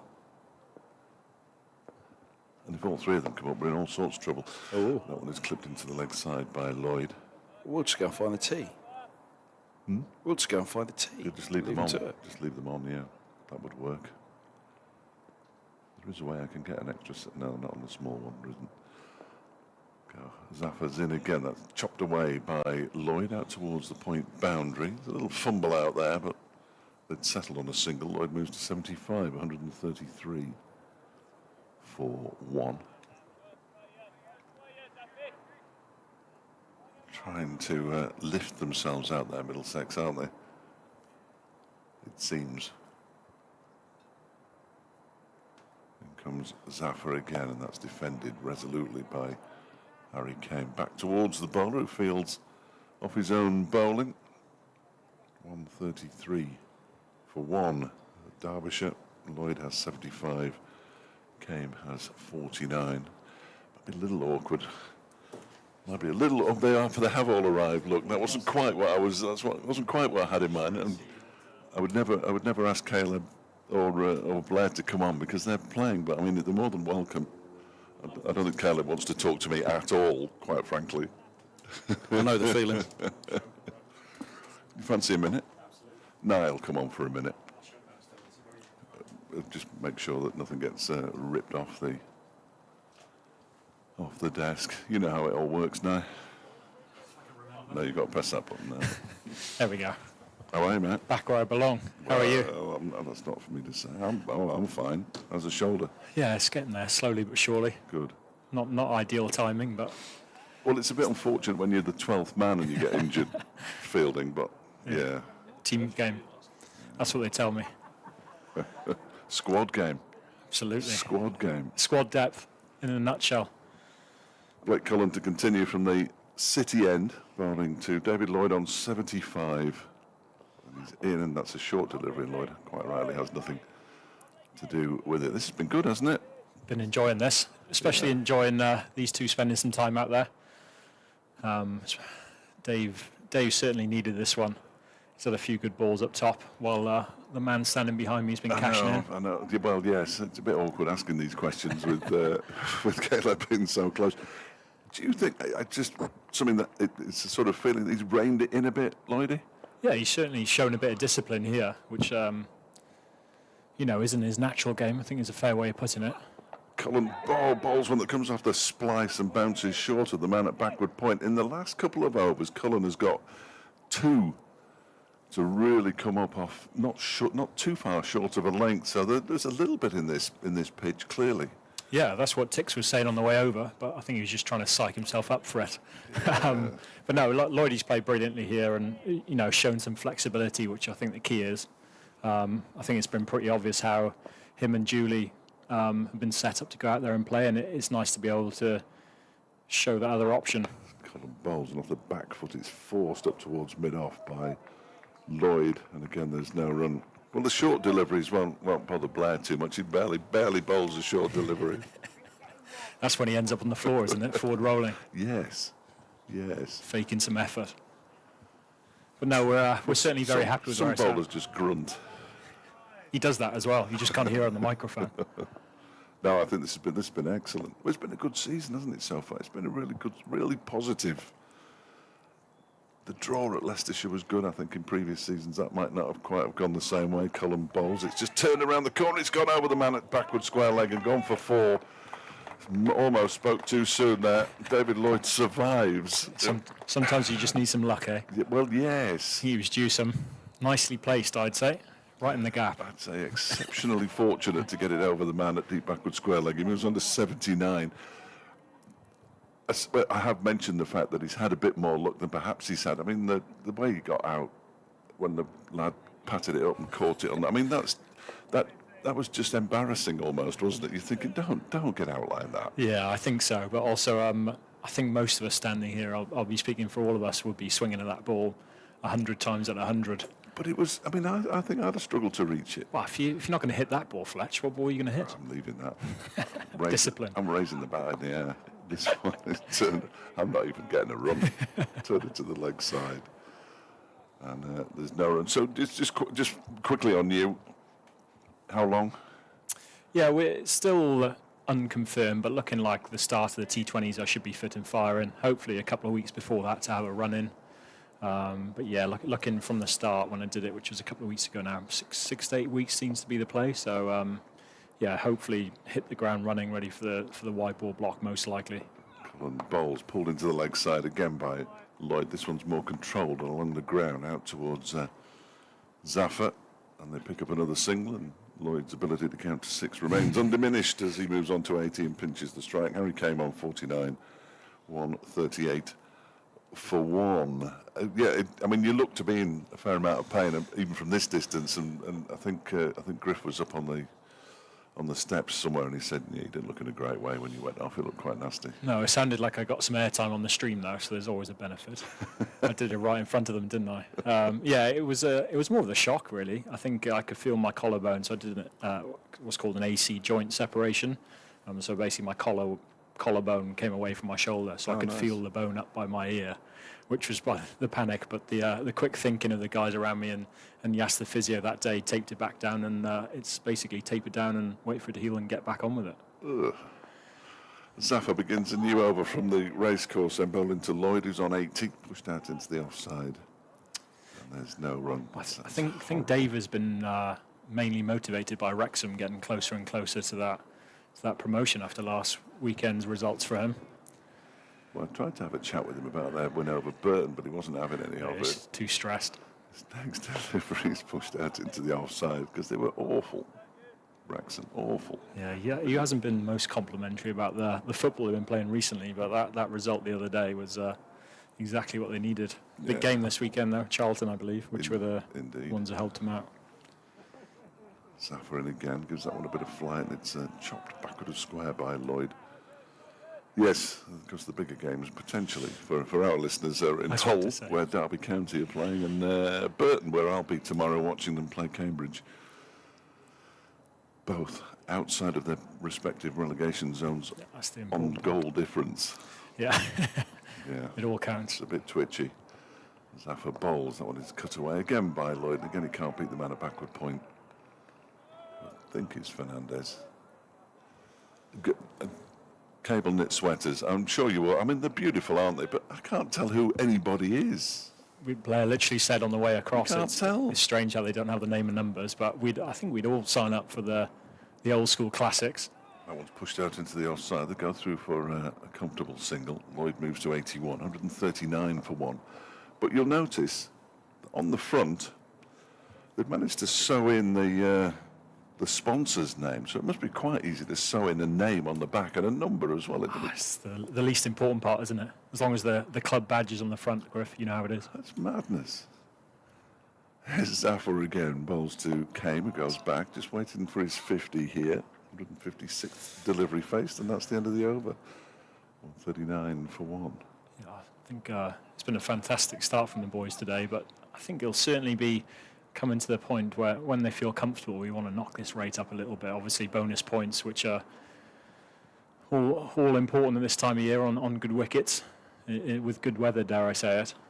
As shown in the first few games, you know, a high-scoring draw, rightly or wrongly, is valued pretty highly in the county championship. So, yeah, we'll certainly have that in the back of their mind, especially when they get past we'll be being served some treats as well from behind us.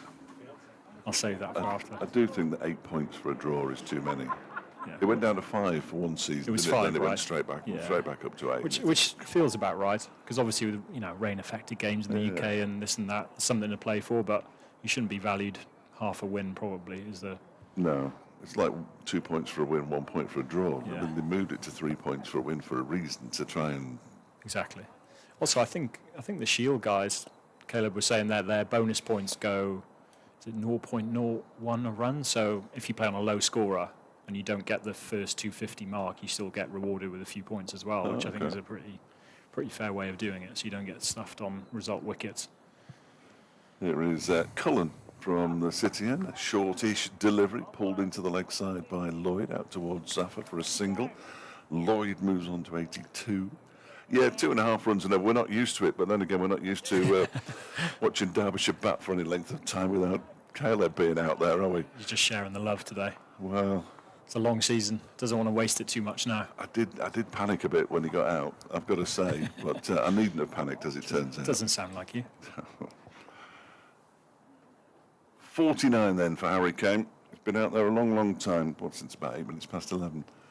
As Cullen bowls to him and he turns that into the leg side, and there it is. He's got to his half century. There is a shot at the stumps at the non-strikers end, and the ball does hit the stumps, but Kane was home in plenty of time. The 14th time in his first-class career that Harry Kane's got to 50. He's gone on and made 100 just twice, so he'd be pretty keen to convert this one as well. 157 balls for his half century and just six fours. But he's batted really well along with David Lloyd to get Derbyshire up to 141 for 1 in the 56th over. Yeah, top partnership and well batted by Kamo. Really steady the ship and give us a nice platform here. So starting to tick on against the short pitch bowling of Blake Cullen. That one clipped out by Lloyd towards Zafar again. 142 for 1. Yeah, but it's nice to see Harry. It seems like he's making strides every year, and hopefully the consistency keeps rising. Across us as a whole batting unit. But no, it's great to see how much he's improved. I remember seeing him as a fresh-faced youngster down at Hampshire a few years ago now, and it's great to see how far he's come, and he's improving every year. I'm loving all this serious stuff, but I've got a question I need to ask you. Is this next a short of a leg delivery pulled around the corner by Kane? Max Holden out there? Could be anybody. 143 for 1. I think it was you and Caleb went for a lap before, and then Harry Moore came out of the changing room and turned left. He turned left. Mistaken identity. Here's the man behind Oh, you. it was you, was it? Yeah, and we had the same words. Oh my word! I thought it was Harry, but Right for runs, right? That's what yeah, we're talking. right for runs. Yeah, left for wickets always. I mean, it's a load of old nonsense, but Yeah, as proven. if you're going to do it, this one is short again, and Lloyd pulls it down to Max Holden for another single. 144 for 1. Yeah. Lloyd up to 84. Apologies, I thought it was Harry. Blimey, Yeah, my eyes need sorting out. He's not as good looking in the flesh as the old Tex. The closer he gets to you.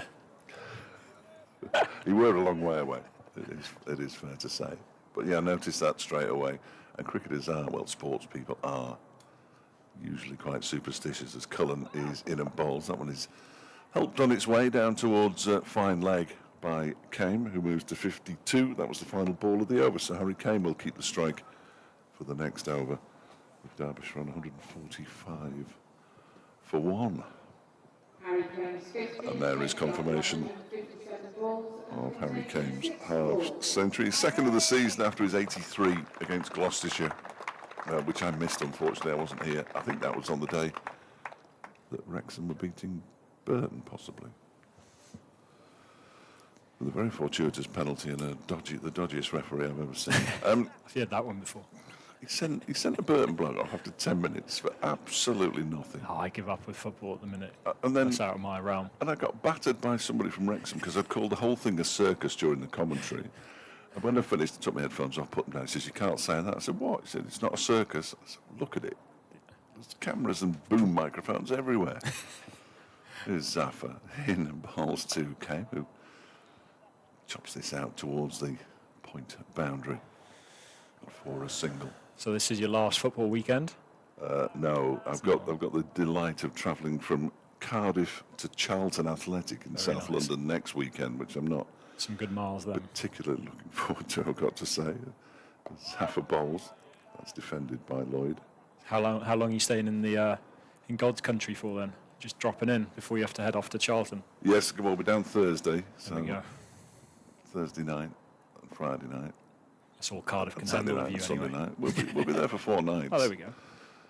Zaffa bowls. I think my father Is he making an appearance? I'm sure he will be. Good.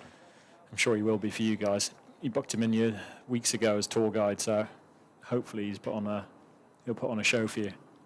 I only found out today, there's only me and Griff there for the first night, so it's Yeah. Griff's first night out since he had his knee done. Oh yeah, of course. So- Everyone's in. You're the only healthy one, I think. Well, yeah, wouldn't go that far. 146 for one, it remains as Lloyd pushes that out into the offside.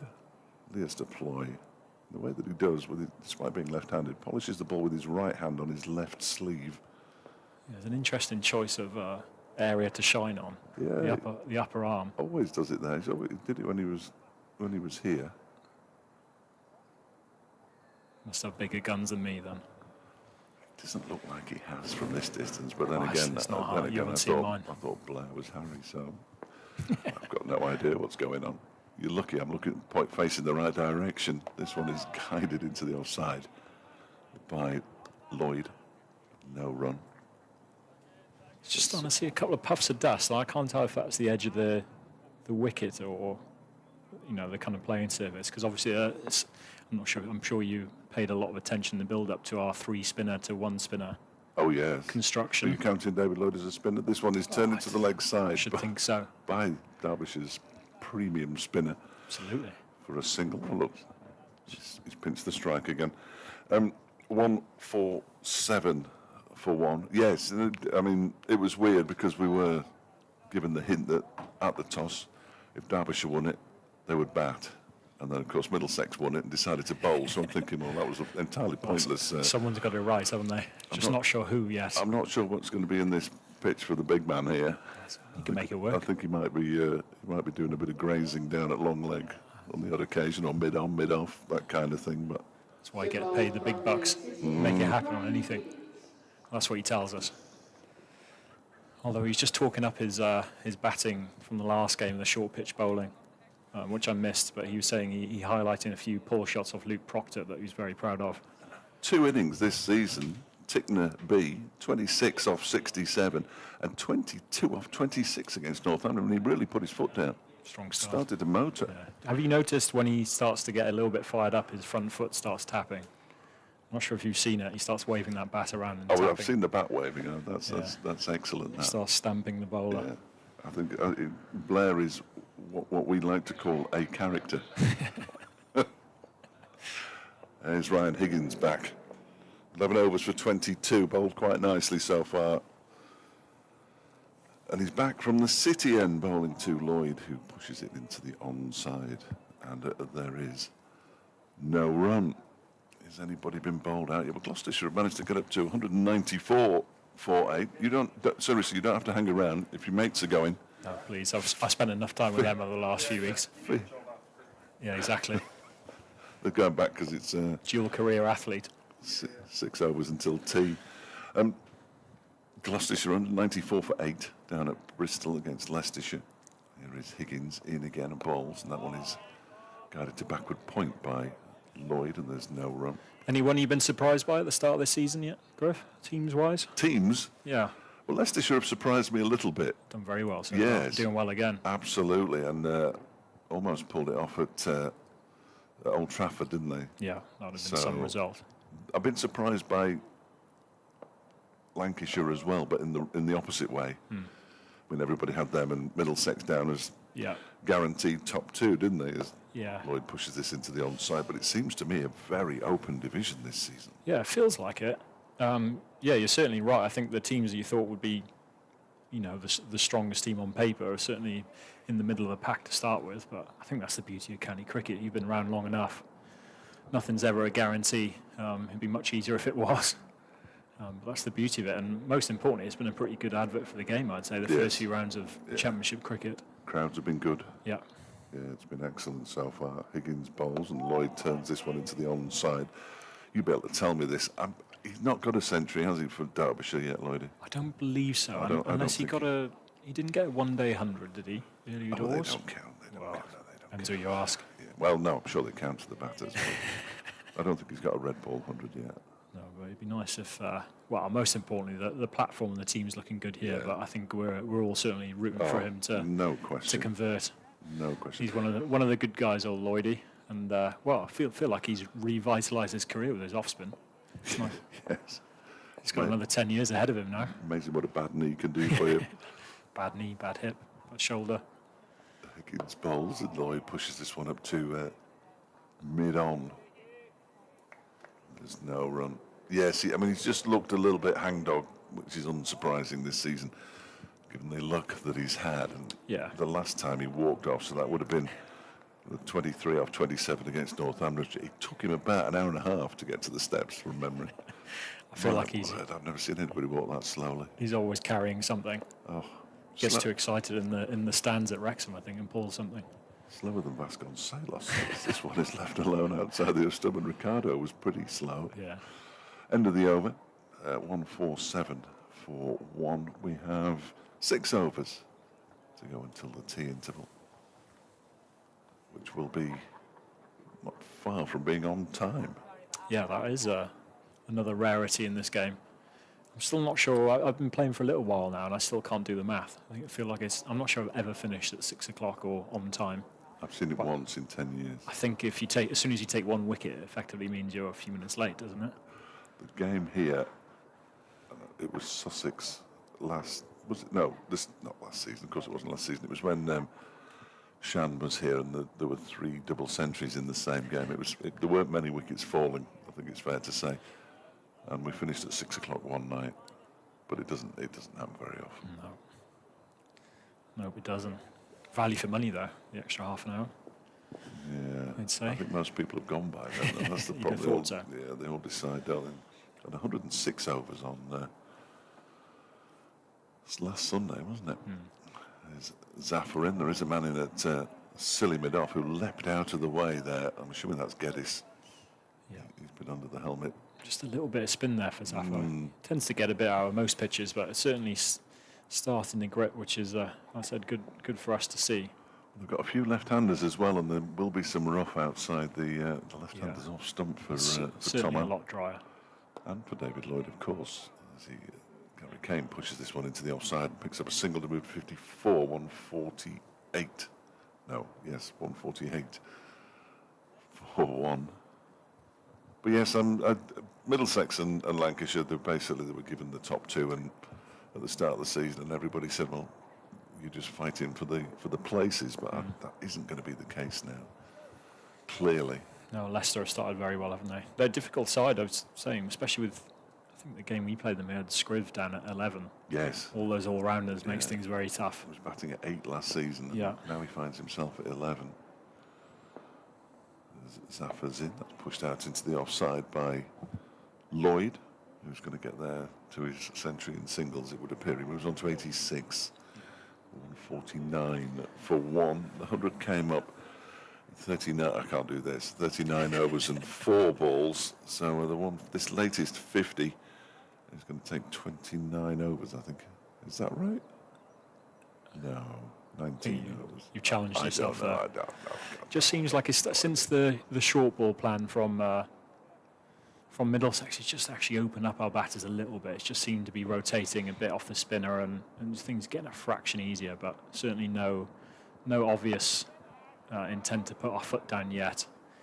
I think we'll be very happy to get through to tea unscathed, and hopefully Lloydie very, very close to that 100 and Kamer making his way there, and then I think we'll reassess and certainly have to get our foot down for some drifts in a bit there from Zafar.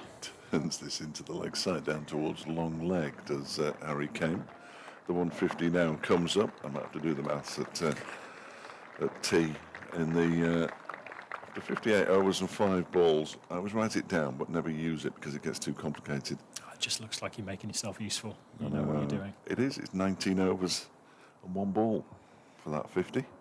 There we go. That makes more sense. Zafar in again, and it's edged and past the slip fielder as well. So Lloyd gets a little bit of good fortune there. He picks up 4 runs as well down to the vacant third man to move to 90. Genuine edge though. He got to his half century with an edge down the third man. That one went finer. 90 to Lloyd, 55 to Kame at the end of the other one, 54 for 1. He just got a little bit stuck there, Dave. Zaffa tends to be on the slower side, and after the one that skidded through the ball before, tossed it up and just prodded at it out there. So you'll be, again, happy to see that miss the slip corn. Again, a big win for us in the Derbyshire neutral. As Lloydie keeps getting the little bit of luck you need. Professional sport in a nutshell, I think, a lot of the times. You do need some good fortune. Yeah, and most importantly, another boundary as we keep kicking this rate up from a team perspective. 350 balls almost deep this partnership. He's been out there since 8 minutes past 11. But Caleb Jewell suffered his first Derbyshire duck. I can say that now, he's miles away. Yeah, exactly. And he's on to his 25th cup of coffee or tea now, I think, since being off the pitch from 8 past 11. But hey, what a signing he's been. Oh, it's been impressive to watch. Yeah, very good to watch. Very good to watch. Very simple, very talented. I'm not asking you to reveal any secrets. Clearly, I would never do that. But the idea of a Donald Jewell opening partnership in the T20, just smashing the ball to all parts, has really whetted my appetite for the blast coming into May. Sounds pretty good to me, that Fletch. Here is Higgins bowls. That's driven by Harry Kame and beats the man at mid-off. It was an unusual attempt to stop it, in all honesty. He's not going to get 4 runs, though. He's going to come back, is he, for the third? Yes, he is. And he moves to 58. And it's the 150 partnership now between these two. Of 346 balls. It's too much to write down when the team's going well. I'm not used to this. I should have brought a pen and paper. I could have helped you out. It's a decent partnership as well. I'm sure it's nowhere near the record. It's the time you start looking up records. I'll leave that to Griff. Of course, he knows them off the top of his head as Lloyd defends this next ball into the onside, and there's no run. Yeah, I know there's a long way to go. It'll come around soon enough, and you'll be fighting fit and all the rest of it. But that T20 side, I think if anything, it looks slightly better than last year. And last year it looked pretty good to me. I know ultimately they didn't get through to the quarterfinals. No, it certainly feels that way. It's and an exciting prospect. Yeah, definitely. Higgins in and bowls, and Lloyd turns that into the leg side. There's no run. No, I think we certainly feel that as a squad, and hopefully yourselves and people from the outside see that as well. I thought we made a real stride last year. Felt like we had firepower and match winners throughout the 11. And probably the bit we just lacked, maybe those wickets through the middle overs, and hopefully step forward Gazanfa. Yeah, absolutely. Well, so we've only seen videos, but by God, it looks like he's going to fit the bill there, and we really feel like we've covered a lot of bases then. I'd like to see you batters facing him in the nets. That's what we need. That's the content we need on social media. Lloyd pushes this one out into the offside, fielded by Holden. The key is, if you're unsure which way it's going, you just swing harder, right? Well, that would be my... Or in T20. Otherwise, Gaff would certainly be shouting at me if it was a red ball game. But no, we're looking forward to that. And I said, feel like we got some real momentum there last year. But it's great to be sat here at third in the table, you know. It's after such a great start and a decent result at Leicester. And, you know, we're obviously behind the game against Northants, but it's been a pretty strong start. Lloydie turns that into the leg side. Moves to 91. Again, now I know Lloydie has had a few 90s in his time, so don't say that. I'm trying to. Well, no, if I say it, that means he's going to avoid it, right? I'm okay. Reverse psychology. Is that how it works? I have no idea how it works. I hope so. Otherwise, I'm in serious trouble. I don't want to interview David Lloyd out for 99 or something like that. I think the last person I interviewed on 99 was Finn Hudson-Prentice against Middlesex. He was on debut. He scored 99 before holing out to mid-wicket, and then took a wicket with his first ball when he came on to bowl. Yeah, so I fortunately didn't interview him until he picked up his first wicket, so that was all right. But yeah, out for 99 on debut, the only player to do so. That's right, so there can't have been many debuts that went that well. And it's still his highest score in first-class cricket, the There you 99. Yeah. We talk about yours and Lloydie's highest scores often, so we won't go into that too much. It'd be nice if we could beat them for Derbyshire. That would be something. It would. To see him get 300 twice would be That might be a little bit greedy, actually. Let's start with this one, and we'll go from there. Yeah, 313 not out down at Cardiff. That's a proper cricket ground, not like one of those small out grounds, though. Yeah. Hey, they all count. No one remembers the size of the boundary, do they? No, just seen the ball sailing over the pavilion. Zafar into bowl to Lloyd, gets a full delivery and pushes it up towards Holden at mid-on, deep mid-on, and moves to 92, 159 for one. Yeah, Zafar just trying to tempt the batters here. There's a few field changes, guys going in and out. Sweetman was up to David Lloyd there, trying to get him to go across the line, but Lloydie was too disciplined and knocked it to the hanging mid-on. Kane guides this to a short third. And there's no run. The gentleman who was sitting at the back of the permanent temporary stand, pushing the boundaries, is still there. The seat at the back closest to where the sight screen starts, really, as Zafar bowls. That's clipped nicely by Kane into the leg side. He fancies two here. I'm not sure that David Lloyd does. And they stick to a single. Kane moves to 59, 160. It's nice to see our other Oh. temporary permanent stand having a spattering of people in there today. Is there a few in it? There's a few, actually. I think it has a bit more of a sun trap than the far Yes. side. Yeah. It all seemed to be wrapped up in there. It was incredible to watch that going up during the pre-season friendlies. Zafar bowls to Lloyd, goes back and cuts it out towards the boundary. There is a fielder out there, so he moves to 93.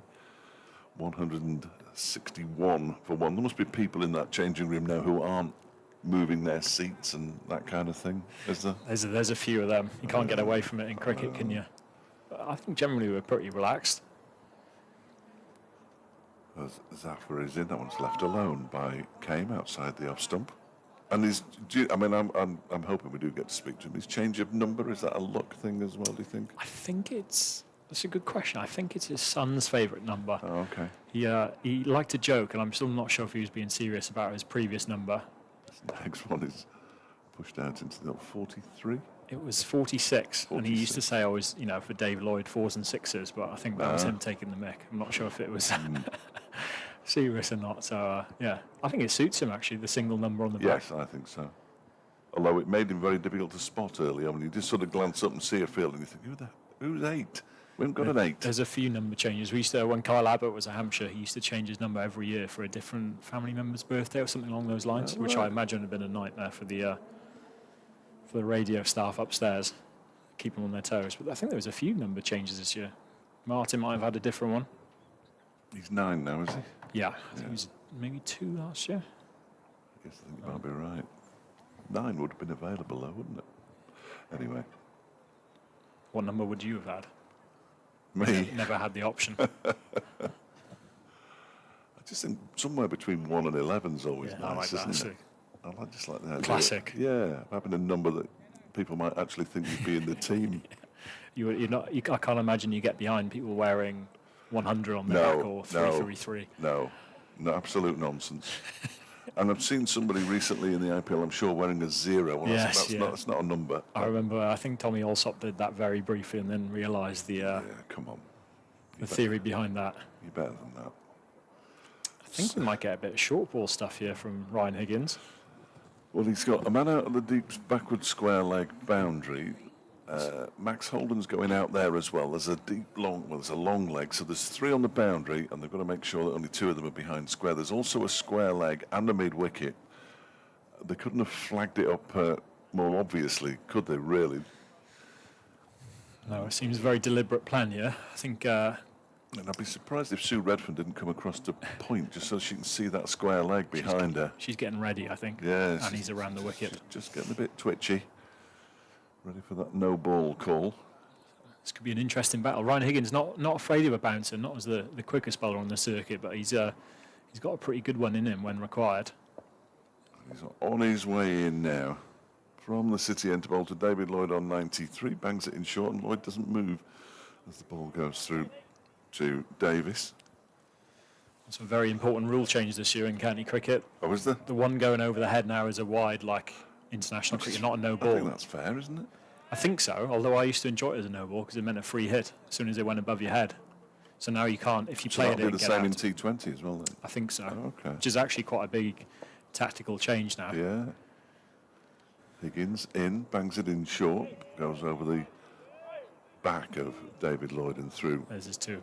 to the keeper. She doesn't seem too impressed about, but certainly looked like it was of shoulder height. Yes, Higgins just has a look back, sees that David Lloyd isn't the tallest of the batters that Derbyshire have got. Also noticed Mr. Roland Jones hanging his head at mid-on, which means it's going to be a big change of field and plan, I'm guessing, here now. The outfielder's scurrying back in now. Yeah, that's the only problem with that plan, it. if you use them too well, too early. It'll be 2 overs till tea after this one, which puts my 4 o'clock update bang in the middle of the only break that we get in the afternoon. But it's not about me. It is slightly irritating though. Could David Lloyd get the 7 runs he requires to get to 3 figures? They stayed to the same plan, but Yeah. not much margin for error here. Higgins is in, and that one is pulled into the leg side. Is he going to get caught out in the deep? Oh my word, he is going to get caught out in the deep at long leg. And David Lloyd perishes on 93. Blake Cullen coming in off the boundary takes the catch. And you might say that he's fallen for the trap there, David Lloyd. He thought that was the end of the short pitch stuff. He then took on a short of a length delivery. Cullen with the catch, and that is massively disappointing for David Lloyd, who hasn't even got off the edge of the square yet on his way off. Yeah, that's a tough one. I think, as we were just talking about here, it's actually a pretty brave ball there from Ryan Higgins, and he's executed perfectly with with both bouncers being used in the over to stay around with that field and keep it at the perfect height. I think almost caught Lloydie a bit off guard there and didn't fully commit. Shame to see, but that's a great knock from Dave, and just to spend 200 balls out in the middle and get us in this position, we're really happy for him. So not the 3 figures he would have wanted, but team's in a solid position, and Middlesex have probably got a good reward there. I think they bowled pretty well throughout the day, as shown by the run rate, and certainly deserved a reward. Not sure many people would have seen it coming like that, but as we all know, they all count the same. Yeah, absolutely. Yes, he will be. He's almost got to the foot of the stairs on the way up. But when his previous high score for the season was 23, he may well have scored as many runs today as he'd scored in the previous innings added up. So it'll certainly be close. Yeah. So he can take confidence from that. I don't think there's any doubt about it, but it will go down as a half century for David Lloyd. Yeah. It brings Wayne Madsen, the skipper, out to bat, who hasn't had any trouble. Touch, was there any wood around? Yeah. There we go. Scoring so far this season. He's got a century and 3 half centuries in his last 3 matches. He's got 3 half centuries in his last 3 innings, 96, 89 and 62 not out. Denied by the weather against Northamptonshire. Yep, another year, another Wayne Madsen masterclass so far. So 17 successive seasons. He's got a century now for Derbyshire. it's incredible, isn't it? Ridiculous. And the consistency at which he does it, and the way in which he does it in every situation is probably just as impressive, really. So no, shame for Lloydie there, but certainly we'll be looking to just rebuild here, get through to tea, and hopefully knock on this evening session. Yeah, 2.5 hours to go until tea as Higgins is on his way in. Madsen goes back and forces it up to mid-off.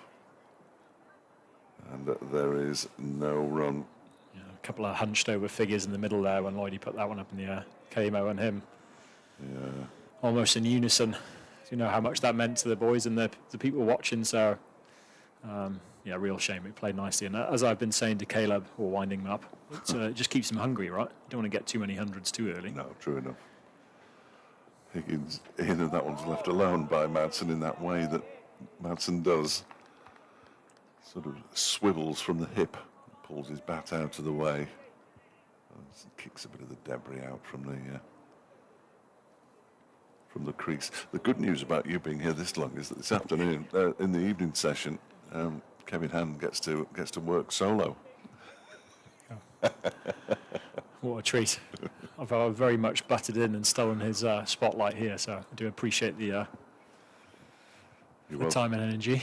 Higgins bowls again wide of the off stump, again left alone by Wayne Madsen, and the over comes to an end. A wicket maiden for Ryan Higgins, 1 for 26 from his 14 overs now. 2 to go until the tea interval, so they could stretch them, and they're not going to stretch it out to 12 minutes, are they? Which is slightly disappointing. Not with a left arm spinner at one end. No, I shouldn't imagine so. But no, just rewards probably for Middlesex. I think it's obviously a pretty good wicket at day one here. Those economy rates probably show how well they've bowled, and yeah, it's been a really good battle. I'd say one for the neutral this morning, proper old school, tough red ball cricket. So yeah, certainly this kind of first innings in the balance now. Hopefully we're going to get in and kick on, but certainly from a Middlesex standpoint, if they get a few quick wickets here, they certainly don't feel like we've run away with it too much. Are you going to Cardiff? Will you be in Cardiff at any Yeah, point? I think I'll make an appearance. I might even ask Mr. Webb and yourself for a Well, I was thinking, couple of hours on radio down there if you're really struggling. if you go on the Saturday, this isn't because I won't be there, as Zafar bowls and it's defended by Harry Kane, I'm sure he would enjoy and be welcoming an extra voice, because I've asked him to try and source another commentator, and because it's a Saturday afternoon, it's quite tricky. I can imagine. I will have to check my calendar or get Webby to get in touch with my agent. Yes, But I think that should do it. I may have promised my brother me to be there to watch his first game of the year, which would be even more important than Yes, it would. No, of course it would. as he returns to his home club, because signing in as captain this year. Big return. Yes, he's barely tweeted about it. No, I couldn't imagine you've noticed it. I'm sure you've only met him once in your life, but you know more about him than I would. Well, he tweets a lot about the cricket club, whose name I can't pronounce. Cambridge incidentally got 2 there, moved on to 61 as Zafar's in again, and he defends this next ball. And WWE wrestling. Yes, he's an eclectic character. Yeah, he's a I big take fan of that, yeah. isn't he? He's a big fan of that. He's got a few interesting habits, but yeah, I guess we're a bit of yin and yang between me and Gav. His next delivery is turned into the leg side. He by bowls, I bat. Cam. He's into his wrestling. I'm not sure what I'm into. Something other than wrestling. I wouldn't say that's in my remit. I think it's a strange thing for a grown-up to be tweeting about. But Yeah, that's what I tell him. But there's a crowd out there for it. oh, there certainly is. Zafar bowls. That's defended by Kane. Back to the bowl. One more ball of his over, Zafar. And then one more after that. We will be at tea. So who's that walking around? Pat Brown and Yeah, joined at the hip. Zach Chappell, who are never seen apart. No, as this they- next one is forced out into the It's a great offside stop. by Harry Kane. It is a good stop. Harry Kane was just sort of admiring the shot, and he actually got a tap on the shoulder from Wayne Madsen to say, there's a single in it for you here. Oh, and by the way, you'll also be facing at the start of the final over before tea. 164 for 2. Kane moves on to 62. Madsen yet to get off the mark. There's a top stop by the big fast bowler there at cover.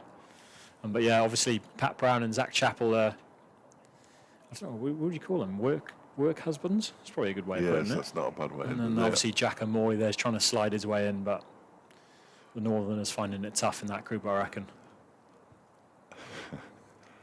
I reckon that Jack Morley can look after himself, though. The brief conversations that I've had with him, he's a feisty little character. He likes to think he can. I think he's a feisty little character. I think most people from Rochdale can look after themselves. Just had a request as well from Ben Aitchinson, a staunch Liverpool fan, to talk about them winning the league. But we've been trying to avoid that as much as we can. It's not happened yet, Ben. Calm down, son. He's Calm banking down. on it. I don't think it will happen, but Higgins around the wicket to Kane, drops one short outside the off stump, and Kane just sways out of the way. Now, it was good to see Ben bowling out in the middle of the week. Sorry, I'm not sure you noticed that Harry was very much gesturing at his father just to the left of the sight screen to move out of the way. Mr. That's Peter his dad Kane. at the far end, Yep, is it? Yeah. it was, yeah. I knew Peter was here today. We'd spotted him earlier. Griffith spotted him earlier. So. Back from his South African winter jaunts as usual, but right in the way, and his nice burgundy gilet as well, which is perfect timing for a red ball behind the sight screen.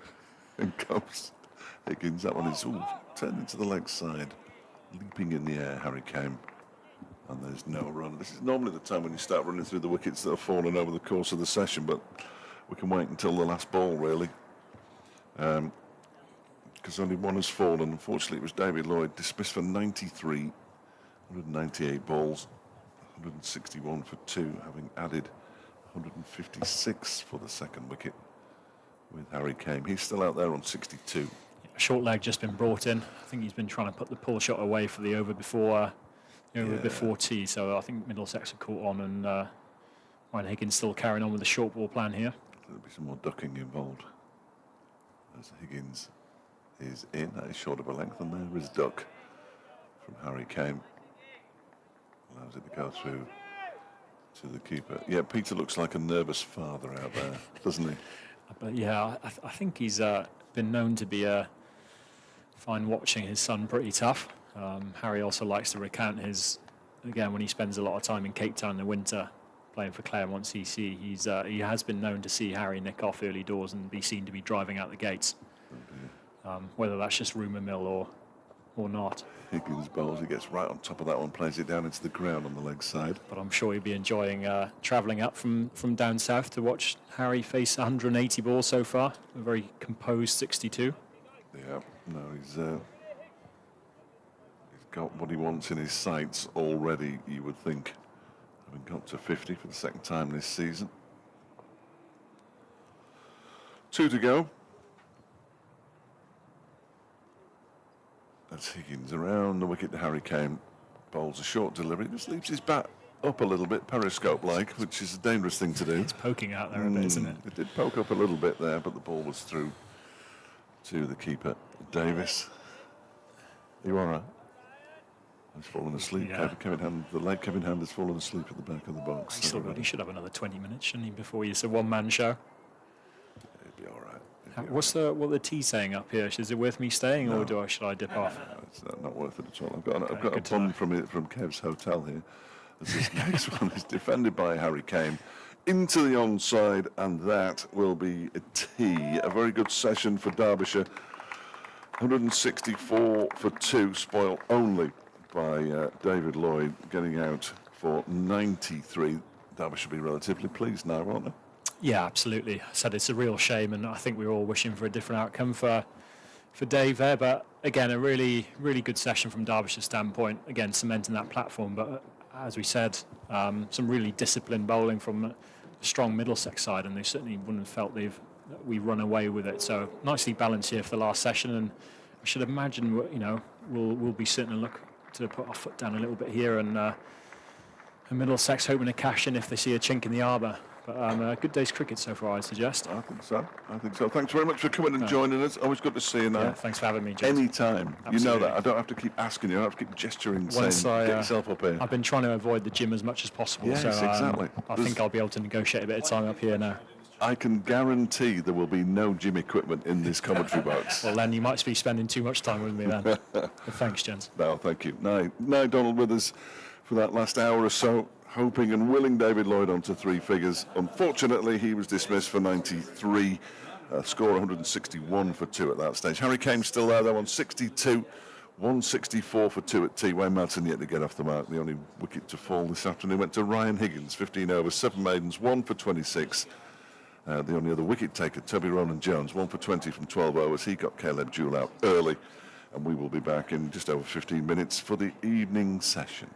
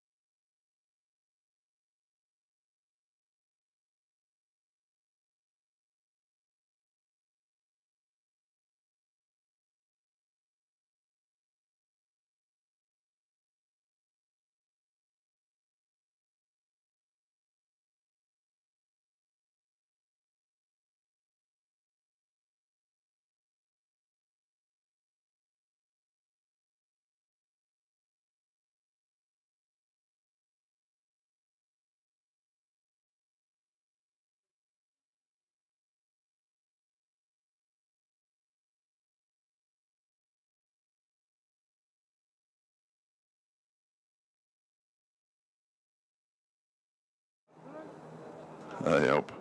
We're back. It's the evening session of Derbyshire's County Championship match against Middlesex here at the County Ground in Derby, with Derbyshire in a reasonably good position at 164 for 2, but having not got away as such, 2.56 the current run rate over the course of the 64 overs that we've had. It will only take 2 or 3 wickets to fall, and all of a sudden it would tilt in Middlesex's favour, I would suggest. Kevin Hand alongside, who I exiled for far too long this afternoon. Banished. And Zafar Gohar to continue his spell from the racecourse, and bowling to Wayne Madsen, who leaves that one alone outside the off stump. Yeah, it's been a very consistent bowling display by Middlesex, hasn't it? Absolutely. It does feel like spin may well be the key in this match. Zafar in again. Madsen drives pleasantly. So they're going to get a single, I fancy. Oh, that one bounces off the shin of... It's one of 2. I think that's Eskenazi. Yes. Oh. I've nailed this over the course of the day. I'll have forgotten it all by the time I'm back on Monday, of course. You just dropped your phone. How many phones have you got? I've got 2. Here's, I've got 3 actually. Harry Kane pushing the ball up to mid-on for a single. He moves to 63, 166 for 2.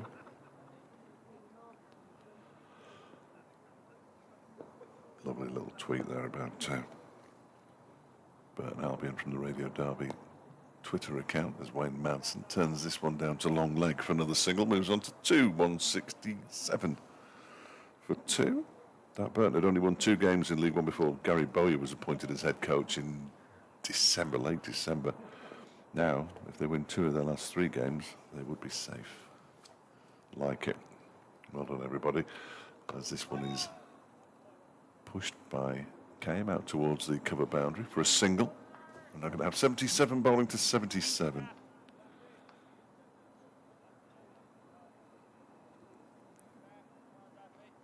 Zafar Gohar in his 13th over, bowling to Wayne Madsen.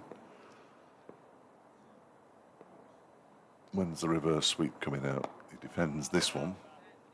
Back to the bowl. It was the final ball of the over as well. It won't be long before we see the reverse, I don't think. 168 for 2, Derbyshire, after 65 overs. So still a distance away from landing batting bonus points here. Unfortunately, they still count for something, certainly in the minds of players and coaches. Blake Cullen to return. Elsewhere, Sussex bowled out for 169 up the road, Nottinghamshire 18 without loss. Somerset 164 for 5 at tea against Surrey at the Oval. Worcestershire 142 for 8 against Durham at tea at New Road.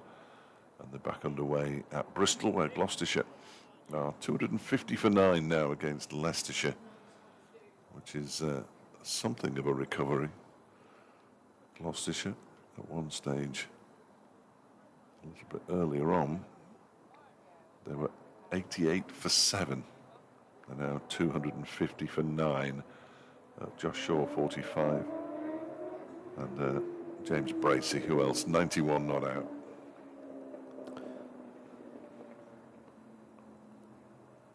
Here's Cullen.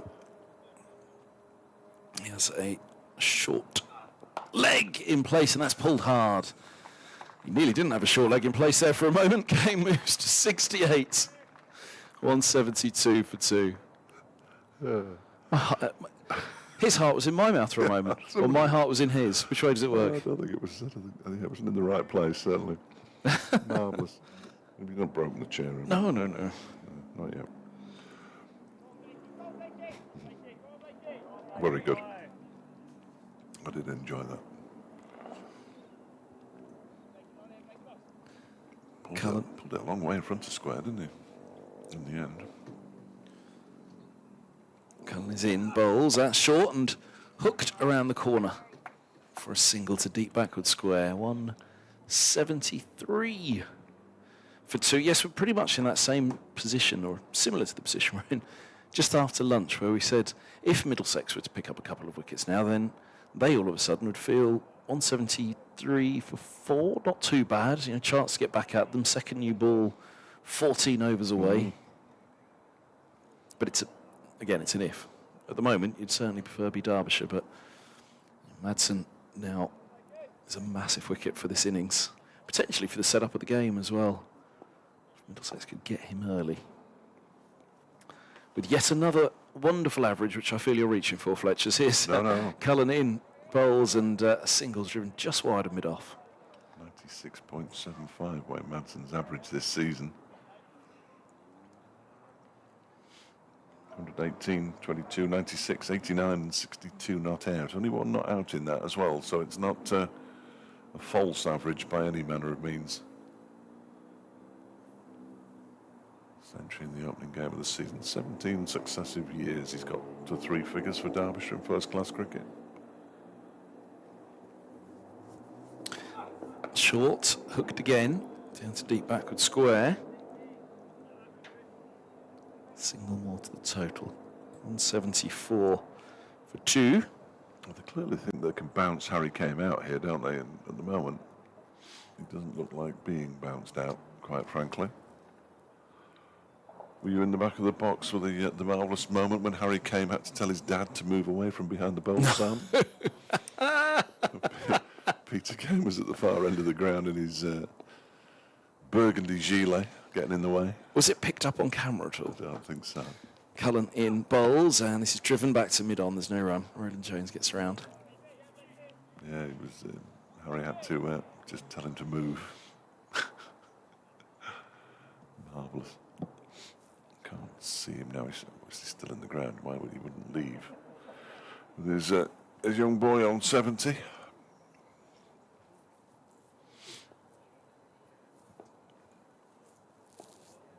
Two slips, and the gully go down. Cullen is in bowls, and that's defended away into the offside. Top ball 20 over, 175 for 2. Yeah, it's fascinatingly poised at the moment, this. With that second new ball 14 overs away. However, Middlesex will not be thinking just holding patterns until then and keeping the rate down. They will be thinking, look, there's a new batter out there, and it's a pretty big name as well in Wayne Madsen. Equally, Kane's well set if they could pick up, well, either or indeed both, before the second new ball, and they would feel slightly as though there's a door open to get at the second half of this innings. Still to come, Brooke Guest, who got 91 and 68 in 2 of his last 3 innings. 12 not out against Northamptonshire when the rain came. Lewis Rees, who's an opening bat by trade, of course. Martin Anderson with all his S's. Alex Thompson without a P. And against his former county. Yeah, and Zach Chappell. And Blair Tickner and Jack Morley when we can have a bit of fun. Chappell had some fun against Middlesex last season, didn't he? Chappell does like hitting the ball a long way. 61, 37 and 1. He's on a downward spiral at the moment as Harry Kane picks up another single at the start of Zafar Gohar's latest over, his 14th, by pushing the ball up towards long off for a single. Max Holden, no. Eskenazi, the fielder there. Holden's at mid-on. And Geddes going under the helmet again, this time for Wayne Madsen. That's silly mid-off, good luck. Got a man on the reverse sweep as well, as Gohar is in and Madsen defends. Back towards the bowler. Ambulance sets off up the Sir Frank Whittle Road. As Zafar's next delivery up the outside half of the bat, defended back to him by Madsen once again.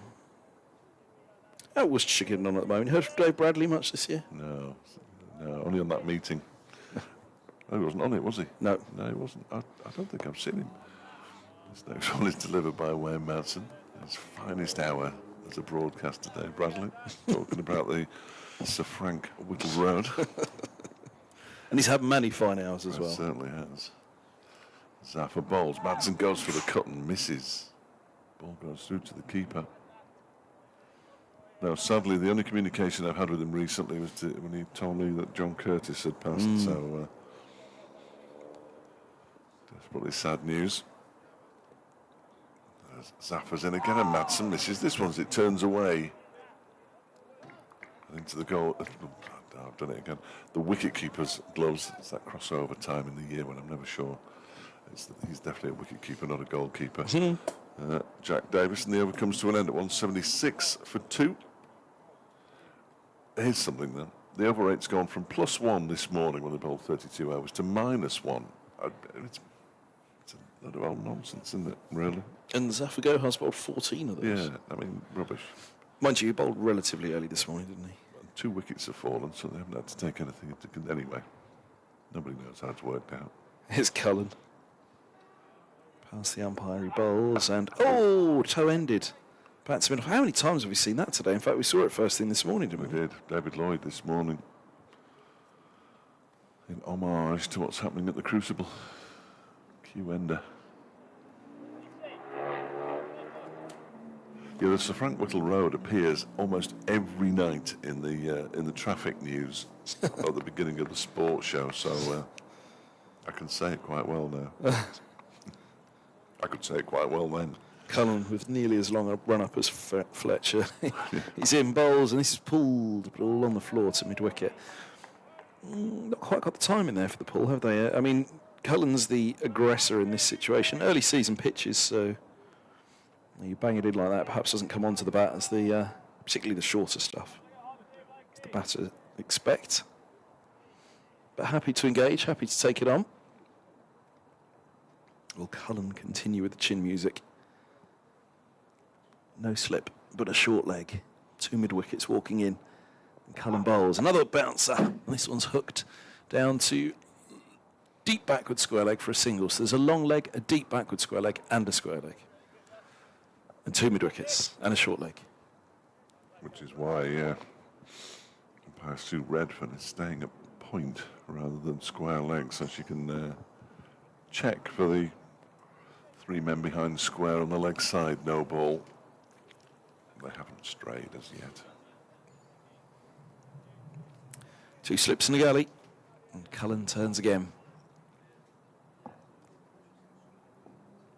Past the umpire.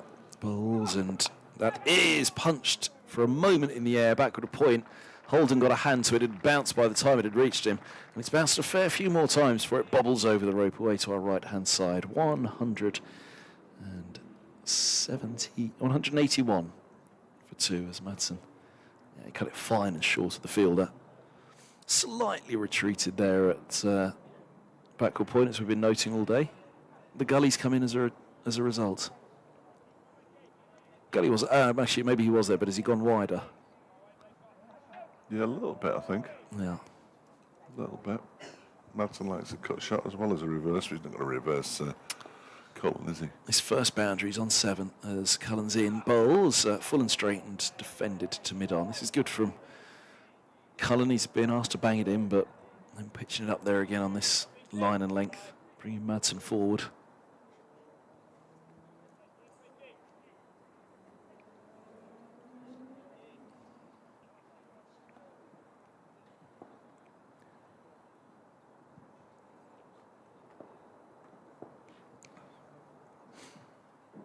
Leaning forward as he begins his stride. It's an upright one. He bowls and up on the toes. Madsen turns a single to deep square. He's on to 8. 182 for 2. Gloucestershire now all out for 252. Ben Green with a 5 for 63. Roman Walker's playing. Good to see Roman having a go. 2 men of Wrexham playing in the same round of matches in the 2nd division. Roman Walker and David Lloyd. Walker didn't pick up any wickets today, unfortunately for him, but a 5 for Ben Green. James Bracey, 93, was the not-out batter. Zaffer Gohar is in from the racecourse centre, bowl to Madsen, who just pushes the ball back towards the bowler. And there's no run. A second coach has arrived now. Somebody else playing later on? Well, no, Derbyshire's women are going to Canterbury to play Kent tomorrow. Second division of the Metro Bank Cup. There's a sweep shot from Wayne Madsen, and there's a boundary for Wayne Madsen. Out to the square leg. Rope. It's so trademark. He moves to 12, 186 for 2. Every batter so far. No, they're not. That's rubbish. Ignore that. Caleb Jewell spoiled the every batter into double figures by getting out third ball. Remember this morning I said Harry Moore had come down the steps and gone the wrong way? Yes. It wasn't Harry Moore, it was Blair Tickner. Oh. His two mates dobbed him in. Oh. They were screaming at him, "You've gone the wrong way. You've gone the wrong way," so he had to turn and go back. Right for runs, left for wickets. He got away with it though. 186 for 2, Derbyshire. Madsen on 12. Harry came on 72. And Madsen pushes this one out into the offside where Liz Deploy fields. And there's no run. The languid left arm throw of Liz Deploy. Doesn't look like he's about to bowl any minute soon. They have also now deployed a man on the square leg boundary. It's like Dane Patterson. Yeah. Oh, ball check. Get on with it. Sue Redford has a look at it and says, "Well, yeah, it's a ball. Well done, everybody." That's twice they've shown it to the umpires now. As he bowls, this one's played a long way in front of square. There's a run round the boundary for Patterson. He's not going to get there. And that's 4 more to Madsen, out towards the straight mid-wicket kind of area. Zafar goes for 2 boundaries in the same over, which hasn't happened before, I'm fairly sure. Nice shot from Wayne Madsen out towards the marquee. Dan Patterson set off, and you could see in his face he didn't really think he was ever going to get there. And he was right. 190 for 2. The platform continues to be built. Now he goes back, does Madsen for this one, pushes it out into the offside. Reenan pleased with a valuable innings from David Lloyd. He thought later on in the innings his timing off the bat improved, which I think it probably did, but it was definitely the kind of innings that he required as Madsen pushes the final ball of Zafar's over back to the bowler. That says to him that he played himself back into form. Hopefully. Yeah, I think you could tell from Aaron Donald's words that everybody in the changing room is hoping exactly the same. Mickey Arthur, last Monday when we spoke to him, I did ask him about David Lloyd's form and how much of a concern it might be. And he said, David Lloyd is a quality player, don't worry about him. So I didn't. Are you sure? I always do what Mickey tells me. You sure you didn't worry? Not really, not once I left the ground. I'd stopped worrying. Cullen begins a new over with a bumper. It's going to be close to a wide. Yes. Signalled. Too short from Cullen. 191 for 2. He's getting it through at a good pace though, isn't Yes, he? he is. He is. Which is good to see for a young bowler. He's had his injury problems, frustrated as he's been. He's been up on the mic a lot, bless him, in the last couple of years. Well, to waste his turn in his recovery from injury. Midway through his run-up now, he bowls and just short of length. That one eased off the back foot out to deep point by Kame, who moves to 73. Interesting having the deep point back. It's almost as though they're offering him the single. Come on, let's get Madsen on strike. When Madsen, when he got to 12, he's now on 16. Became only the 7th Derbyshire player to score 15,000 first-class runs or more for the county. He's only 8,000, nearly 9,000 behind Kim Barnett, who we won't catch. Dennis Smith on 20,000, Derek Morgan, Les Townsend, Stan Worthington and Arnold Hamer, the others. Cullen bowls, and this is pushed back up the track. Some greats by there. Madsen. Have they got the number of games? No. Oh. I'm sure we could find that out. But Kim Barnett played something like the seventh most first-class matches of any player anywhere in the world. Yeah. I mean, it's mad. Some of Kim's records are just And what did we say? Madsen's played since 2009? Ish. For Derbyshire. Yeah. Cullen. I'm not sure for Derbyshire. Cullen's right arm over, he bowls, and behind this one, Madsen defends on the back foot. He's played 242 first-class matches, which will be fewer than Kim played, because Kim played when they were playing 242 a season. well, 3-day games and 2 a week with a Sunday league game thrown in for good measure. Imagine how much money we could have made back then, Fletch. That's when cricket is, wasn't it? The commentators were well paid. Yes, okay.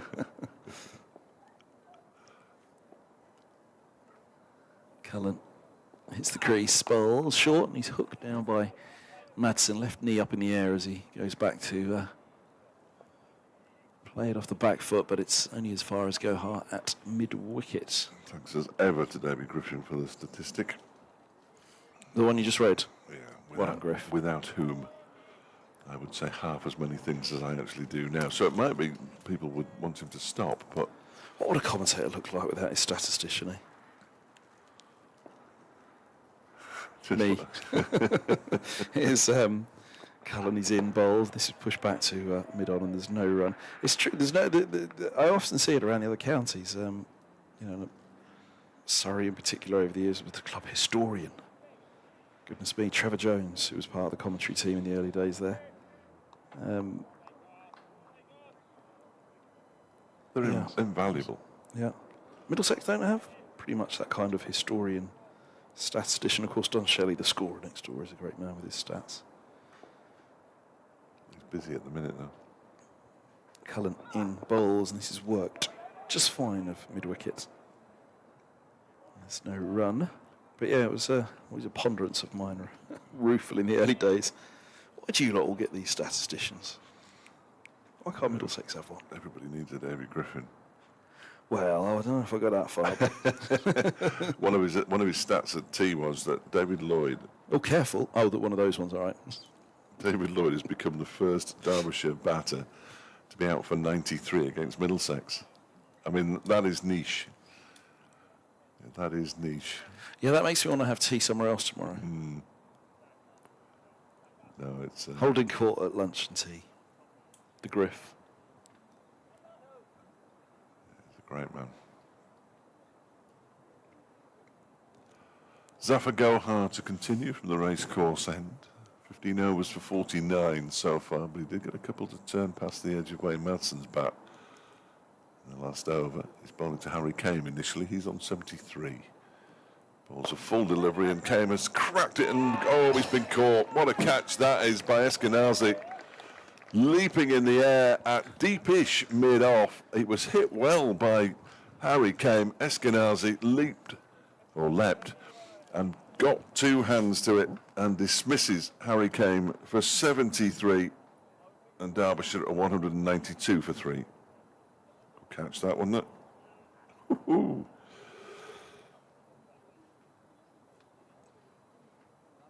Harry Kane was caught by Stephen Eskenazi off the bowling of Zafar Gohar for 73.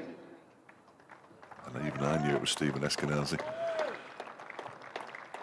Finally managed to pin down some of these Middlesex fielders with their cable knit sweaters on. Here comes Brooke Guest. The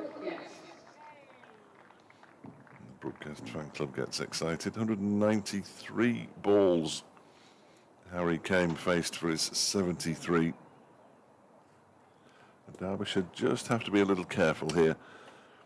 I know that sounds stupid, but at 192 for 3, they don't want to get suddenly become 198 for 5, and all the good work from earlier in the day would have been undone.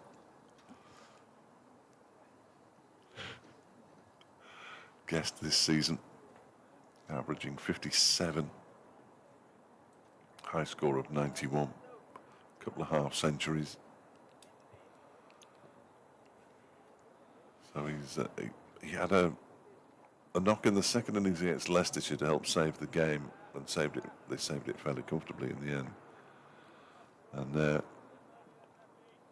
that just seemed to click him back into gear. Before that score of 68 not out, he had 1 and 0 and had faced 30 odd deliveries for that solitary run. Zafar is in again, bowls to Guest, who defends it straight back to the bowler. Of course, that will mean that Zafar's tail is up as well. 1 for 49 now in his 16th over. He's in once more. That's stroked into the offside, out of the middle of the bat. Ignore the noise from the middle. There was nothing wrong with that shot at all. 192 for 3. Zafar once more floats that one up outside the off stump, allowed to go through to the keeper by Guest.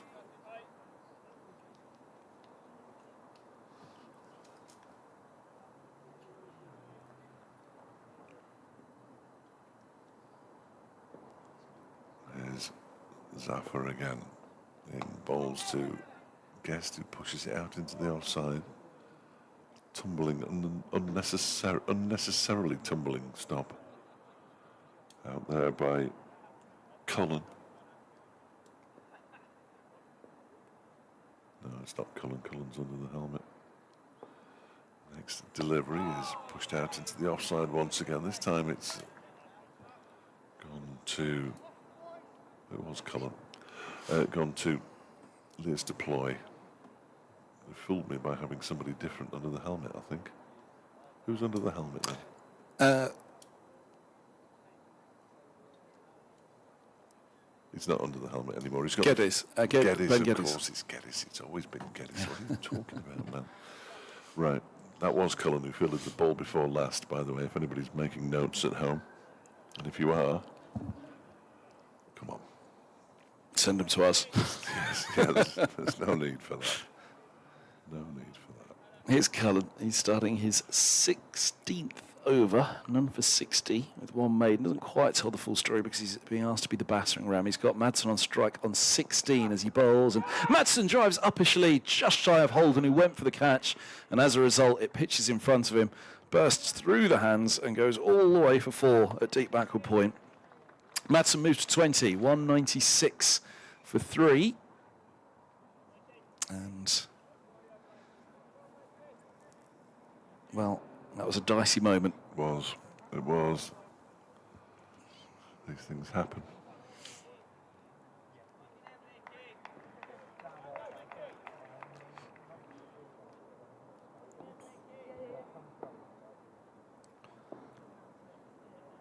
Here's Cullen. Balls a lift in delivery past the edge of Madsen. Well, he's getting something out of it, and he's probably getting a little bit more out of it than most have. Yes, he is.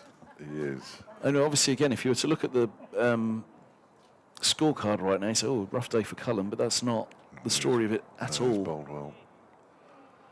He's got more out of the pitch than any of the other medium pacers, fast bowlers. Roland Jones bowled really tidily, 1 for 20. Well, that ball Same with Higgins. That ball that he just bowled there, if he could just do that on repeat for 6 deliveries, which obviously hasn't been his job either. He's been asked to be the battering ram. In he comes, bowls. Oh, that's clipped uppishly. Wide of mid-on. The cry of catch went up. Madsen was watchful the way he did it, though. He didn't go fully through with the shot, just worked the ball in the end, which meant he wasn't going to dolly it to a slightly fine mid-wicket and a straight mid-on. Controlled enough. Guest on to strike. 5th ball, yet to get off the mark. 197 for 3. 8.5 overs shy of the second new ball. That could be important as well, couldn't it? Well, it is. I mean, obviously we've taught that side of it from Derbyshire's perspective. It's, you know, well, they'd have liked probably one of their set batters to get to that second new ball, wouldn't they? As here's Cullen in bowls, and forward goes Guest defending into the offside. No run again.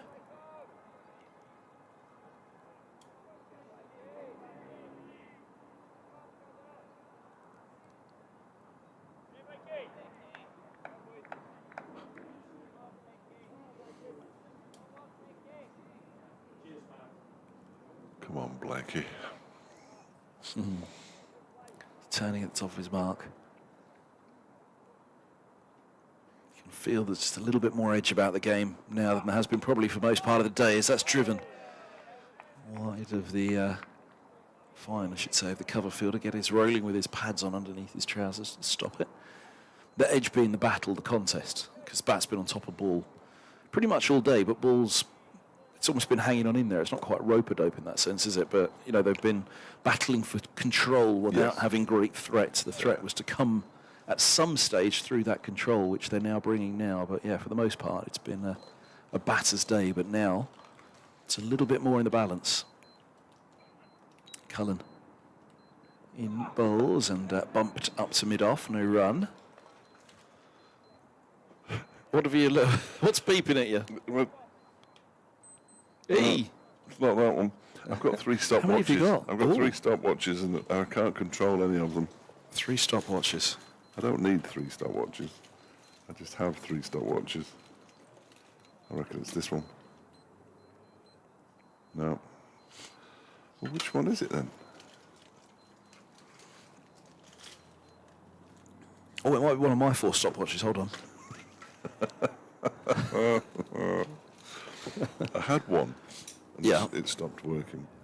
And then it started working again, No. or you just kept it for nostalgia? And somebody brought me one, and then when I got home for my birthday, my lad had bought me one. It was chaos. I had too many stopwatches. Zafar Gohar comes in and bowls to Wayne Madsen wide of the off stump, and he allows it to go through to the keeper, Davis, and there's no run. Well, that answers the question: who watches the stopwatches? Dave Fletcher. I've got 3 stopwatches. I threw away the instructions, of course, before I'd worked out how you turn the alarm off. Zafar in again, full delivery, wide of the off stump, left alone by Wayne Madsen to go through to the keeper. 2 identical deliveries to begin the over from Zafar. Somebody's getting very excited out there. Zafar's in and he plays at this one, forces it out into the offside off the back foot. Max Holden getting excited. Was it? Arsenal are in the Champions League semi-final next week, aren't they? Can't keep them quiet at the moment. But anxious and getting excited because Liverpool are about to win the league. Aye. Apparently. Zafar bowls, Madsen covers up and pushes it out to Deploy, who's at extra cover. And immediately starts polishing the ball on his his left arm with his right hand again. Zafar around the wicket. Madsen pushes it into the offside. You can hear the weight from Madsen. Zafar chases after the ball, but then lets Deploy pick it up. Once more, there is no run.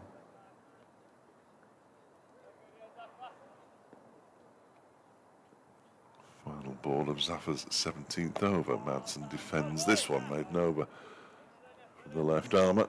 17 overs, 1 for 49. Only the second maiden that he's bowled. 23 overs left today. New ball, second new ball available in 7 overs time. Derbyshire 197 for 3. Madsen on 21. And Brookguest yet to get off the mark. Back to Cullen. I wonder how tempted they'd be to give him a go with a new ball, the way he's bowling. That was kind of the point. Sorry, go ahead. We'll have to get him off soon then, won't we? Well, that was kind of the point I was getting to in terms of if he could leave 6 balls there, because his job at the... Well, it probably has reverted back to that now Kane was gone, is leave 6 balls there. Let's see how he goes. 2 slips and a gully, and he's in, bowls, and on the spot straight away.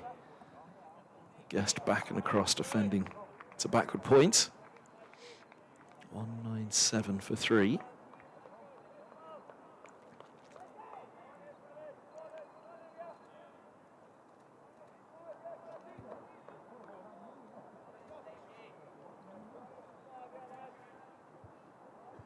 Higgins with plenty of chatter for Holden at backward point. What are they discussing? Not sure if Higgins is much of a football fan. Might be. Haven't heard much from him though. This is Cullen in bowls, and this is driven back down the ground. That's a gorgeous shot, just over pitched from Cullen. He gets off the mark with a boundary. Lovely way to do so as well. Gorgeous straight drive. He's not the sort to let being on naught bother him too much. It strikes me, Brookguest. Hardest working man in cricket. Always first to the ground. What, even before you, Fletch? No, that'd be ridiculous. But I don't do much work after I get here. He gets here straight in the You nets. listen to Griff, don't you? That's hard work. It's never been hard work. Yeah, straight into the nets, then he does all his keeping stuff. Cullen bowls, and this is pushed back to mid-on. Just on 4, 201 for 3.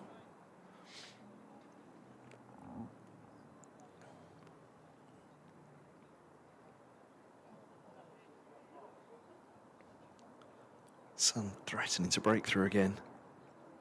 Starts over by the members' pavilion and starts to spread over towards us. In the Dave Fletcher Media Centre. I don't think so. Here's Cullen bowls, a length ball defended by Guest once more. And he's getting a fair bit of pace out of this old ball, isn't he? And still hitting the ball. We've said all day the sound of that ball onto a bat, it's a real thud, isn't it? You know, it's not soft. The ball's hitting the bat hard. It's not a soft day, is it? Even though Middlesex aren't going past it, it just hasn't been that much sideways movement. We saw a little bit of seam movement for a while, didn't we? Just a little bit, not a huge amount. A couple of balls sprung to mind from Patterson, wasn't it, towards the end of his second spell.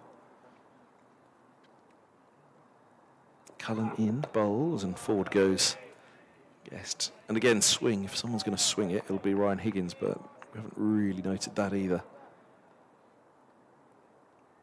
Who's the go-to man for Derbyshire if... to swing it, well...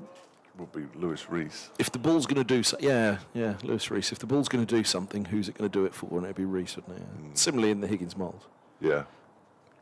Slightly shorter in stature, skiddier bowlers. The ball has a chance to do a bit through the air. Very different, well, three very different spinners. Tall Alex Thompson with his off spin, David Lloyd with his, and then the left arm spin of Jack Morley. Cullen, tall figure, he's in, bowls, and this ball's pushed up to mid-on, there's no run. We sized him up against Roland Jones, didn't we? 6'3", 6'4", the pair of them. Yes. So they're not giants of figures, but he's such an athletic-looking figure, Cullen, that makes him look that little bit taller. Takes his sweater and his cap from umpire Debenham, who's probably got at least half a foot on. Then feels the back of his left hamstring. Cullen. Well, hopefully not. Just give it a little rub, and he's walking down. Well, he's bowled 17 overs now. They do talk about red zones and player management, don't they? And none of us are particularly a fan of it. Bowlers need to bowl is the answer. However, when a player's had 2 years of back problems and injury problems, you do think, Cullen's off. Let's hope it's just the end of the spell. Yeah, absolutely. He's walking off, not gingerly either. I'm not sure if these stats are updated. If they're not, the 4 that Brooke Guest scored took him past 3,000 first-class runs in his 60th match. Speaking of gingerly, the finest cake at Lord's is now the ginger cake, which is new this year. Oh, okay. It's good. When are you at Lord's? September. We've got September and Old Trafford and Canterbury. Lords and Canterbury. Lords and Canterbury, apologies. Yeah, we're at Old Trafford soon. Zaffa begins a new over to Wayne Mountain, who defends the first ball back down the track. This is Derbyshire's third home game. Well, I was going to say Middlesex can end up with 3 away games in September because they play so many of their home games, given Lord's availability beyond the end of May, really, is limited. We haven't been outside of the East Midlands yet. This one is pushed into the offside by Madsen because the away game was at Leicester. Ah, yes. This is the third home game. The next September, so September 2026, I don't expect them to play any home games in September. As Zaffa's in, balls to Madsen, who defends it, because they're going to replace the outfield.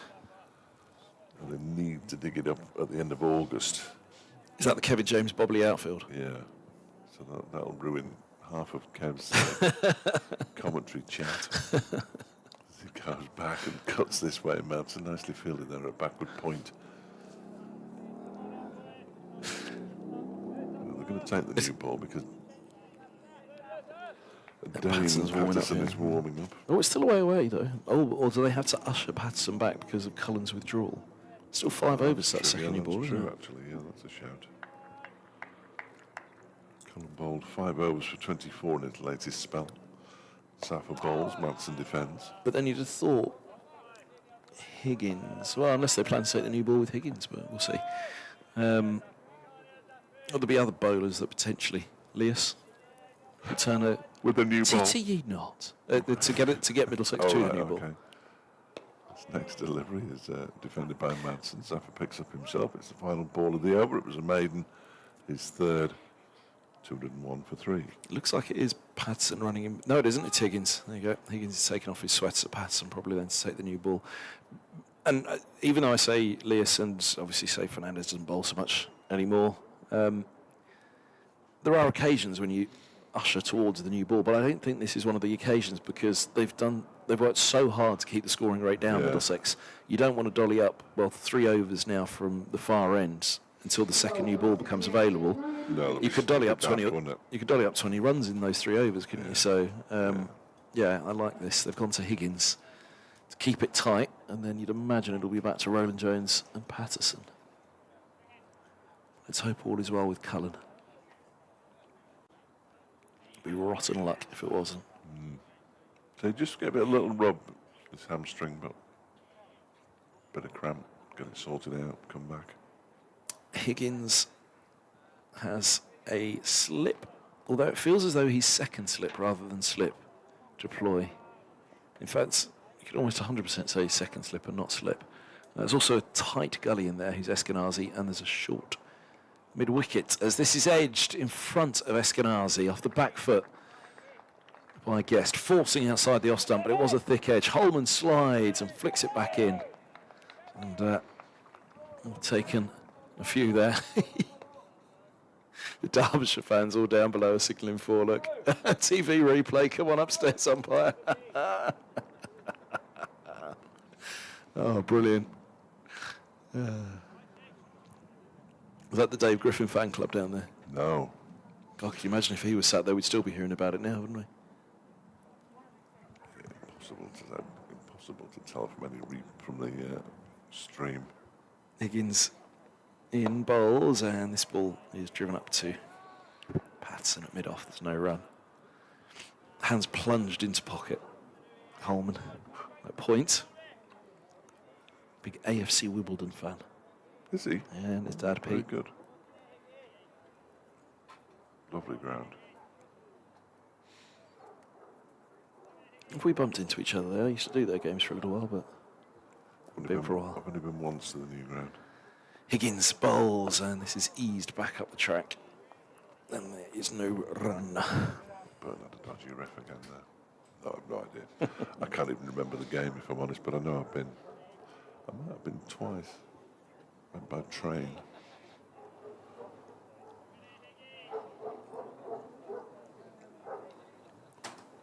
I think there's a dog in.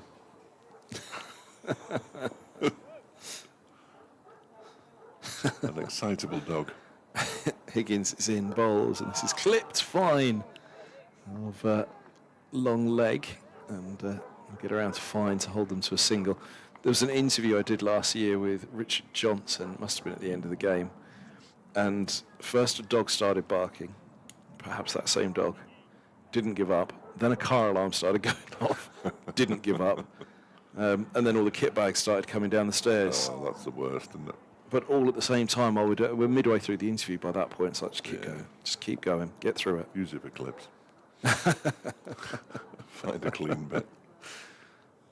Higgins bowls, and forward goes Guest. Pushing back, no run again, 205 for 3.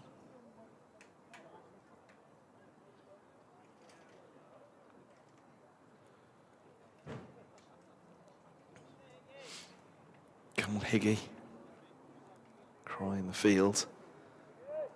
He'll pick up a wicket now, won't he, Higgins? But it just feels as though Cullen's removal from the attack has just eased things up. It's a long run up that Higgins has, isn't it? Can go. He's in now, bowls, and this is turned just fine of mid-wicket off the back foot by Guest. End of the over, 205 for 3. Higgins 16 overs, 7 maidens, 1 for 30. And again, not the best of the economies. Roland Jones has 1 for 20 from 12. 205 for 3. Have we lost you already? We have. He's gone. Upsetting the good folk of Derbyshire.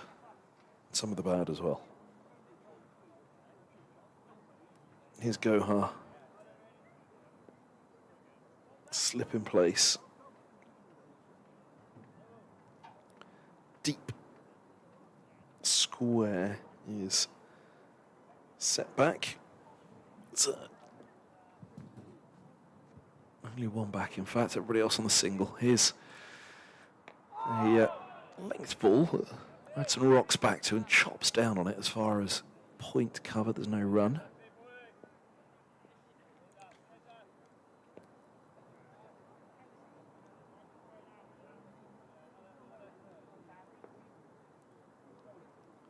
Gohart in again, bowls, and this is left alone outside of off stump. Turn and bounce through to the gloves of the keeper.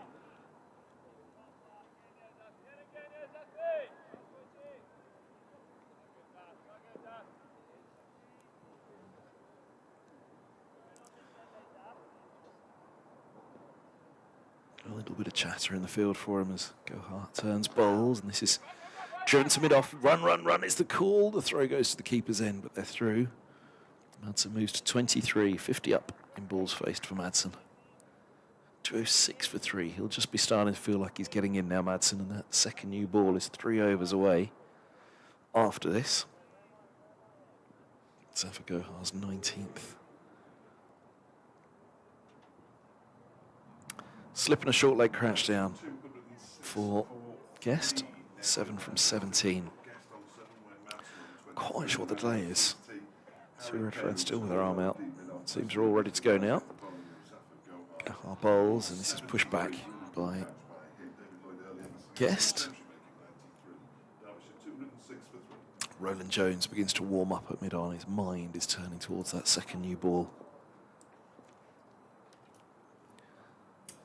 Gohar again. Bowls a forward defence. What would they give for one more before the second new ball, Middlesex? What would they give? Oh, lots. Probably not dinner tonight, but No. maybe tomorrow's breakfast. Well, it's a variety of eggs. Gohar bowls, and this is tickled to mid-wicket where Holden does the fielding. End of the 77th. 206 for 3 is a very, very good start from Derbyshire. And they are getting to the second new ball. Even if Middlesex went bang-bang with the second new ball, 220 for 5 is still a very good start from Derbyshire, I mean, put in. It is. It just feels like it's been in the balance the entire day, doesn't it? Yeah. You're never quite sure. Yes, Derbyshire one down, going to 160 odd before David Lloyd was out. But they never got away. The overall run rate for the day, 2.7. And Ryan Higgins to continue from the city end here at the county ground in Derby with 19 overs left in the day. He's initially going to be bowling to Wayne Madsen, who gets a little tucked up by one that gets a little bit higher up than he imagined it was going to there. Not quite evasive action, but just a little inconvenienced. I think it's fair to say. They went to tea when Gloucestershire were all out for 252. This is Bristol, by the way. An 12th wicket has fallen in the day now. Leicestershire 9 for 2 in reply to Gloucestershire's 252. More wickets fallen at Bristol today than have fallen most of last season. This one is clipped by Wayne Madsen into the onside. And there's no run. They must have done something to the pitch. Durham have already lost their first wicket. Worcestershire 162 all out. Durham 15 for 1. Nottinghamshire are 61 for 2 in reply to Sussex's 169 all out. So the home side there at Trent Bridge trailing by 108. And Somerset 174 for 5 against Surrey at the Oval as Higgins bowls. Madsen clips that nicely into the leg side. This might go all the way to the boundary. It's racing towards the rope. There's a fielder running round, but he won't get there. And Wayne Madsen picks up another boundary, moves on to 27, 210 for 3. nice shot from Wayne Madsen. Another nice shot to add to the myriad of nice shots he's played over a very lengthy career for Derbyshire. A slip in a gully, a point, a cover, a mid-off, a mid-on, a mid-wicket. A man on the square leg boundary and a man down at long leg is the field for Wayne Madsen. As Higgins bowls and he clips this way down to the long leg. And they go through for a single. He moves to 28, 211 for 3. So runs at a premium across the county championship, really. 2 teams bowled out in the 160s. Somerset have lost a 5th wicket in the 170s. Gloucestershire all out for 250. And yet it doesn't feel like the kind of weather that would necessarily benefit the bowlers too much, as Brooke Guest gets a bat and pad to the ball there, that dribbles out into the onside. And there's no run. Slightly disappointed not to have had a message from Twiggy today, which sort of suggests he might not be watching, so I'll have to have words when I see him later.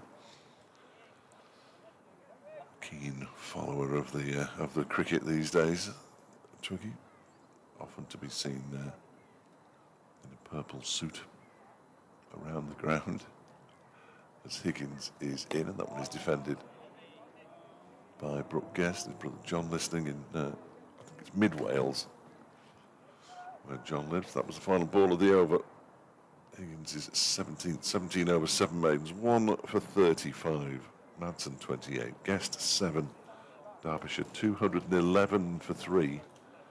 With 2 overs to go until the second new ball becomes available. I'd be surprised if it wasn't taken straight away. And then there would be 16 overs left, an hour or so's worth of cricket, so around about 20 past 6 finish for those planning their Friday night out. I know we will lose a few of you tomorrow for games in Hull and Burton. Gohar begins a new over, left arm round. And who knows elsewhere across the country. That's having nothing to do with that one on 28. Do come back when you finish with your football. Bit of flight, push back by Madsen. There's no run to 11 for 3. Yeah, it's lovely. You get the build-up all through the day to the football, listen to the cricket, then the football finishes, you come straight back. Gohar. Lots of fly on that, well left by Madsen outside off. What a glorious evening. Isn't it beautiful? Someone said temperatures are picking up on Monday. Sunday.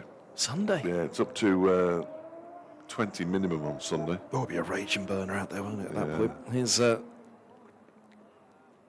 little bit of length again from Gohar, but outside the off stump, left alone by Madsen, padding up through to the second new ball. Yeah, you'll be chopping off the bottom of your tracksuit bottoms tomorrow on Sunday. Or just coming in your underpants. But what if they split? That would be disastrous. There's a lot of flight from Gohar. This ball's pushed back to extra cover.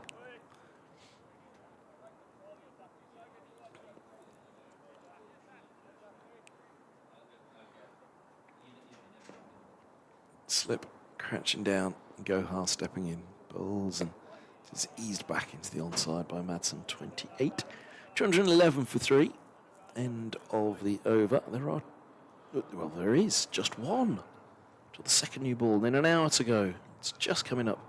It's 10 past 5, so we're not quite going to get the allocation in on time today, but we will get them in nonetheless. We'll be away by 7. You mean we'll be doing the interviews at 7? No, we'll be away by 7. No, I'll be doing the interviews at 7. Will you? That's interviews plural. What interview, sorry? I was going to say. What's going on? I can speak to you if you like, Fletch. Close. Julie Bonney has replied to something that I tweeted from... Please tell me it's grumpy. No. She's just putting please... She starts her message with please tell me.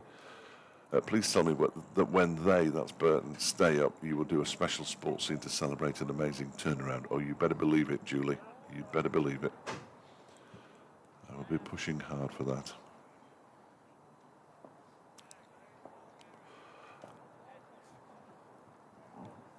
Brian Higgins from the City end. He's now got 2 close catches at mid-wicket for Brooke Guest, as well as a leg gully. I wonder where he's going to bowl this. The man's coming in off the... he's not going to surround him. The man's coming in from square leg from the boundary, and we now have almost a ring field on the leg side as Higgins is in, and that strikes the pad of Brooke Guest. Half-hearted appeals, really, for leg before wicket. And he's sort of angling the ball down the leg side anyway, judging by the field that he currently has. Be a major surprise if that had been given out by umpire Ben Debenham. It wasn't. And he's in again, Higgins. This time it's clipped into the leg side. Good tumbling stuff away to his right by Zafar. Didn't know where the ball was for a moment, but it was a good stop. Guest picks up another single, moves to 8, 212 for 3. It's not been a day of crash bang wallop batting, certainly. Day one at... Was it day one at Leicester? I think it was. Day one at Leicester, they scored over 400 runs, Leicestershire, after being put into bat. It's not been that kind of day. As Higgins is in, and Madsen just pushes it into the onside. There's no run. But the bowling has been better than Derbyshire's bowling was at Leicester, I think it's fair to say. Not sure it was day one, you know. It was a day. Obviously. I ought to remember it, but it was only 2 weeks ago. No, it was day 2. Comes Higgins, bowls a foolish delivery. It's turned away fine by Wayne Madsen for 4 runs. The leg slip has his hands on his head, Leas to play, but it was nowhere near him, and Madsen moves to 32, 216 for 3. Guest and Madsen in conversation in the middle of the pitch. As the ball is retrieved from the boundary away to our left. 32 off 62, Wayne Madsen. 8 off 24, Brooke Guest. 216 for 3. As Higgins comes in again. Bowls to Madsen, who defends this one straight back to the bowler. The man at, is that Roland Jones at mid-on, going through his bowling action. Bowled 12 overs, 1 for 20 in 2 separate spells of 6 overs.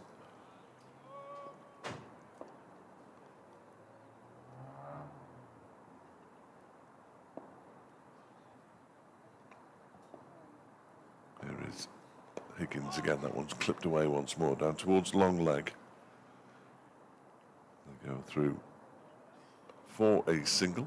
Madsen moves to 33, yep, 33. 217 for 3, also keeps the strike. Guest on 8, good to hear from Bob. A bit sleepy at 3 and over, but hey, if you don't lose any more wickets today and reach 260 for 3, then job done and you're setting the base for an acceleration tomorrow. But if Middlesex nick another wicket, especially Madsen, he thinks it will be on as even today. The new ball is now being summoned, I fancy. I think I just saw it waved there, did you? I'm not sure if I have. Something was being waved, but maybe they were waving to the dressing room. There was a flurry of arms around. Roland Jones is coming on. You'd be surprised if you didn't have the second new ball in hand. Maybe. Zach Chappell, there you go. Zach Chappell at the top of the stairs. He's using the banisters to do some exercises. It's remarkable. Where is He's he? a man who can't keep still. Watch him. He grabs hold of the banisters now. Yeah. Oh, yeah. Stretching his knees. He's just been... Oh, looks good, that. Yeah, there we go. What's he doing? Ballerina now. Leg up on One leg up, 2 legs up. And slide all the way down. There we go. No, he's not doing that. He's the kind of character who can't really keep still.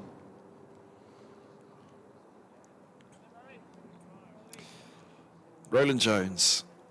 2 slips and a gully. Point cover and a mid-off, mid-on. Deep square and long leg. And he's right arm over the wicket. From the racecourse end, Madsen's on 33, 217 for 3, and Roland Jones is in. Bowls full straight and defended by Madsen. That pretty much is set to be how Roland Jones will hope to play out the next 8 overs from this end. Good bowl the ball. Possibly not. Possibly not. Depends how well he's bowling, doesn't it? Well, true. If the wickets start to go, then prizing the ball from his hand may be difficult, but then they may also want to give Zafar Gohar a go with the second new ball for an over or two before stumps at this end. Roland Jones into the crease now. He bowls, and again, full straight defended, this time to cover. There's the area upon which he will want to probe. Madsen plays a one-footed drive back down the ground. The trailing leg lifts in the air as he practices the shot. Shadow batting, that was called. I think so.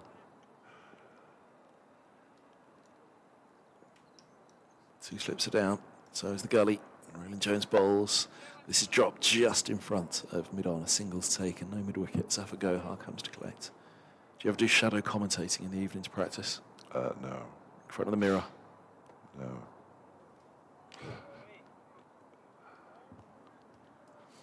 Could think of a few who would. Yes, I can. Some would just look in the mirror.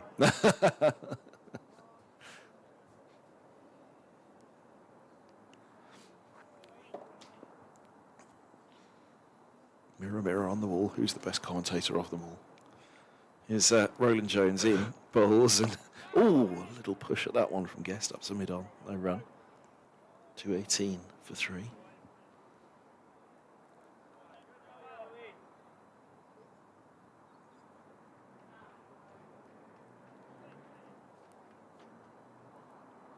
Oh, the shadow's starting to stretch now. By Bednam. Bednam? Debenham. There is a Bednam, isn't there? I don't think so. Beddingham? But David Beddingham's a batter at Durham. Is he? Is Roland Jones on to the pads. That's whipped down. But he's bowled better than that, really. There will come a point where this game moves at a pace. Do you think? Middlesex will hope it's today. Derbyshire will clearly hope that it's sometime tomorrow afternoon. And they have the ball in hand as Roland Jones moves in, bowls, and that's clipped through mid-wicket. Lovely shot. Mid-on and square leg. Head to collect the ball. And they're turning for 3. 2-2-3 for 3. Good running. End of the over. So, Guest will keep the strike. He's on 13. Madsen's on 34. I'm missing my afternoon slice of cake. Yeah, well, that as well. So, in absence of the nap, you usually go for the cake, don't you, at tea? Oh, you've got yours. I was going to go for a piece of fruit. Give me a little. Have that, honestly. Oh, honestly. You're not getting one tomorrow. No, You don't want one? not really. There go the girls on their way to Kent. Good luck to them. Lost in their opening match at Bristol last Saturday. So in successive weekends, they've gone to Bristol and Canterbury. Deserve some home comforts at some point, sooner or later. I'm sure that Dave Jepson will keep you across what's happening with them tomorrow in my absence. Here is Dane Patterson in and bowling with the new ball. Second over with it. Bowls to Brooke Guest, who allows it to go through to the keeper. Stuart in Chesterfield, I know. He says, Dave, it would be nice to hear Chesterfield FC mentioned occasionally, the mighty Spirates. We might be up north, but we're still in Derbyshire.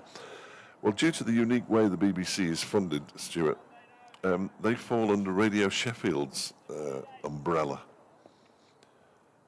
And as a result, Radio Sheffield will cover Chesterfield fully, as Guest leaves another one alone outside the off stump. What I can tell you, though, and you'll already know this, but for anybody else out there,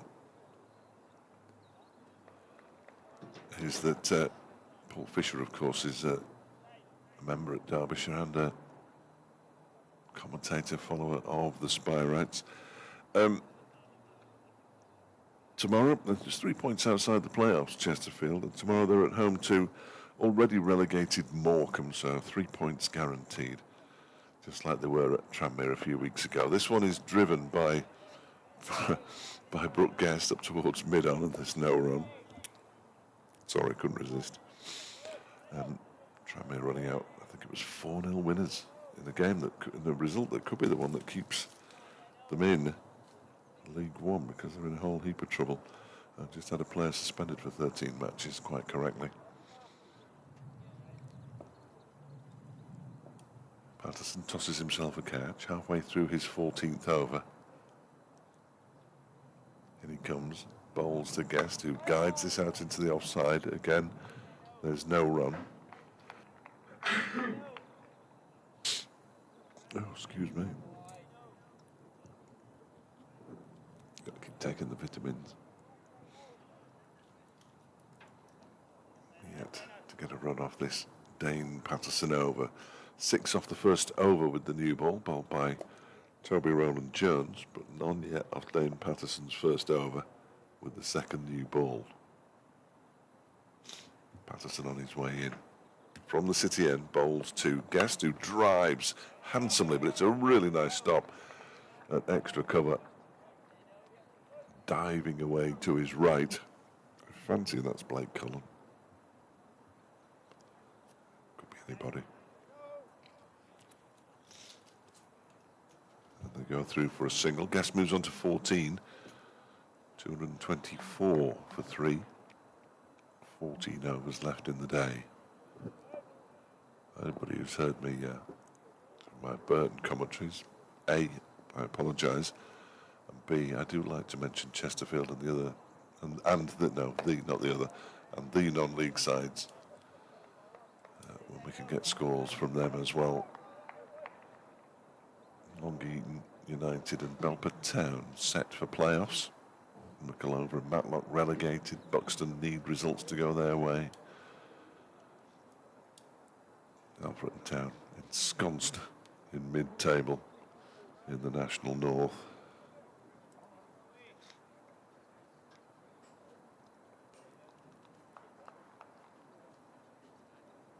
Just been asked by Twiggy if I'm eating cake. No cake for me.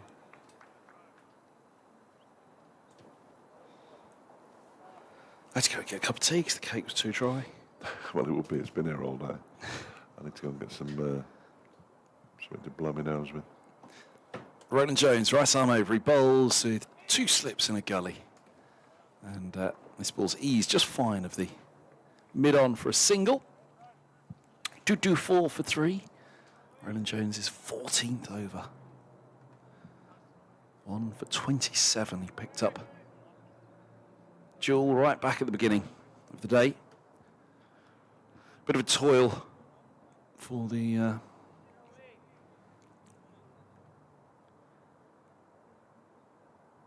remaining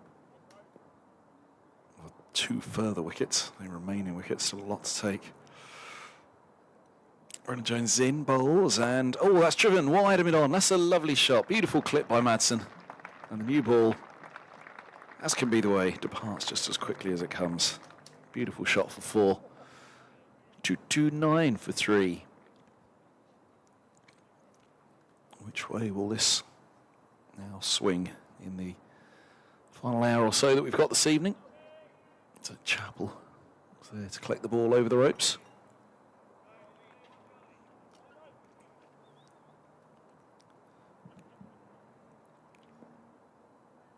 Slip and a gully. Roland Jones running in. Bowls, and it's turned off his hip for a single out deep square by Madsen. Moves to 39. No, yes, 39. 230 for 3. Very good day for the hosts. Just now starting to get themselves into a position where this partnership worth 38. Add 2 to the total now. Not a bad score. Got 192 for 3. And the last wicket fell. I had a couple more at that point and starts to get a little nervy. Roland Jones in, bowls and full and straight. That's defended by Guest.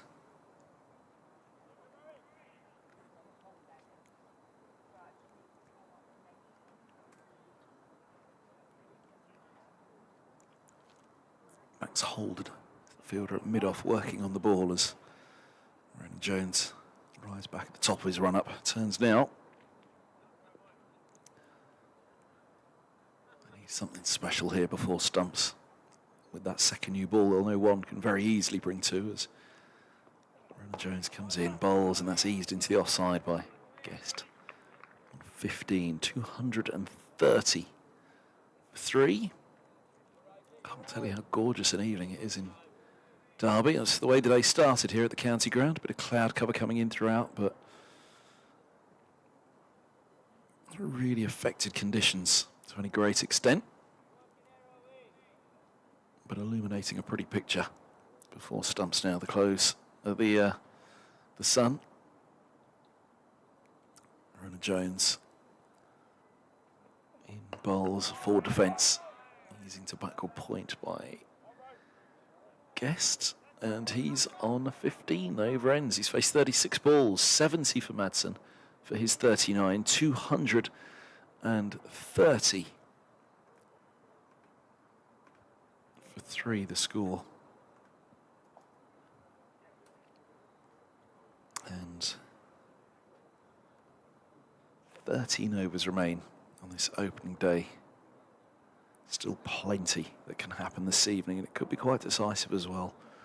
If Derbyshire get in 3 down tonight, boy oh boy will they feel it's a good day. I feel like they're in a very good position in the match. Middlesex will desperately hope that they can add at least 2 more, I would suggest, in this hour with the second new ball. Here's Patterson, 2 slips and a gully. He's in, bowls, and a forward defence from Madsen. Ball falls away into the onside, fielded at mid-wicket. Scores elsewhere. Nottinghamshire 84 for 3 in reply to Sussex's 169. Surrey 189 for 7. Somerset are 189 for 7 at Surrey. Durham 32 for 2 at Worcestershire, who are all out for 162, and only one other game in Division 2. Leicestershire 32 for 3 now in reply to Gloucestershire's 252. Patel, Budinger, and Ahmed are out. As here's Patterson over the wicket. He bowls a stroke down the ground, and that's a lovely shot. Ronan Jones, he's done well. He's got a hand to it. I always fancied he'd get fingertips to it, but I thought it might beat him. However, strong enough hand pushes the ball to Holden at mid-off, and it's just a single. Madsen has 40, Guest has 15. Partnership 39 from 79. It really has gone some way to further cementing a fine first day for Derbyshire, but there is still a wee bit that can happen, as we said, as in comes Patterson bowls, and they drive a quick single to Holden at mid-off. The throw misses. That'd have been an almighty appeal, you can guarantee that, but they probably had judged it well. It was pushed to the left of Holden, who had to get around the ball, pick it up and throw with his right. Left-handed bat, right arm fielder, and right arm off break as well. Was the sponsors' lunch up on the top deck there today? Oh, nice. So lunch for the sponsors. Devon Malcolm was the. I thought I saw Devon. The guest. Saw him down at, where did we see him most recently? Can't remember. He was at the Wisdom dinner the other night. Devon. Likes a dinner. Oh, Is that what you're saying? Yes, told me all. Well. It's Patterson, and this is run down to deep third, where they will pick up a couple. 2-3-2 for 3. Do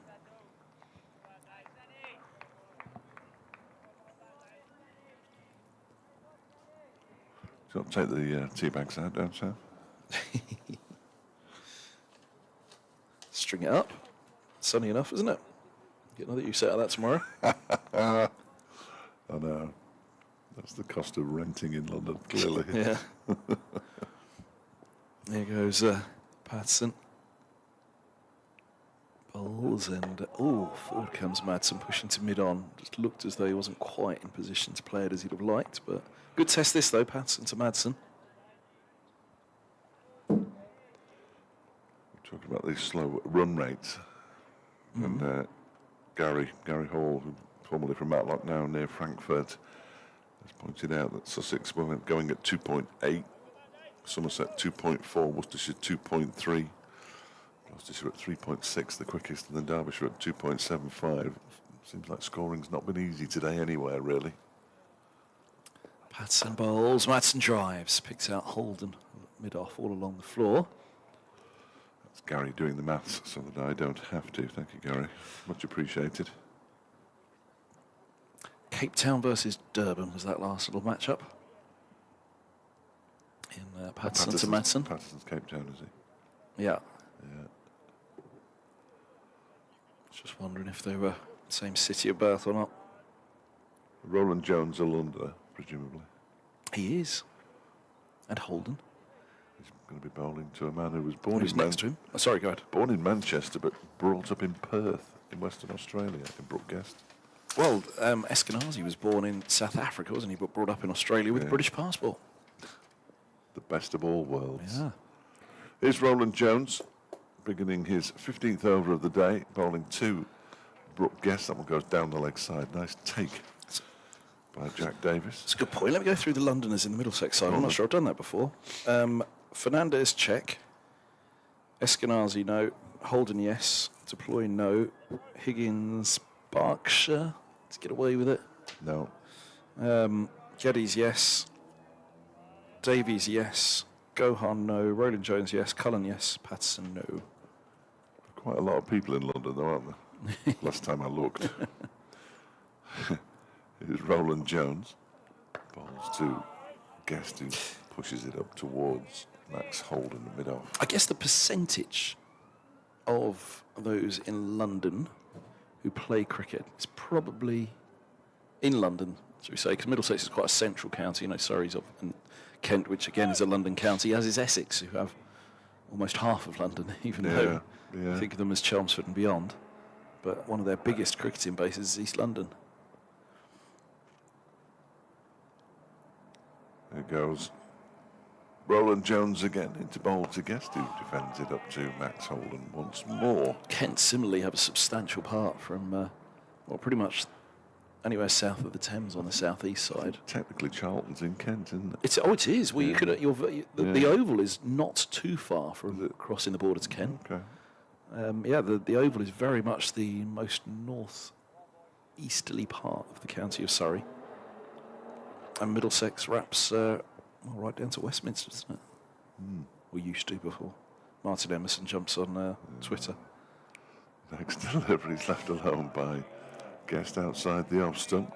No run. Well, I could tell you now that not a single person in the Derbyshire side was born in Derbyshire. David Lloyd's a North Welshman. Tasmanian. Caleb Jewell. Harry Kane is from Hampshire. Wayne Madsen from Durban. Brooke Guest, Manchester. Lewis Rees, born in the southwest, but brought up in the northwest. Martin Anderson, I assume was born in London. Yes. I don't know, though. Alex Thompson's from Staffordshire. Oh, he's Berkshire, Anderson. Anderson's Berkshire as well. Roland Jones bowls to Guest, who defends it out into the onside, and there's no run. Zach Chappell is South Leicestershire, I think. Blair Tickner is a Kiwi, and Jack Morley's from Rochdale. Pat Brown of the players who were also in the squad. Mitch Wagstaff's from Derbyshire, I think. I'd be 100% certain, really. Pat Brown isn't.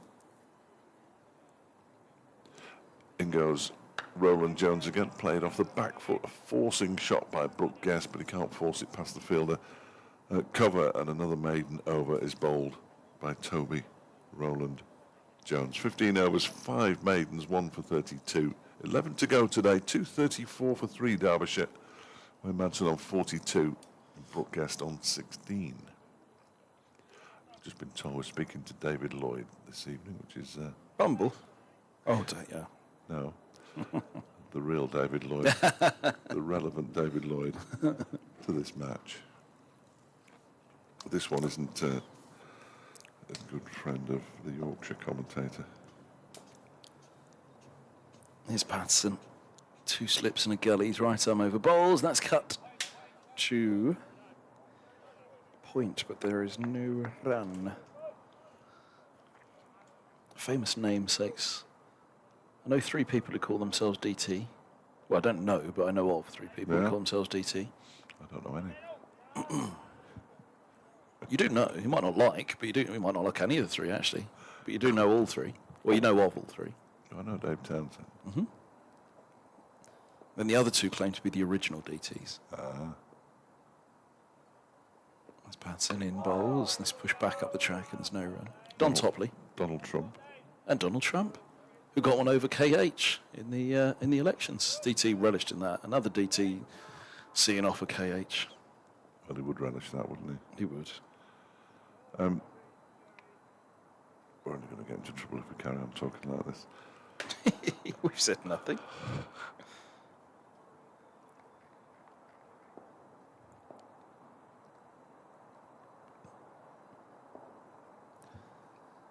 Patson, 2 slips and a gully.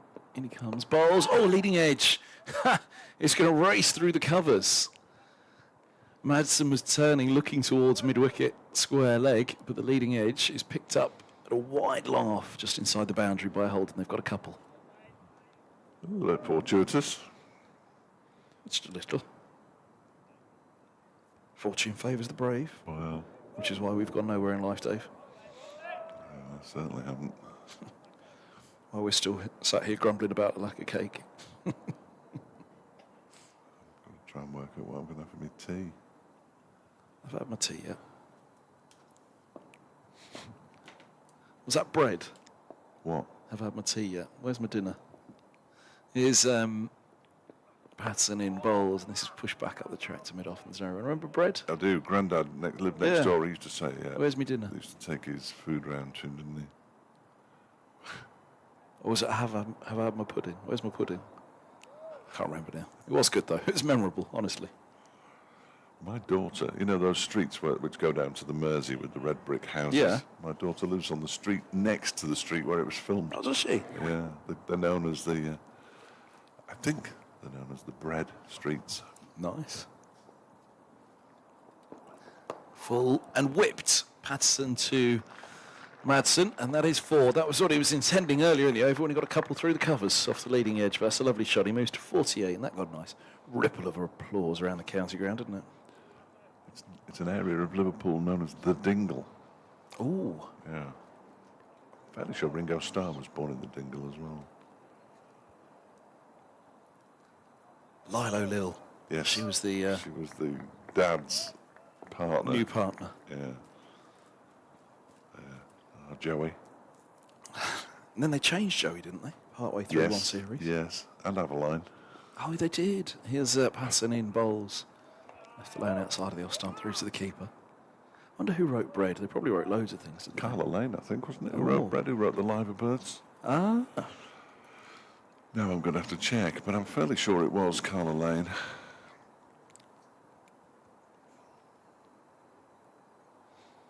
Prolific. She wrote Butterflies as well, I think. I went to see Fawlty Towers on stage Oh, yeah. this winter. Written by John Cleese, as it said across the top. It was basically an amalgamation of 3 episodes, though, pushed together as a play, Yeah. which Good. was very, very good. It didn't help when there was one chap in the audience, because it was an amalgamation of 3 episodes.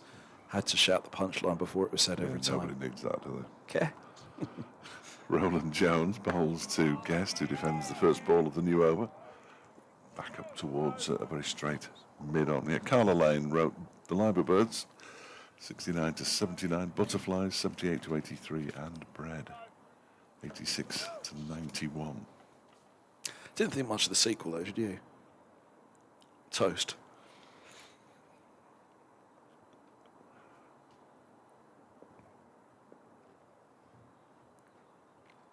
Here goes. This is not worth it. Roland Jones bowling to Brooke Guest. I was just hoping they put us on comms cam at that point. Me staring at you to see if I can get a response. In the same way that I didn't rise to the mention of Don Topley. I'm not going to rise to the mention You of see, I've had my bit of Toast. cake and cup of tea now. I've picked up again. They're long days. People don't realise Oh, they're they long are days. quite aren't they? long, yes. Some longer than others.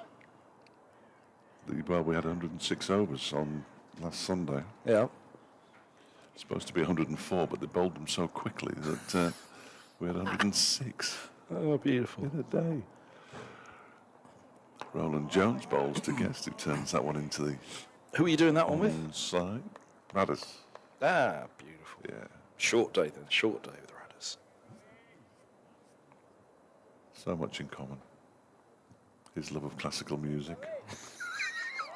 And show tunes from the 1950s. No, he's a good man. He's a good man, Radders. Thoroughly enjoyed the 3 days that we had together effectively as day 4 was washed out.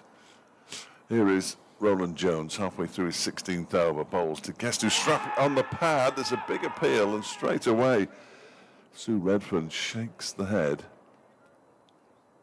Two noises? Something sounded quite... I can only think that it was. Something sounded quite clicky, didn't it? Rather than a thud. I can only think that it was because we're not perfectly positioned, as you can imagine, and as we've mentioned.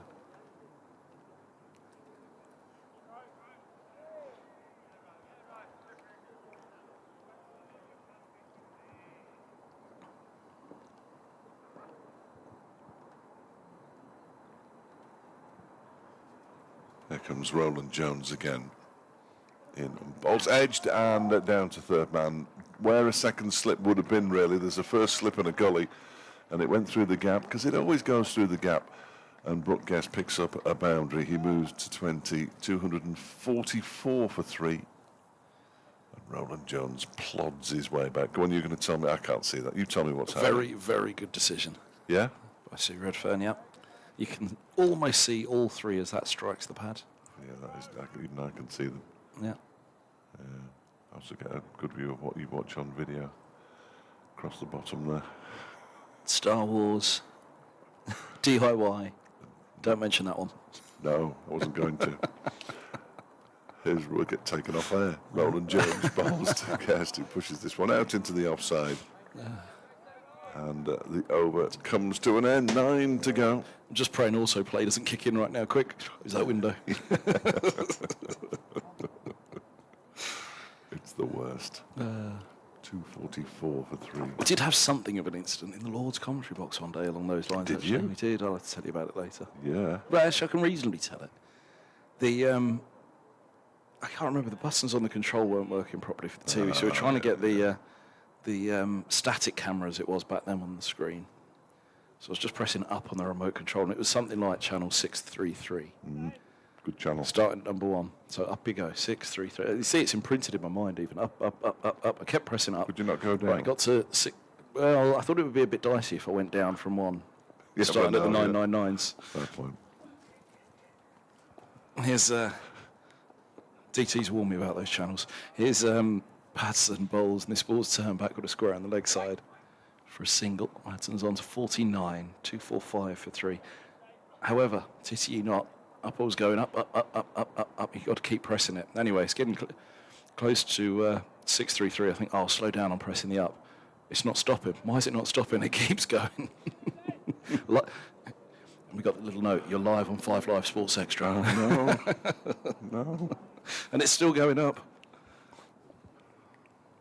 Just pulled the plug out in the end. We so seldom get those messages anymore. We might this round. Patterson bowls. This is eased away into the offside, and there's no run.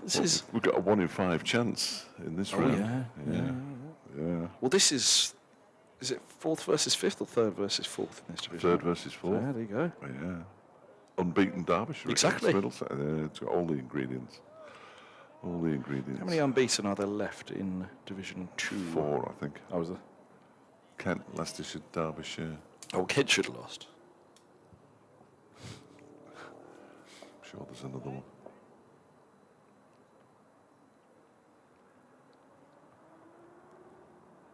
Patterson's past the umpire, he bowls.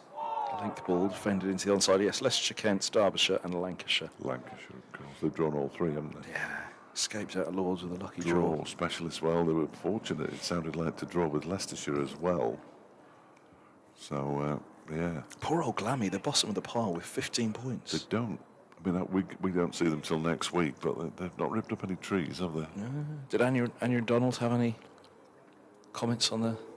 No, he's going. He is. Yeah, he'll be there at some point. Leicestershire might not be unbeaten for long. Patterson bowls. It's driven down the ground. Glorious shot. Over-pitched. Guest gets full reward. He moves to 24. It's as good a shot as we've seen today. The Fox is in trouble. They're 39 for 4 after Oh, dear. 12 overs against Gloucestershire, who made 252. They've done well on bonus points, Leicestershire, this season, but doesn't look like they're going to. Durham are 43 for 3 against Worcestershire. They've been gnashing and wailing of teeth, or the other way around. Frank Watson, Mel Farrell, and Martin Emerson in the same commentary box. Patterson bowls. This is pushed off the back foot to mid-off, and there's no run. It's a trio made in heaven, isn't it? Can we get a live feed? I think I might be watching that tomorrow when I'm at Burton rather than the football or this. That would be remarkable. Where's it being played? Chesterley Street or New Road. New Road? Do they have comms cam at New Road yet? They barely have a cam, do they? It's a little bit iffy down there. And it's debatable whether they have comms. Two slips in the gully go down. Here's Patterson in bowls. Oh, he's bowled in. Top of off stump. Brilliant ball. Fine dismissal. Just nicking the top of the outside of off stump. The perfect dismissal for a seam bowler, and you could see by his celebration. Arms held aloft how much he enjoyed that one. Guest departs for 24. Castled by Patterson. And Derbyshire are 249 for 4. The second new ball taking 8 overs to strike, and indeed it was the last ball of Patterson's 17th over, 1 for 50 with 4 maidens. It was like he played down the wrong line, wasn't it? Unless it's nipped away. I mean, it's just keep it simple, stupid. Top of off, just keep hitting it. Ridiculous notion that bowling at the top of off. Well, exactly. Yeah, might eventually pay will off. eventually work. No, I'm not sure about his celebration, but here's Lewis Rees. Oh, both arms aloft. He's still doing it. What are you on about the celebration? Or did you notice something about it? Just a casual Oh, okay, yeah. arms out. Like that. Knocks his medicine bottle off. Slightly more. Oh, please tell me you had the lid on it. Yeah, yeah. The cough medicine. Oh, mind you, they have quite a nice fragrance about them. So. I don't mind this one, actually. Slightly more graceful than that, or casual than that. I don't mind. What were they holding their arms aloft to the pavilion? Maybe it was just something for a dressing room. No, 12 man's coming out. Oh. Yeah, I did have a pint of beer. At lunch? Tea? Have we dropped off? No, we're still there. I just had a very strange message. Lewis Rees. Out to bat. At 6.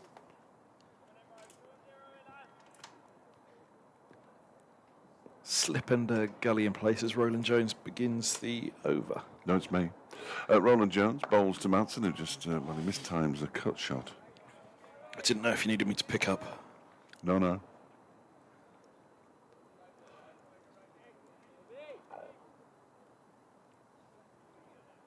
they're just...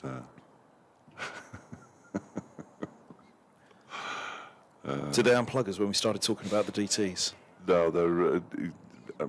my boss who's doing the show this evening is concerned that he suddenly seized feed, and I had all sorts of noise coming down the line, but I'm not actually listening to that ISDN, so everything is fine. Roland Jones into bowl to Madsen, who's bowled him. Top of off again. Well, it works, you see. Madsen again. That one might just have moved away from him a little bit. John O'Baker, who's coming to the ground because it's free at the end of the day and he's finished work, needs to go. Because May Madsen's on his way for 49, and we've had 2 wickets in 3 balls. Remarkable. And suddenly it turns on its head. 249 for 5 now, Derbyshire. Well, it does. Top of off. We've now got 2 batters yet to face out in the middle. There's, oh dear. I knew the adverts would go off. Have you been wearing glasses recently? Do you need laser eye surgery? I was trying to watch the stream. Not That's what I was trying to do. I'm not sure whether my eyes are up for laser surgery. I'm not sure whether my eyes can get back to where we want to be. I'll tell you what was funny, and it's sort of only funny-ish, as Martin Anderson comes out with all his S's, is that Zach Chappell was round by the covered stand, the East Midlands demolition stand, and he's had to get a bit of a shift on here because 2 more wickets and he's in. Oh, my word. That is some ball by Roland Jones. Did it move a lot? Look at this. The reflection's not great on the screen here, is it? But that is angling in for middle stump, and it takes the top of off, the outside of the top of off. Yeah. That's a beautiful It didn't ball. look like he played down the wrong line on like Brooke Guest. I can't tell you how much that's moved off the surface. Wow. That's almost a leg break at that speed. That is a beautiful ball. It's edged. It's actually edged off the outside of off stump through to the keeper, beating the edge of the bat. Gee, that's a good ball. Dream delivery. Dream delivery. Well, it is, but that bodes well for the match, though, Fletch. That's what I'm excited about, especially the spinners. I don't want it to finish tomorrow. Well, your boys. Well, no, that's the thing. I'm thinking of the final day. What, Sunday? Is Roland Jones then. 2 wickets to him now, 2 for 36 from 16 overs and 2 balls. He's on his way into bowl to Martin Anderson, who pushes this one out into the offside. Hit the middle of the bat, didn't stop the slipcord and getting very excited. But the whole thing about how they've kept the run rate down, 2.8 overall, and now they've picked up 2 wickets in 3 balls, and all of a sudden it's a completely different game at 249 for 5. Derbyshire 1 away from their first batting bonus point. Middlesex 1 wicket away from their second bowling bonus point. Very good, Jono. Here comes Roland Jones again, and Anderson gets right behind that one.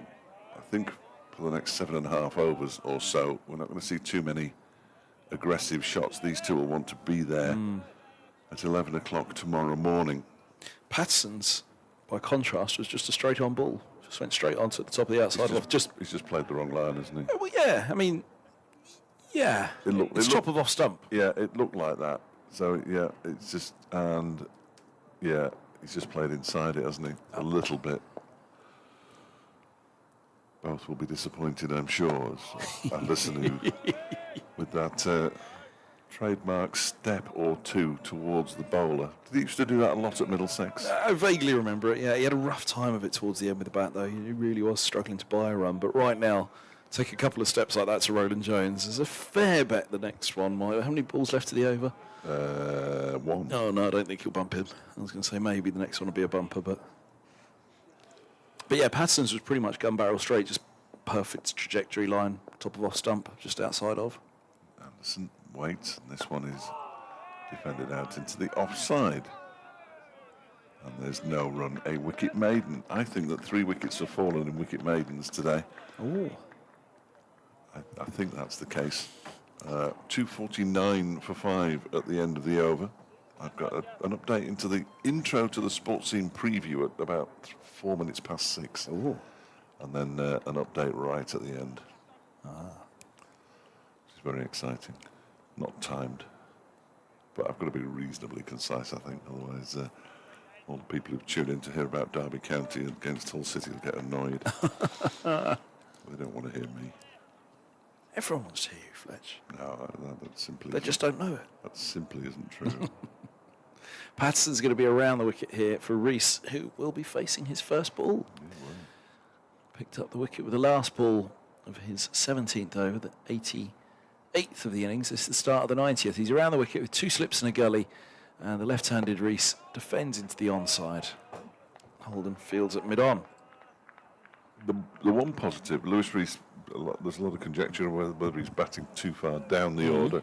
If he's not going to open, it's difficult to see where he can fit in. The good thing about having him coming in now with the new ball, the second new ball, just 9 overs old, is that he is an opener. So he's used to facing opening bowlers, if that makes any sense, with a new ball.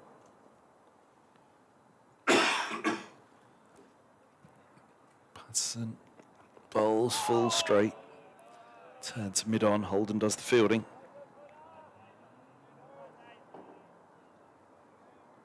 It says this cough mixture is non-drowsy. I don't believe them. Soothing relief of irritating dry coughs and sore throats. I don't have a sore throat yet. But it's only a matter of time, I would have thought. Between you and the other Fletch. Yeah, sorry. I wear a mask tomorrow.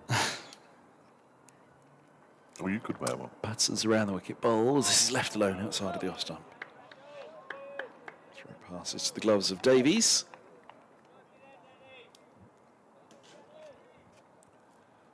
So, Thompson, Chappell, Tickner and Morley, the only remaining batters for Derbyshire. Who want to get to 350 minimum, you would have thought. That would certainly get them in the game. They have had good contributions from lower down the order. 101 from Martin Anderson.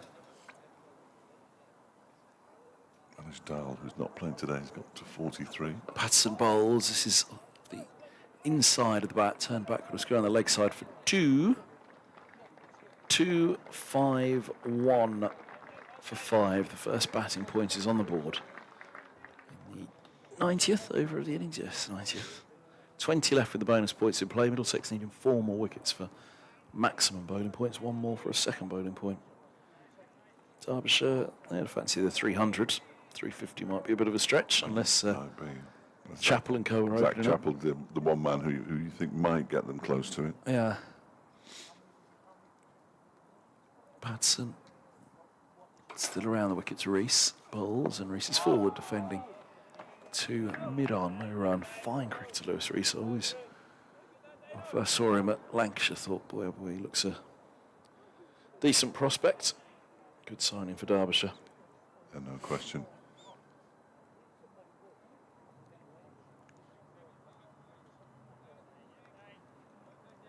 Averaging 30 this season. But in his career, just to prove he is an all-rounder. 34 with the bat and 29 with the ball.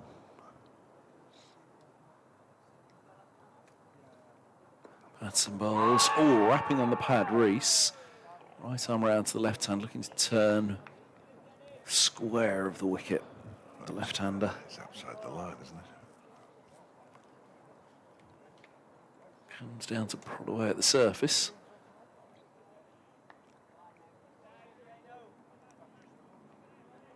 Derbyshire cunningly not showing Wayne Madsen and Guest's dismissals because the video signal wasn't received by the video highlights bit. But we can MV watch play. it. Yes, I don't want to, but we can. Is a length ball beating the edge of Rees's bat. It's a lovely way to end the over from Patson. 18 done for him, 1 for 54. It's 2-5-3 for 5. Derbyshire haven't been put in here at the county ground in Derby.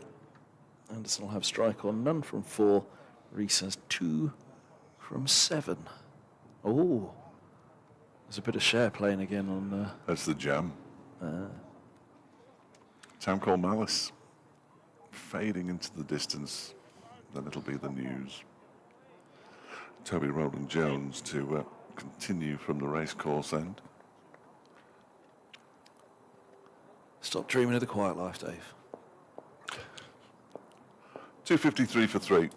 Rowland Jones is in, bowls to Anderson, who leaves this one alone outside the off stump. We've got to 6 o'clock, and that always sparks a few people to leave. They've obviously got plans Where's me pudding? on a Friday night. Unlike me. Might be Leeds versus Hull Kingston Rovers tonight.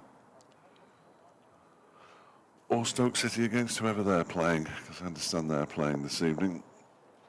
They're playing Sheffield United. And goes Rowland Jones. They're advancing down the pitch, Martin Anderson. They must have taken 3 steps then. He has done it on a regular basis. He did it during his 100. By the end of his century at Leicester, he was cramping up something chronic. That's interesting. Ben Debenham has just told him that you can't walk down the pitch like that and play the ball. As he walked straight down the red zone. just came in and had a quiet word with him there, Ben Debenham at square leg. As Roland Jones is in again, and he stands still this time and drives out into the offside. Mistimes it. Fielded there by Ben Geddes, who's still got the fielding pads on. Polishes the ball. I think he's polishing it. I'm not sure what he's doing. He's sort of flirting it. And then gives it to Max Holden. 5.5 overs to go this evening. So a very, very decent finish time as Roland Jones is in again. Anderson turns it into the onside this time. Once more, there is no run. I missed it completely. You might have spotted it, but I wasn't listening properly. The ball that Lewis Rees got off the mark with a 2 was also a no ball. Oh, I missed that. how do you know that now? Because it's Appeared on your screen. because Well done. on the screen there's a 2 no balls and a 2. That's why it went up to 253 for 5. I missed it. Roland Jones on his way in and bowls. Ooh, inside half of the Martin Anderson bat there. Ball out to Fernandez at mid-wicket. Not completely convincing.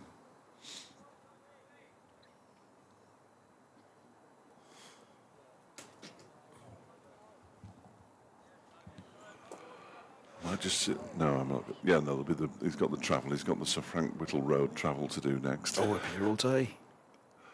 Well, it looks busy-ish out We there. could just tell them. In comes this next delivery from Roland Jones. It was the last ball of the over as well. That's nice and handy. 18 overs, 6 maidens, or is it 7 maidens now? 7 maidens, 2 for 36. Derbyshire 253 for 5 with 5 overs to go. Anderson 0, Rees 1. You read bulletins in the winter. I remember I used to do the breakfast show at BBC London, and it always made me laugh when the weather person would run outside to have a look. Where are you going? Go see what the weather's like. Yeah. We go now and go and see what the weather's like. It always made me laugh. Anyway. Nearly got a chuckle out of you, that one as well. 253 for 5. Here's Patterson. 2 slips and a gully. He's around the wicket, bowls, and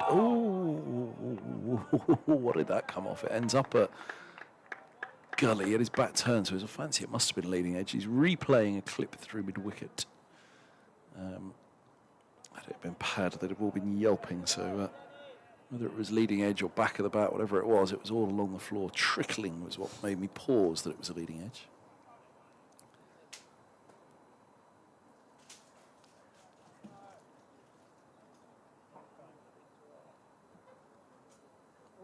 Patterson. Raining around the wicket from the city end. He bowls, and this is turned by Rees to mid-wicket where Fernandez fields. Still chatter out there. 5 down with 4.4 overs to go, and a second new ball that's only into its 12th over. They will know. Pick up 2 more tonight. 250 for 7. There's a mighty different ring to it. 250 for 5. Having put Derbyshire in. The way that ball seemed, an over or so back for Roland Jones. Just gives a slightly different lilt to this game as Patterson bowls outside of the off stump. Through it goes to the keeper, not ball.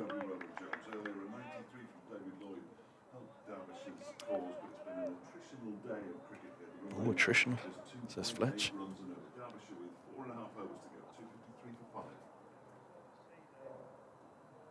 Lewis Rees taking a moment's pause, just eyeing up the ground, eyeing up the end in which we're sat, in fact. Lewis Rees, maybe he was looking up to see Fletch. Be about time for Fletch to do a 6 o'clock update, he'd be saying. 253 for 5. Patterson moves smoothly in, bowls, good length ball behind it though. Rees defending, back up the tracks mid-on.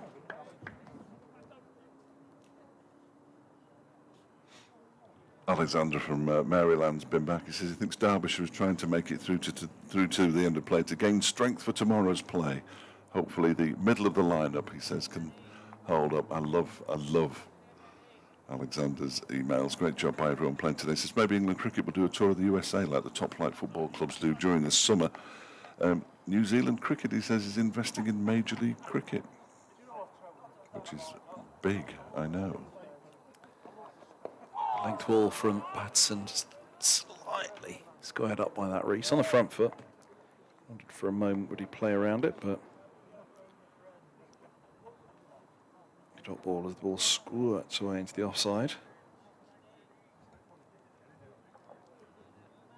Leicestershire staging something of a recovery at 64 for 4, still trailing Gloucestershire by 188. That game's moving on apace down at Bristol. You often associate Bristol with pace. Talk of a change of ground down there, isn't there? That's an in bowls. Forward goes Reese, pushing back up the track. I think mainly because it's so difficult to get to the ground in amongst. Penned in, isn't it? Yeah, really penned and in. they think that that's why they don't get the crowds. Bearing in mind that it's got quite a what's the word that they use in these circumstances with sport? It's got quite the reach, but they don't seem to get the reward in terms of the figures that come through the gates down there.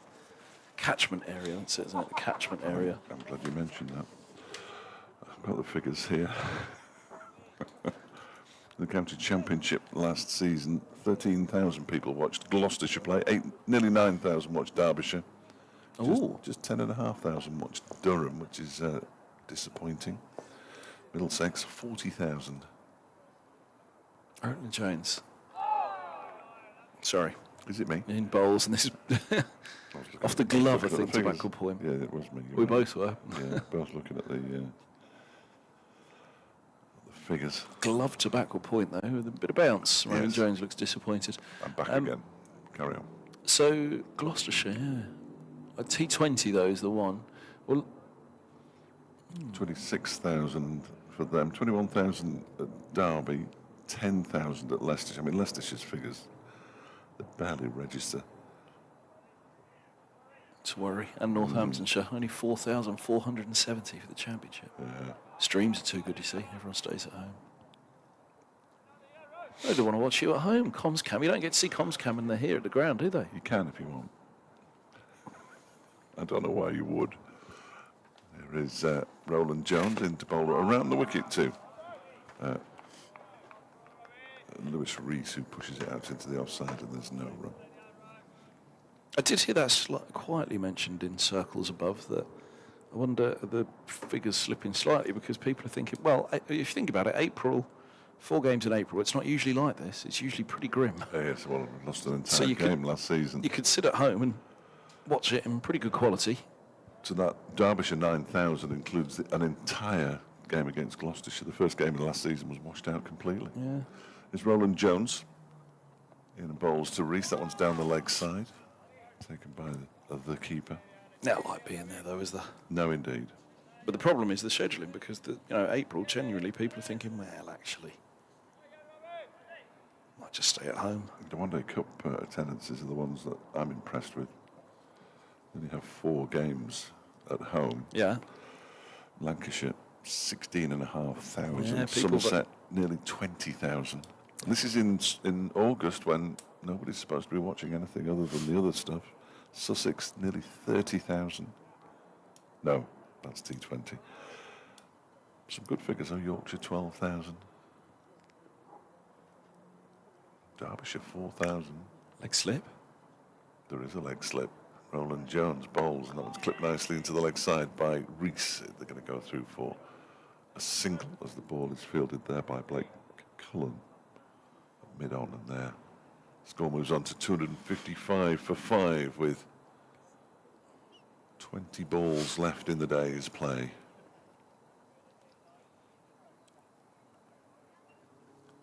Get ready to put my end of my close the play tweet out. It's all go, isn't it? Aye. What are you going to say? I'm just going to give the score. And you're getting ready for it. We're nearly there. 3.2 overs. Roland Jones bowls, edged along the floor, was it? Yeah. Yeah. And So Lewis Deploy did well to stop it in the end, but it was a definite edge off Martin Anderson's bat.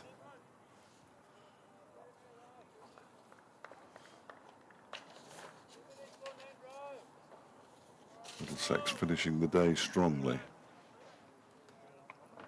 Synth T, Harry Kane for 73, Brooke Guest for 24, and Wayne Madsen for 49. The men out. Good effort to fight back. In terms of wickets, they've always been accurate in terms of the run rate. As Roland Jones bowls, and that is driven slightly aerially by Martin Anderson. I think that's Zafar at backward point who gets a little tap. Good stop, parried it. They get through for a single, and Anderson moves to 2 and pinches the strike. 256 for 5 at the end of the over with 18 balls to go. 18 balls, how many runs, how many wickets? It would be very much Derbyshire's day at 5 down. It wouldn't be far off at 7 down, would it, Derbyshire's day? But the run rate has kept Middlesex interested all day. Derbyshire will want their first innings to get close to 400, whether that's inside or outside of the 110 overs. Whether they can or not, as Ryan Higgins returns to the bowling attack, remains to be seen. He'll have 2 overs at the end of day 1. He's got 2 slips and a gully, and he bowls now to the right-handed Anderson. Pretty much the man whose place he took all-rounder role at Middlesex. Funny how it works. And Higgins left for Gloucestershire because he couldn't get past Franklin, who was the captain of Middlesex at the time.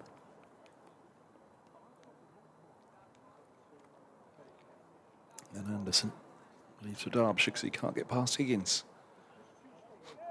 When he comes back, can Higgins get past Anderson tonight? 2 slips and a gully. very good from you. Thank you, thank you. Unexpected, I know. Had to happen eventually. Higgins bowls outside the off stump through to keeper. It goes. Yeah, they've thinned out a bit, the crowd this evening, haven't they? Dinner time. Yeah, I mean, the permanent temporary stand is not quite empty, but it's not far off. There wouldn't be more than 20 people in there. One's just got up and moved. Sunny over there as well, isn't it? Yeah, it'd be nice. Higgins bowls short. He's hooked by Anderson. And single to long leg. Is that Cullen back on? It is. Probably should have noted that earlier, apologies. Return to the field. He came off just before the second new ball became available, didn't he? Yeah. Running freely now. Which is good news. 15 balls to go. Don't think Derbyshire are going to get to 300.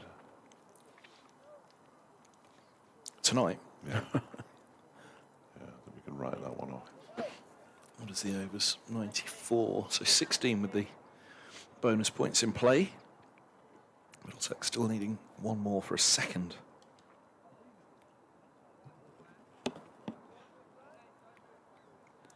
Derbyshire will have to bowl well on this pitch, I would suggest. Like I say, that one that seamed from Roland Jones, that's why I was so excited about it, because I thought if it's doing that for the seamers, the spinners should come into the game. And it feels like the kind of match, the kind of pitch where it's going to need more than just a seam attack to blast through a side, as here's Higgins bowl, turn back with a screw on the leg side, 4-2. Well run. Who's that down there? It's Cullen again. How's he gone from there to there? Shocking throw. Have they just sent Cullen long leg to long leg there as well, haven't they? It was an awful throw. I don't blame him. Just been sent long leg to long leg. Overshot the keeper. Well, two wicket keepers wouldn't have stopped that.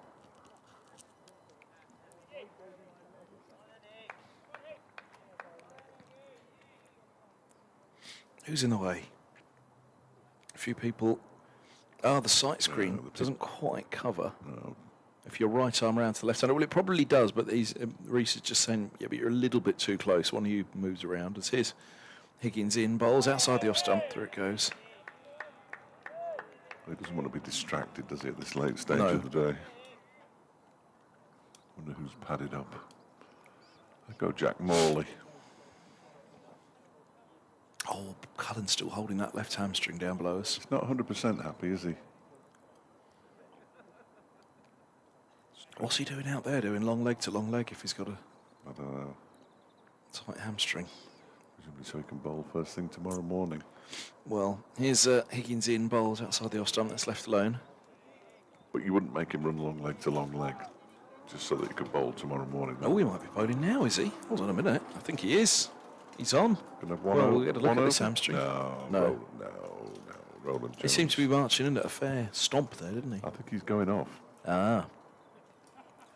No, he's got the sweater of Roland Jones. 12th man's come on. Well, he's not going off. He's not going anywhere. Quite right, too. He's toying with us, Fletch.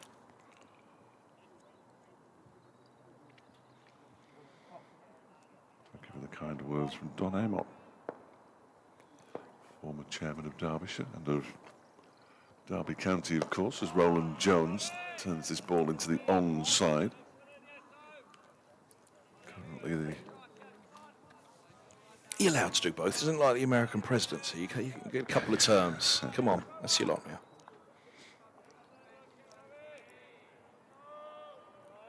he's now in charge down at Mickleover, who haven't had the best of seasons, unfortunately, and have been relegated from the NPL Premier Division, along with Matlock Town.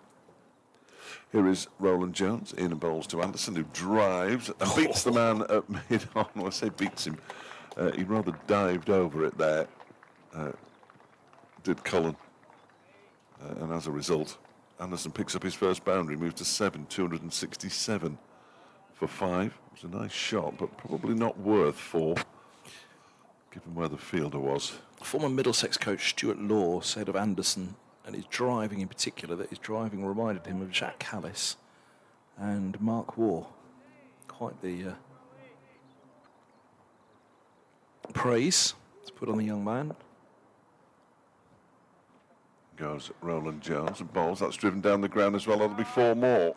I think that's what Stuart Law was talking about. Yeah, absolutely. He moves into double figures. He's on to 11, 267 for 5. A little flourish at the end of the day. There's quite the player in there, and this is a guy who came through the ranks, Berkshire and then Middlesex, as an out-and-out fast bowler. A couple of back injuries. really? Yeah. Okay. He was the next big quick, but a few back injuries. He worked a lot on his batting instead. Roland Jones goes in and bowls to him, and he guides this one out into the offside, and a big no after taking a stride down the track. There's a big word from Roland Jones as well. It might have been quite a short word, actually, but After successive balls hit back down Yes. the ground, yes. Didn't drive that one, did you? Quite often you see the quick bowl the bouncer after he's been driven twice, don't you? Drive that. but he's got quite a good hook and pull as well, Anderson, so... It's been a good pickup by Derbyshire. 267 for 5. Roland Jones is in. Turned into the leg side by Anderson. Throat's gone. This has got the making of Anderson's finest hour, hasn't it? Put Derbyshire into a really strong position tomorrow.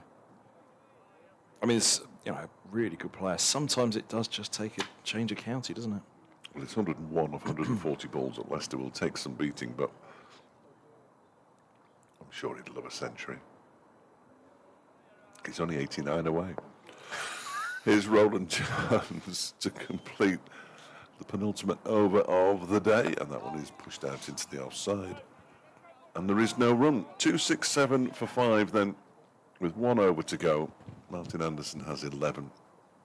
Lewis Rees has 5. And these two just settling things down after that loss of Brooke Guest and Wayne Madsen in a 3-ball spell from Patterson and Roland Jones with the new ball, the second new ball. And it'll be Higgins to bowl the final over.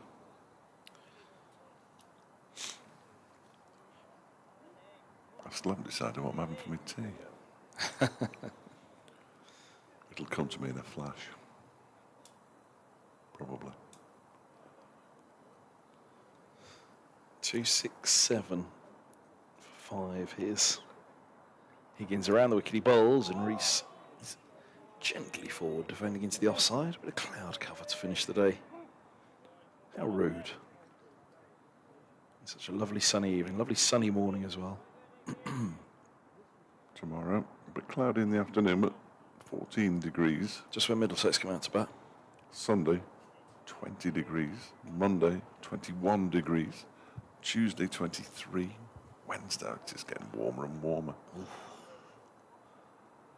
Higgins bowled outside the off stump, that's left alone by Rees. Where did you say you are next weekend? Is it Glamorgan? Yeah. Middlesex at Lords. Morgan, week off, Old Trafford. Mini tour of the two of the test playing grounds in Ooh. the second division, for what it's worth. You've got Lords, Sophia Gardens, Old Trafford. All the flesh spots of Div 2. Higgins bowls and forward goes Rees, pushing away into the offside. This isn't how it's meant to be. No, it's not how it's meant to be now. But it is. Zach Chappell is now running across the grandstand terrace away to the left-hand side. I don't know where he's going. Other than Derbyshire, who do you most like to see winning the title? I'm going to guess you're going to go for Essex or so, one of the non-test playing. Oh, you mean the actual title? Yeah. No, not Essex. Ooh. Here's Higgins, round the wicket, bowls outside for one man alone. You don't want Essex to win it? He'd be unbearable. It wasn't that long ago they last won it, was it? They won it with Harmer. Nearly stopped Surrey again the year after or so. It's funny that Somerset haven't won it. Yeah. So I don't want them. You don't want them? No. Why? Because it's funny that they haven't. It's funny that they haven't won it. Oh, funny in that sense. Same with Gloucestershire. Derbyshire have won it. Yeah. It was a while ago now, but they've won it. Higgins, 2 balls to go of the day, and Rees in behind defence. I mean, I grew up watching Lancashire, but they're clearly a test ground. I grew up watching Farouk Engineer and Clive Lloyd and Harry Pilling and Jack Simmons. That was my introduction to cricket. Did you know that only one county have never won the wooden spoon? Middlesex prizes never for won guessing. the Never wooden won, spoon. no, That's only a one. decent effort. I'd like Worcestershire to win it. What have they done to you? Not the wooden spoon, the Oh, championship. I see. I just like it down there. Yeah, exactly. Imagine Frank if they did. Here's Higgins outside the off stump through to the keeper. 2, 6, 7 for 5. And that is the end of the opening day. Put in. Derbyshire here. Very fine day. Anderson has 11. Rees has 5. And, well, Middlesex 2 for Roland Jones, leading the way again. Patterson has 1. Higgins has 1. Zafar Gohar has 1. Cullen, a little unlucky because his figures do not represent his bowling today. None for 69 from 17. But a very, very good day for the host, Dave Fletcher. Yeah, decent enough. Just those 2 wickets in 3 balls, just giving Middlesex that extra little hope. And you can find out what that extra little bit of hope does for them by joining us tomorrow morning. Just before 11 o'clock, we'll be on the BBC Sport website and app. Dave Jepson joining us as well tomorrow in my major absence. And we'll see you then.